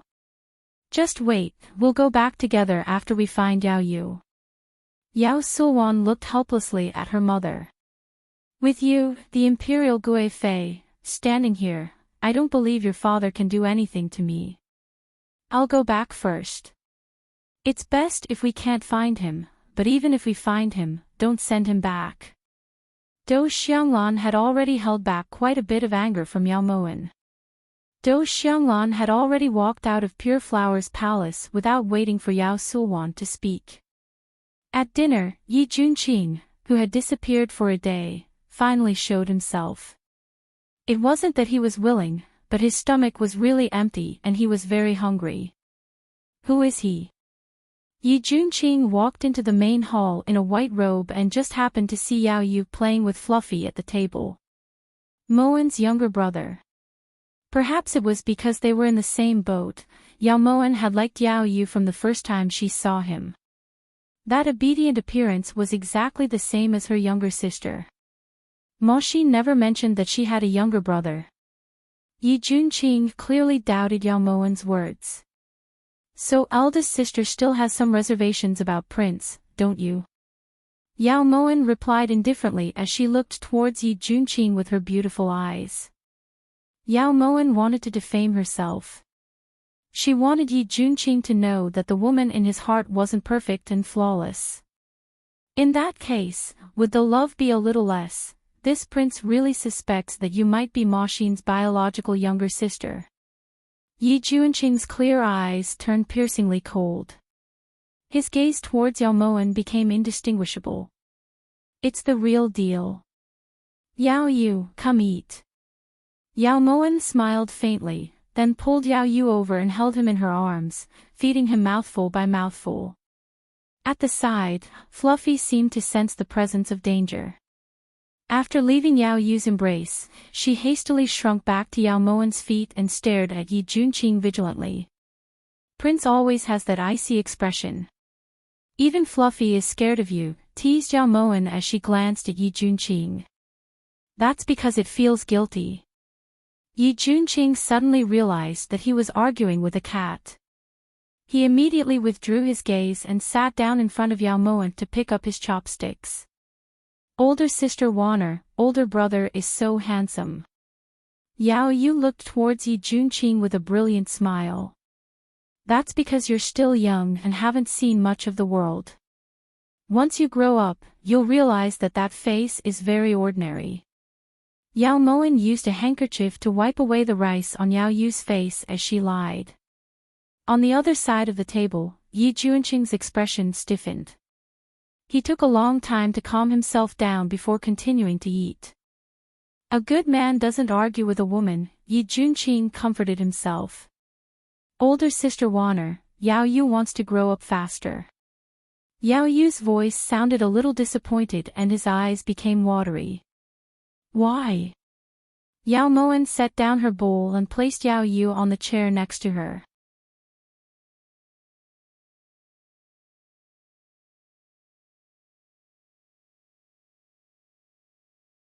Chapter 40. Cough cough. Cough cough cough. At the side, Yi Junqing, who was eating, couldn't stop coughing. He looked towards Yao Moan, his eyes clearly saying that women's hearts were the most vicious. Surprisingly, Yao Moan didn't retort. She just looked at Yao Yu, her gaze as sharp as an eagle's. Remember older sister Warner's words. You can't wait until you grow up to protect mother, because mother can't wait, understand? Her heart felt like it was being stabbed with a small knife. Yao Yu still had a chance, unlike her. Even if she wanted to risk her life to protect her mother, she no longer had the chance. Yao Yu will remember. Older sister Warner, do you think it would be better to change the hairpin into an embroidery needle? Yao Yu blinked his bright eyes as he asked this seriously. And this child is worth teaching. Yao Moan nodded with a smile. Yao Yu was father's favorite, so no matter how excessive he was, no one in the residence, including Do Xianglan, would dare to punish him. She could only hope that this would make Su Muzi's life in the Prime Minister residence a bit easier. On the other side of the table, the corners of Yi Junqing's lips twitched. He had to use one hand to hold the corner of the table so that he wouldn't fall over from the shock of the conversation between the two people in front of him. The night passed uneventfully. The next day, after morning court session, the first thing Yi Hongyi did was impatiently rush over to see his porcelain doll. What is our Warner doing? When Yi Hongyi walked into Guan Osprey Palace, he saw Yao Moan putting all of the pastries on the table into a cloth bag. Father likes to eat the pastries from the palace. In the past, second older sister would often bring back pastries from the palace for father and mother to eat. At the time, Warner really envied second older sister. Now that Warner is also living in the palace, I can bring pastries back to the residence. Yao Moan answered Yi Hongyi's question seriously as she packed the pastries. The smile on Yi Hongyi's face froze for a moment. Yao Moan knew this would happen because she knew that the pastries from the palace could only be made for His Majesty and the imperial concubines. Without His Majesty's reward, the outside officials couldn't eat them, nor could they eat them. Yao Sulwan dared to bring them out and Yao Xinting dared to eat them. This was a huge taboo. Of course, it wasn't important whether this was true or not. What was important was that Yi Hongyi believed it. Your Majesty, aren't you happy? If your Majesty isn't happy, then Wana won't take it. Yao Moan looked towards Yi Hongyi blankly. As she spoke, she was about to take out the pastries from the cloth bag. Shen isn't unhappy. Since Wana has such filial piety, Shen will send someone to deliver these pastries to Yao Xiangfu. There's no need for you to personally deliver them. Yi Hongyi restrained the coldness in his eyes and smiled as he took the cloth bag from Yao Moan's hands. But Wana also wants to go back to the Prime Minister residence to take a look. Moreover, little brother is here. Wana has to take him back to the residence. Father will definitely be worried to death if he can't see little brother. As Yao Moan spoke, her gaze shifted towards Yao Yu who was playing with Fluffy. Only then did Yi Hongyi notice that there was such a boy in the hole. This is your biological younger brother. Yi Hongyi lifted his brows as he looked towards Yao Moan. He had never heard that Yao Xinting had a son. No wonder this old man didn't attend morning court today. He must have gone crazy looking for his son.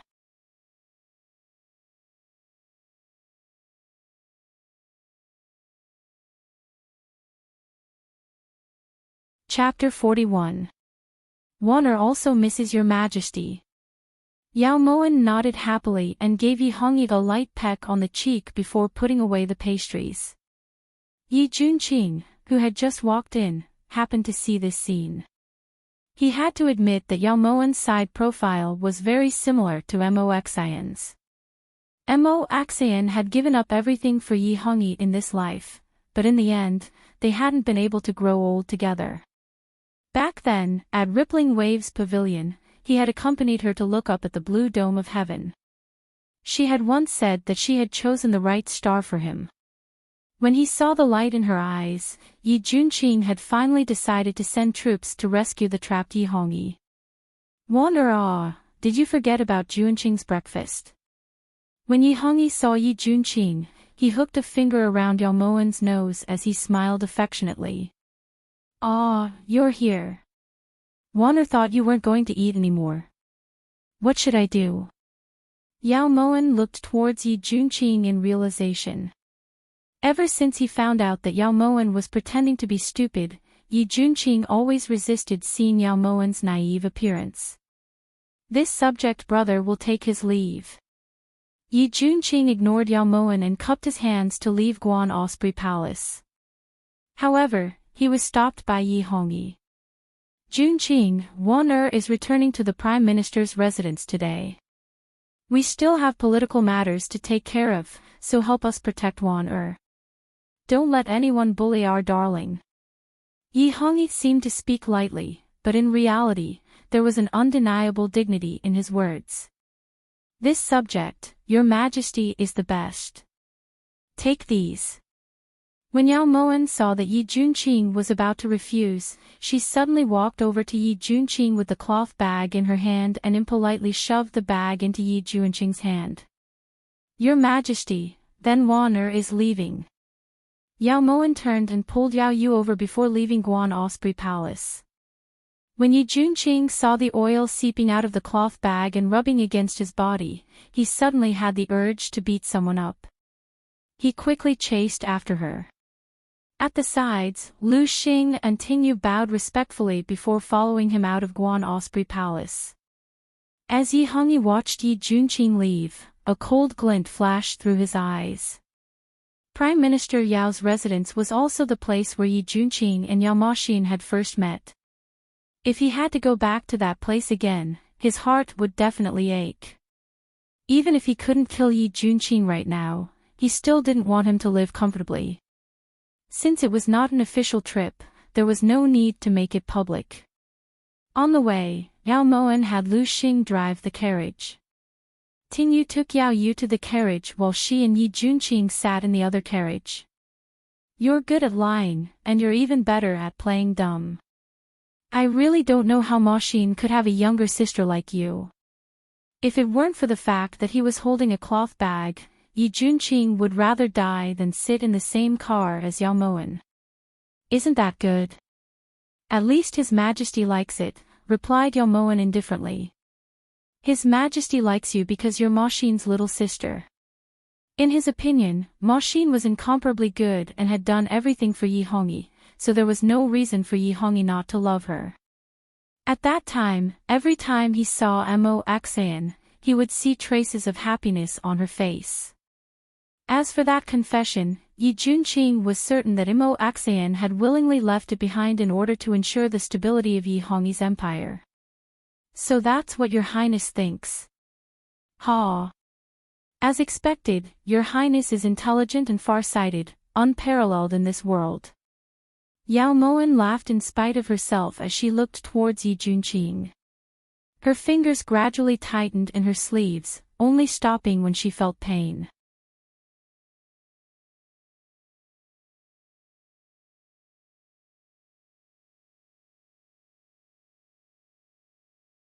Chapter 42. Third Miss is back. Oh! Isn't this young master? This lowly one will go report to master right away. The servant's eyes lit up when he saw Yao Yu. No, Warner wants to give father a surprise. Things were different now. The servant who had never looked at Yao Moen properly before didn't dare go against her wishes now. In front of the residence, Yi Junqing looked up at the words, Prime Minister Yao Residence, and his eyes filled with deep sorrow. When he first saw Ma Xin, he knew that he wouldn't be able to escape in this lifetime. You guys really don't have good eyes. Hurry and bring a chair for the esteemed prince to sit. Yao Moen immediately ordered when she saw Yi Junqing standing there in sorrow. When the servants heard this, they looked towards Yao Moen. Even though she had entered the palace, she was still that foolish third Mississippi. Ah, how could they let His Highness sit in front of the residence? It wasn't like he was a stone lion. Cough cough. His recollection came to an abrupt halt. Yi Junqing stared at Yao Moen with a dark expression, then quickly followed after her. When Yao Moen walked into the residence with Yao Yu, they ran into a worried Yao Tuesday, third miss. Ah! This old servant kowtows in salute to Consort Yao. This old servant kowtows in salute to esteemed prince. As the steward of the Prime Minister residence, Yao Tu naturally recognized members of the imperial family and court officials. When he saw Yi Junqing, he couldn't help but be surprised. However, what surprised him even more was Yao Yu. Steward Yao, hurry and stand up. Moen isn't used to people kneeling. Yao Moen reached out to help Yao Tu up. In the entire Prime Minister Yao residence, only Yao Tu knew that the current Yao Moen was no longer the foolish child from back then. Consort Yao, why is the young master with you? Old master is worried to death and is currently reprimanding First Madam. Yao Tu looked at Yao Yu happily and exclaimed. It's a long story. I'll take Yao Yu to see his mother first. Yao Moen didn't hide anything in front of Yao Tuesday, This old servant will report to master first. Just as Yao Tu was about to turn, Yao Moen stopped him. No, Moen wants to personally give father the surprise. Just watch and don't let anyone say anything. Yao Moen smiled, but it was abnormally cold. This old servant obeys, but Third Madam is currently in the woodshed. Yao Tu naturally understood Yao Moen's intentions and cupped his hand slightly in response. Behind them, Yi Junqing frowned slightly and silently followed Yao Moen to the woodshed in the rear courtyard. Lu Xingting and Yu exchanged a glance and followed. Yao Moan pulled Yao Yucai past the arched door of the woodshed and heard a miserable wail coming from the woodshed. Speak. Did you hide the young master? Where are you hiding? The shrill voice pierced everyone's eardrums. Yu Ji instructed the old mama on both sides to continuously beat Su Muzi. At that time, the imperial palace sent word that Yao Yu had not been found and that Do Xianglan should be prepared. Do Xianglan thought of such an extreme method, forcefully dragging the weak Su Muzi to the woodshed and beating her until she admitted that she had hidden the child. Give my Yu back.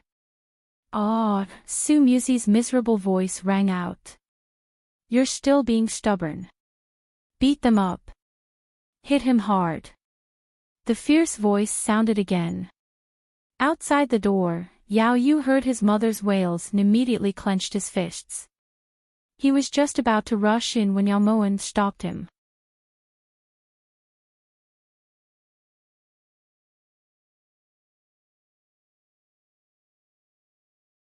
Chapter 43. Scram. You're not allowed to bully mother. Yao Yu fiercely pushed aside the two maids who were whipping him like a crazed leopard. Before the maids could react, the pearl hairpin in his hand had already pierced into their flesh. I-oh. While the two maids were in pain, Yao Yu immediately rushed to Su Muzi's side.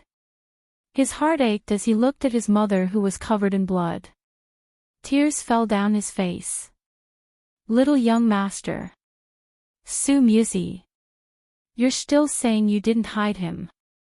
Little young master, quickly come with me to see master. At the side, Yu Ji was startled for a moment before she immediately went to pull Yao Yu. Yao Yu was filled with hatred. He suddenly raised the pearl hairpin in his hand and fiercely stabbed Yu Ji's arm. I-oh. You little bastard. You actually dared to stab me. Watch how I take care of you. Like master, like servant. Yu Ji looked down on Su Muzi and Yao Yu from the bottom of her heart. Normally, she could put on an act in front of Yao Yu out of respect for master, but now that she was injured, she naturally revealed her vicious side. Seeing that Yu Ji was about to carry Yao Yu horizontally and was about to hit him, Lu Xing and Ting Yu immediately rushed in and subdued Yu Ji. Yao Yu, who had been released, was like a roaring lion. He held a pearl hairpin in each hand and desperately stabbed it into Yu Ji's leg. Again and again, it was like raindrops, causing Yu Ji to howl in pain. When the two maids saw this, they wanted to go forward to stop them but were stopped by Lu Xing's shout. He's master's flesh and blood. If you guys dare to hurt him, master will skin you. The two maids looked at each other in dismay, not knowing how to advance or retreat. What are you standing there for? Hurry up and help third madam back to quiet snow pavilion. Could it be that you're waiting for little young master to greet you one by one? When Ting Yu saw the unconscious Su Muzi on the ground, she sternly yelled. When the two maids heard this, they immediately threw away the whips in their hands and carefully carried Su Muzi out of the woodshed. I-oh. Come back. You're all rebelling. Hurry and pull this little bastard away. Stop. Let go of me. Save me. Both of Yu Ji's legs were already riddled with holes by Yao Yu. She howled and screamed in pain. It was so painful that she almost fainted, but the piercing pain kept rushing to her head, making her extremely clear-headed.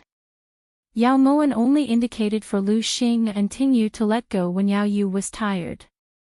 Yu Ji lost her restraints and fell flat onto the pile of straw. Enduring the pain, she raised her head and saw that Yao Moan was standing right in front of her. So it's you, you damned girl. You were the one who hid that little bastard. You even let these two lowly slaves pull me. I'm going to report this to master. Report to first madam. Ouch, it hurts so much. Yu Ji was confused by the pain, and she screamed at the top of her lungs. It wasn't me. It was the esteemed prince who told them to stop you. If you don't believe me, you can ask them. Yao Moen looked towards Yu Ji with an aggrieved expression. On both sides, Ting Yu and Lu Xing fiercely nodded. The corners of Yi Junqing's lips twitched and large beads of cold sweat fell from the back of his head.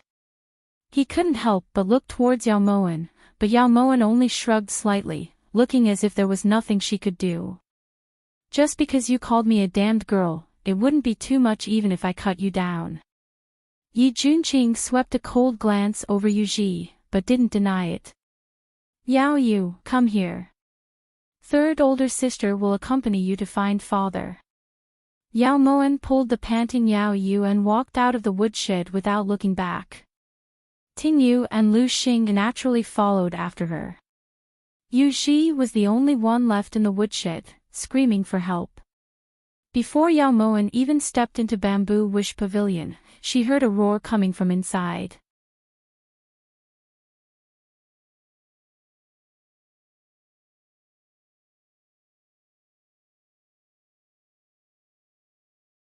Chapter 44. Do you really think this old man doesn't dare to kill you? How many pairs of eyes saw you bring Yuer into the Imperial Palace yesterday, but only you came back later? If you had said that Yuer was in the Imperial Palace, this old man would have believed it, but now you're framing Su Muzi. Do Xianglan. That's this old man's only son. Yao Zhenting's eyes were scarlet red as his rough fingers grabbed Do Xianglan's neck. Ah. Old. Master. Quickly let go. If this concubine dies, Suowan won't let you off. Do Xianglan's eyes were filled with shock as she looked at Yao Zhenting, who was like a trapped beast released from its cage, her face turning purple. If this old man doesn't have a son, I still won't let her off. Do you think this old man doesn't know what you're thinking?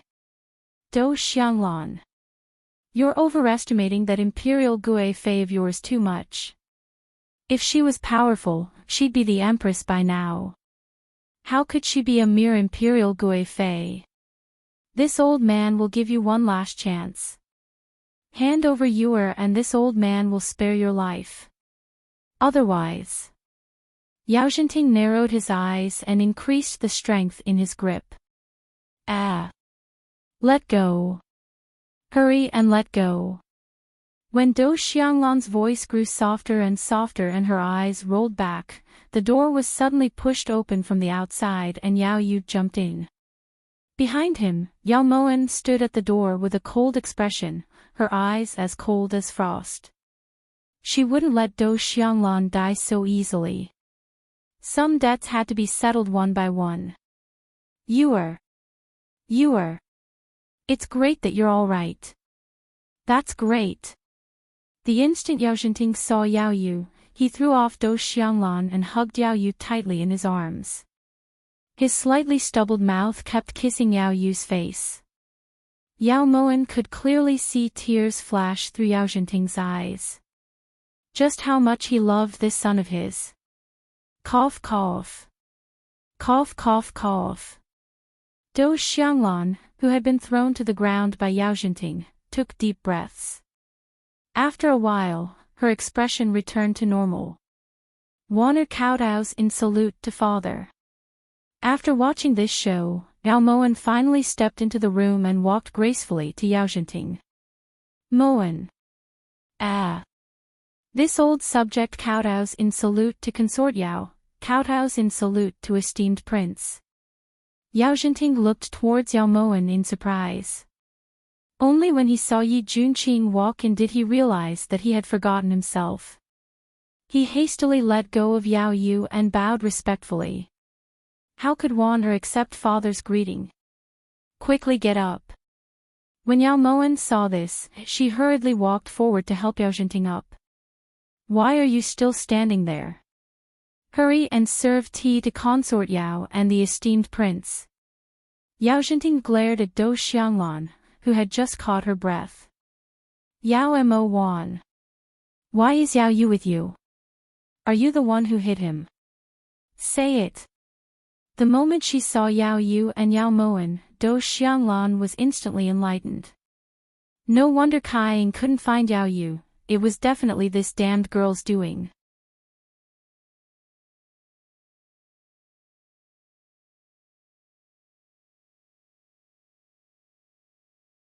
Chapter 45. Shut up. Don't you see that the esteemed prince is still here? Yao Zhenting looked towards Do Xianglan fiercely. He already had a plan in mind. Master. You can't just believe his side of the story.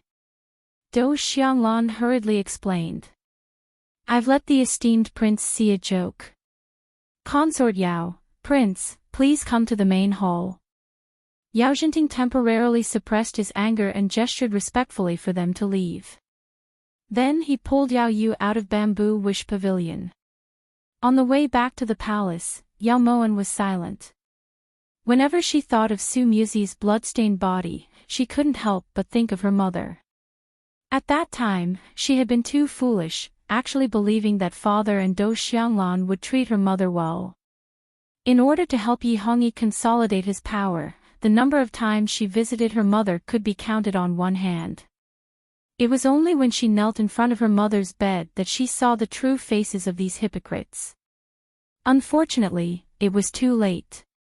Her jade-like fingers clenched so tightly that her knuckles turned white. Yao Imo didn't even realize that her palms were bleeding. Her beautiful eyes gradually became watery. The Prime Minister's wife is so domineering. You must have suffered quite a bit because of her, right? Said Yi Jun lightly when he sensed Yao Moen's tense body. Fortunately, those days are over. I won't let anyone bully me or the people I cherish anymore. Yao Moen took a deep breath and leaned lazily against the agarwood planks in the carriage. Her eyes swept over Yi Junqing and her lips curved into a confident smile. That's why you want to play dumb to please the emperor. As long as you have the emperor's protection, you don't need to be afraid of anyone. That doesn't seem right. You've been acting dumb since you were young. Could it be that you knew that you would be made a consort when you were young? Yi Junqing was confused by his own question. If Prince guesses correctly, then I'll tell you the reason. A faint smile appeared on Yao Moen's lips. It was rare to see Yi Junqing being this unclear. If this prince had guessed correctly, would there be a need for you to tell me? Yi Junqing suddenly felt like he was being mocked and glared at Yao Moen. As expected of an ambitious and ruthless character who has fought on the battlefield for a long time. Your reaction is really fast. Yao Moen's smile deepened. However, Yi Junqing couldn't tell that Yao Moen was praising him. Right at this moment, the curtain of the carriage was suddenly lifted, and a plainly dressed man shockingly boarded the carriage. This subordinate greets Consort Yao. Greetings, Your Highness. Has Prince been well these past few days? The sonorous voice had a unique accent to it. Yi Junqing was startled by this and looked towards the newcomer in confusion. Thunder Rush. Didn't you return to the countryside to farm? The newcomer was none other than Ben Lei from the Su Palace that day. Ben Lei felt that farming really didn't have a future, so he joined Consort Yao and became a hidden guard. Only now did Yi Junqing notice that Ben Lei was actually cupping his hands towards Yao Moen. You defected to her. You know who she is. Yi Junqing was suddenly confused as to what was going on. The subordinate he was most proud of and most loyal to had actually thrown his lot in with this woman who only knew how to feign ignorance. Who she is not important. What's important is that she is Ben Lei's master. Ben Lei replied solemnly. It seems that Prince is feeling a bit regretful. Such a loyal guard has been taken advantage of by Moen. Yao Moen added fuel to the fire when she saw Yi Junqing's shocked expression. Humph. From the looks of it now, he wasn't loyal enough, said Yi Junqing hatefully. Ben Lei, how are things going? Yao Moen ignored Yi Junqing, who had turned his head away indignantly, and looked towards Ben Lei with a solemn expression. Consort Yao, don't worry. Ben Lei has already followed Consort Yao's instructions and taken over your business in Mangyuan. Ben Lei's words were vague, but in reality, he had taken over the covert operation that Yao Machine had secretly established in Mangyuan, as well as a few large money-making businesses. You have business in Mangyuan. Yi Junqing looked towards Yao Moen in confusion.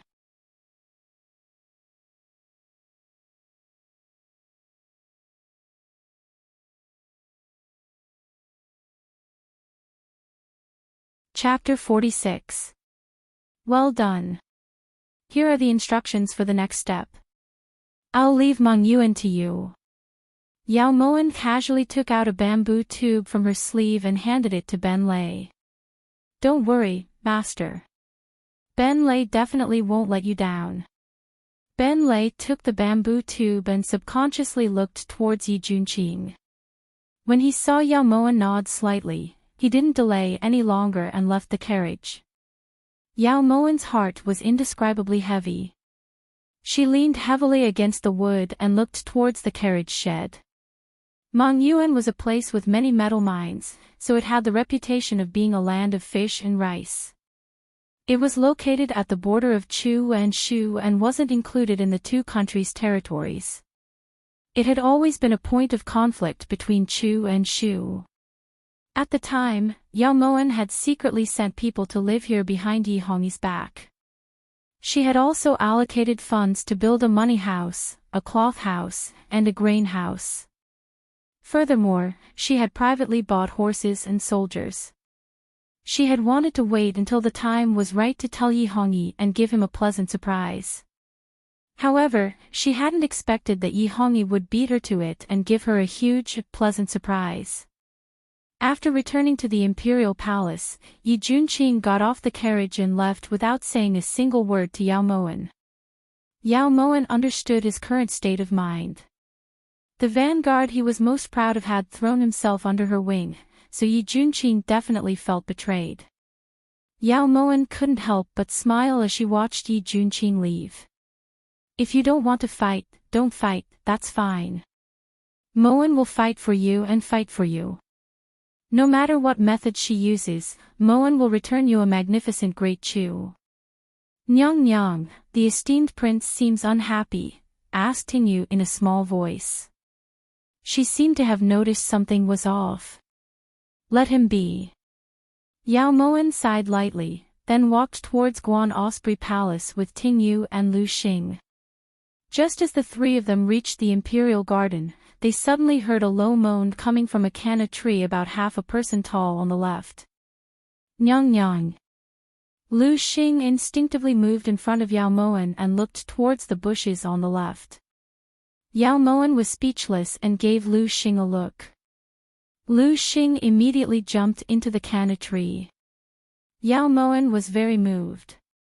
She suddenly thought that even if there was a mountain of blades or a sea of flames, Lu Xing probably wouldn't hesitate with just a glance from her. After about half the time it took to drink a cup of tea, Lu Xing walked out carrying a palace maid covered in scars. Nyang Nyang, she's not dead yet but her injuries aren't light.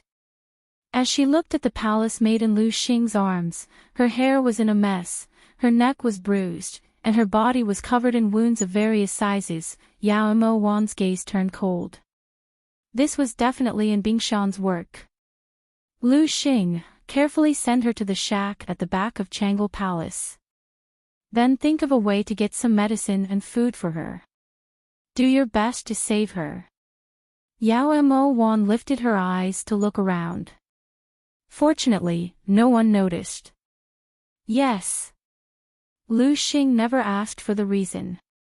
As long as Yao Moen gave the order, he would do it. After Lu Xing left, Yao Moen finally calmed down and brought Tingyu back to Guan Osprey Palace.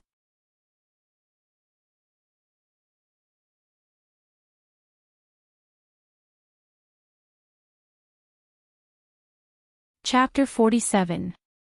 Your Majesty is reading, one or doesn't dare disturb you. Yao Moen gathered her thoughts and walked over with her delicate face. Her hands very naturally landed on Yi Hongyi's palms. She glanced sideways and saw the title of the book, Ancient Style of Famous Generals. Yao Moan remembered this book. It recorded the glory and disgrace of all the famous generals. The cause of death was especially detailed. Was it still not enough to keep Yi Junqing in the imperial palace? Yi Hongyi just didn't feel safe like this. It was as if in his eyes, everyone had the possibility of betraying him. It was just a matter of whether they were big or small. Zhen was waiting for you. I only read books when I'm bored. If you come back, Zhen naturally won't have to read these boring books anymore. Zhen's little vixen is much more interesting than these books. Yi Hongyi wrapped his arms around Yao Moan's waist and held her between his legs. He twirled her hair around her chest. They clearly hadn't parted for long, but he actually felt a bit reluctant. Wanner also misses your majesty. Yao Moan hooked her arms around Yi Hongyi's neck, her small face sticking to his chest. Her plain eyes flashed with a deep light. On the bed, two entwined bodies pressed against each other. Yi Hongyi was completely indulged in this wonderful feeling, unable to extricate himself. Below him, Yao Moan's jade finger lightly lifted, the pad of her finger brushing across Yi Hongyi's sharp brows. Your Majesty is so beautiful. Yao Moan praised sincerely. At that time, Yi Hongyi had been the most dazzling man in the world in her eyes. He had hooked her soul and made her wholeheartedly unwavering until death. But now, what Yao Moan saw was clearly a ravenous wolf, a beast with a black heart. Ah! Yao Moan's innocent gaze and ambiguous actions finally made Yi Hongyi soar into the clouds. He felt a carefree feeling he had never felt before.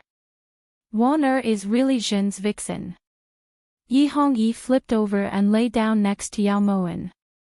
He tenderly pulled her into his embrace and stroked her snowy shoulders. When Zhen went to court today, there were many officials who spoke ill of your father in front of Zhen. What do you think we should do? Why did they speak ill of father? Did father do something wrong?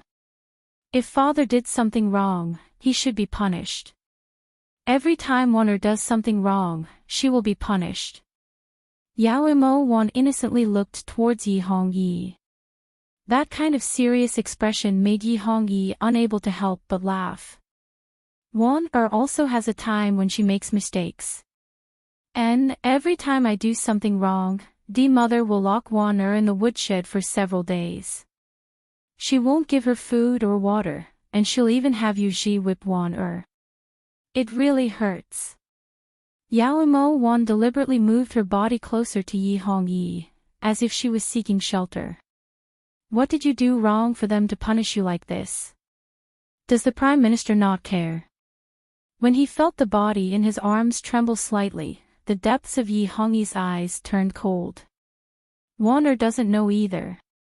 Perhaps Wanner isn't as smart as eldest sister, and I'm not as likable as second sister. In any case, Wanner's words are always wrong, always making the mother angry. Your Majesty. If only Wanner wasn't so stupid. Yao Moan's voice carried a heavy sobbing tone as her body trembled even more violently. You're tuning in to the LoveLore Library YouTube channel. We're so grateful for your support, and don't forget to subscribe to join us on this incredible journey through captivating stories. Your generosity through donations truly makes a world of difference, as it's the primary source of revenue that allows me to expand and enhance this channel for you. Thank you from the bottom of my heart for being a part of this adventure.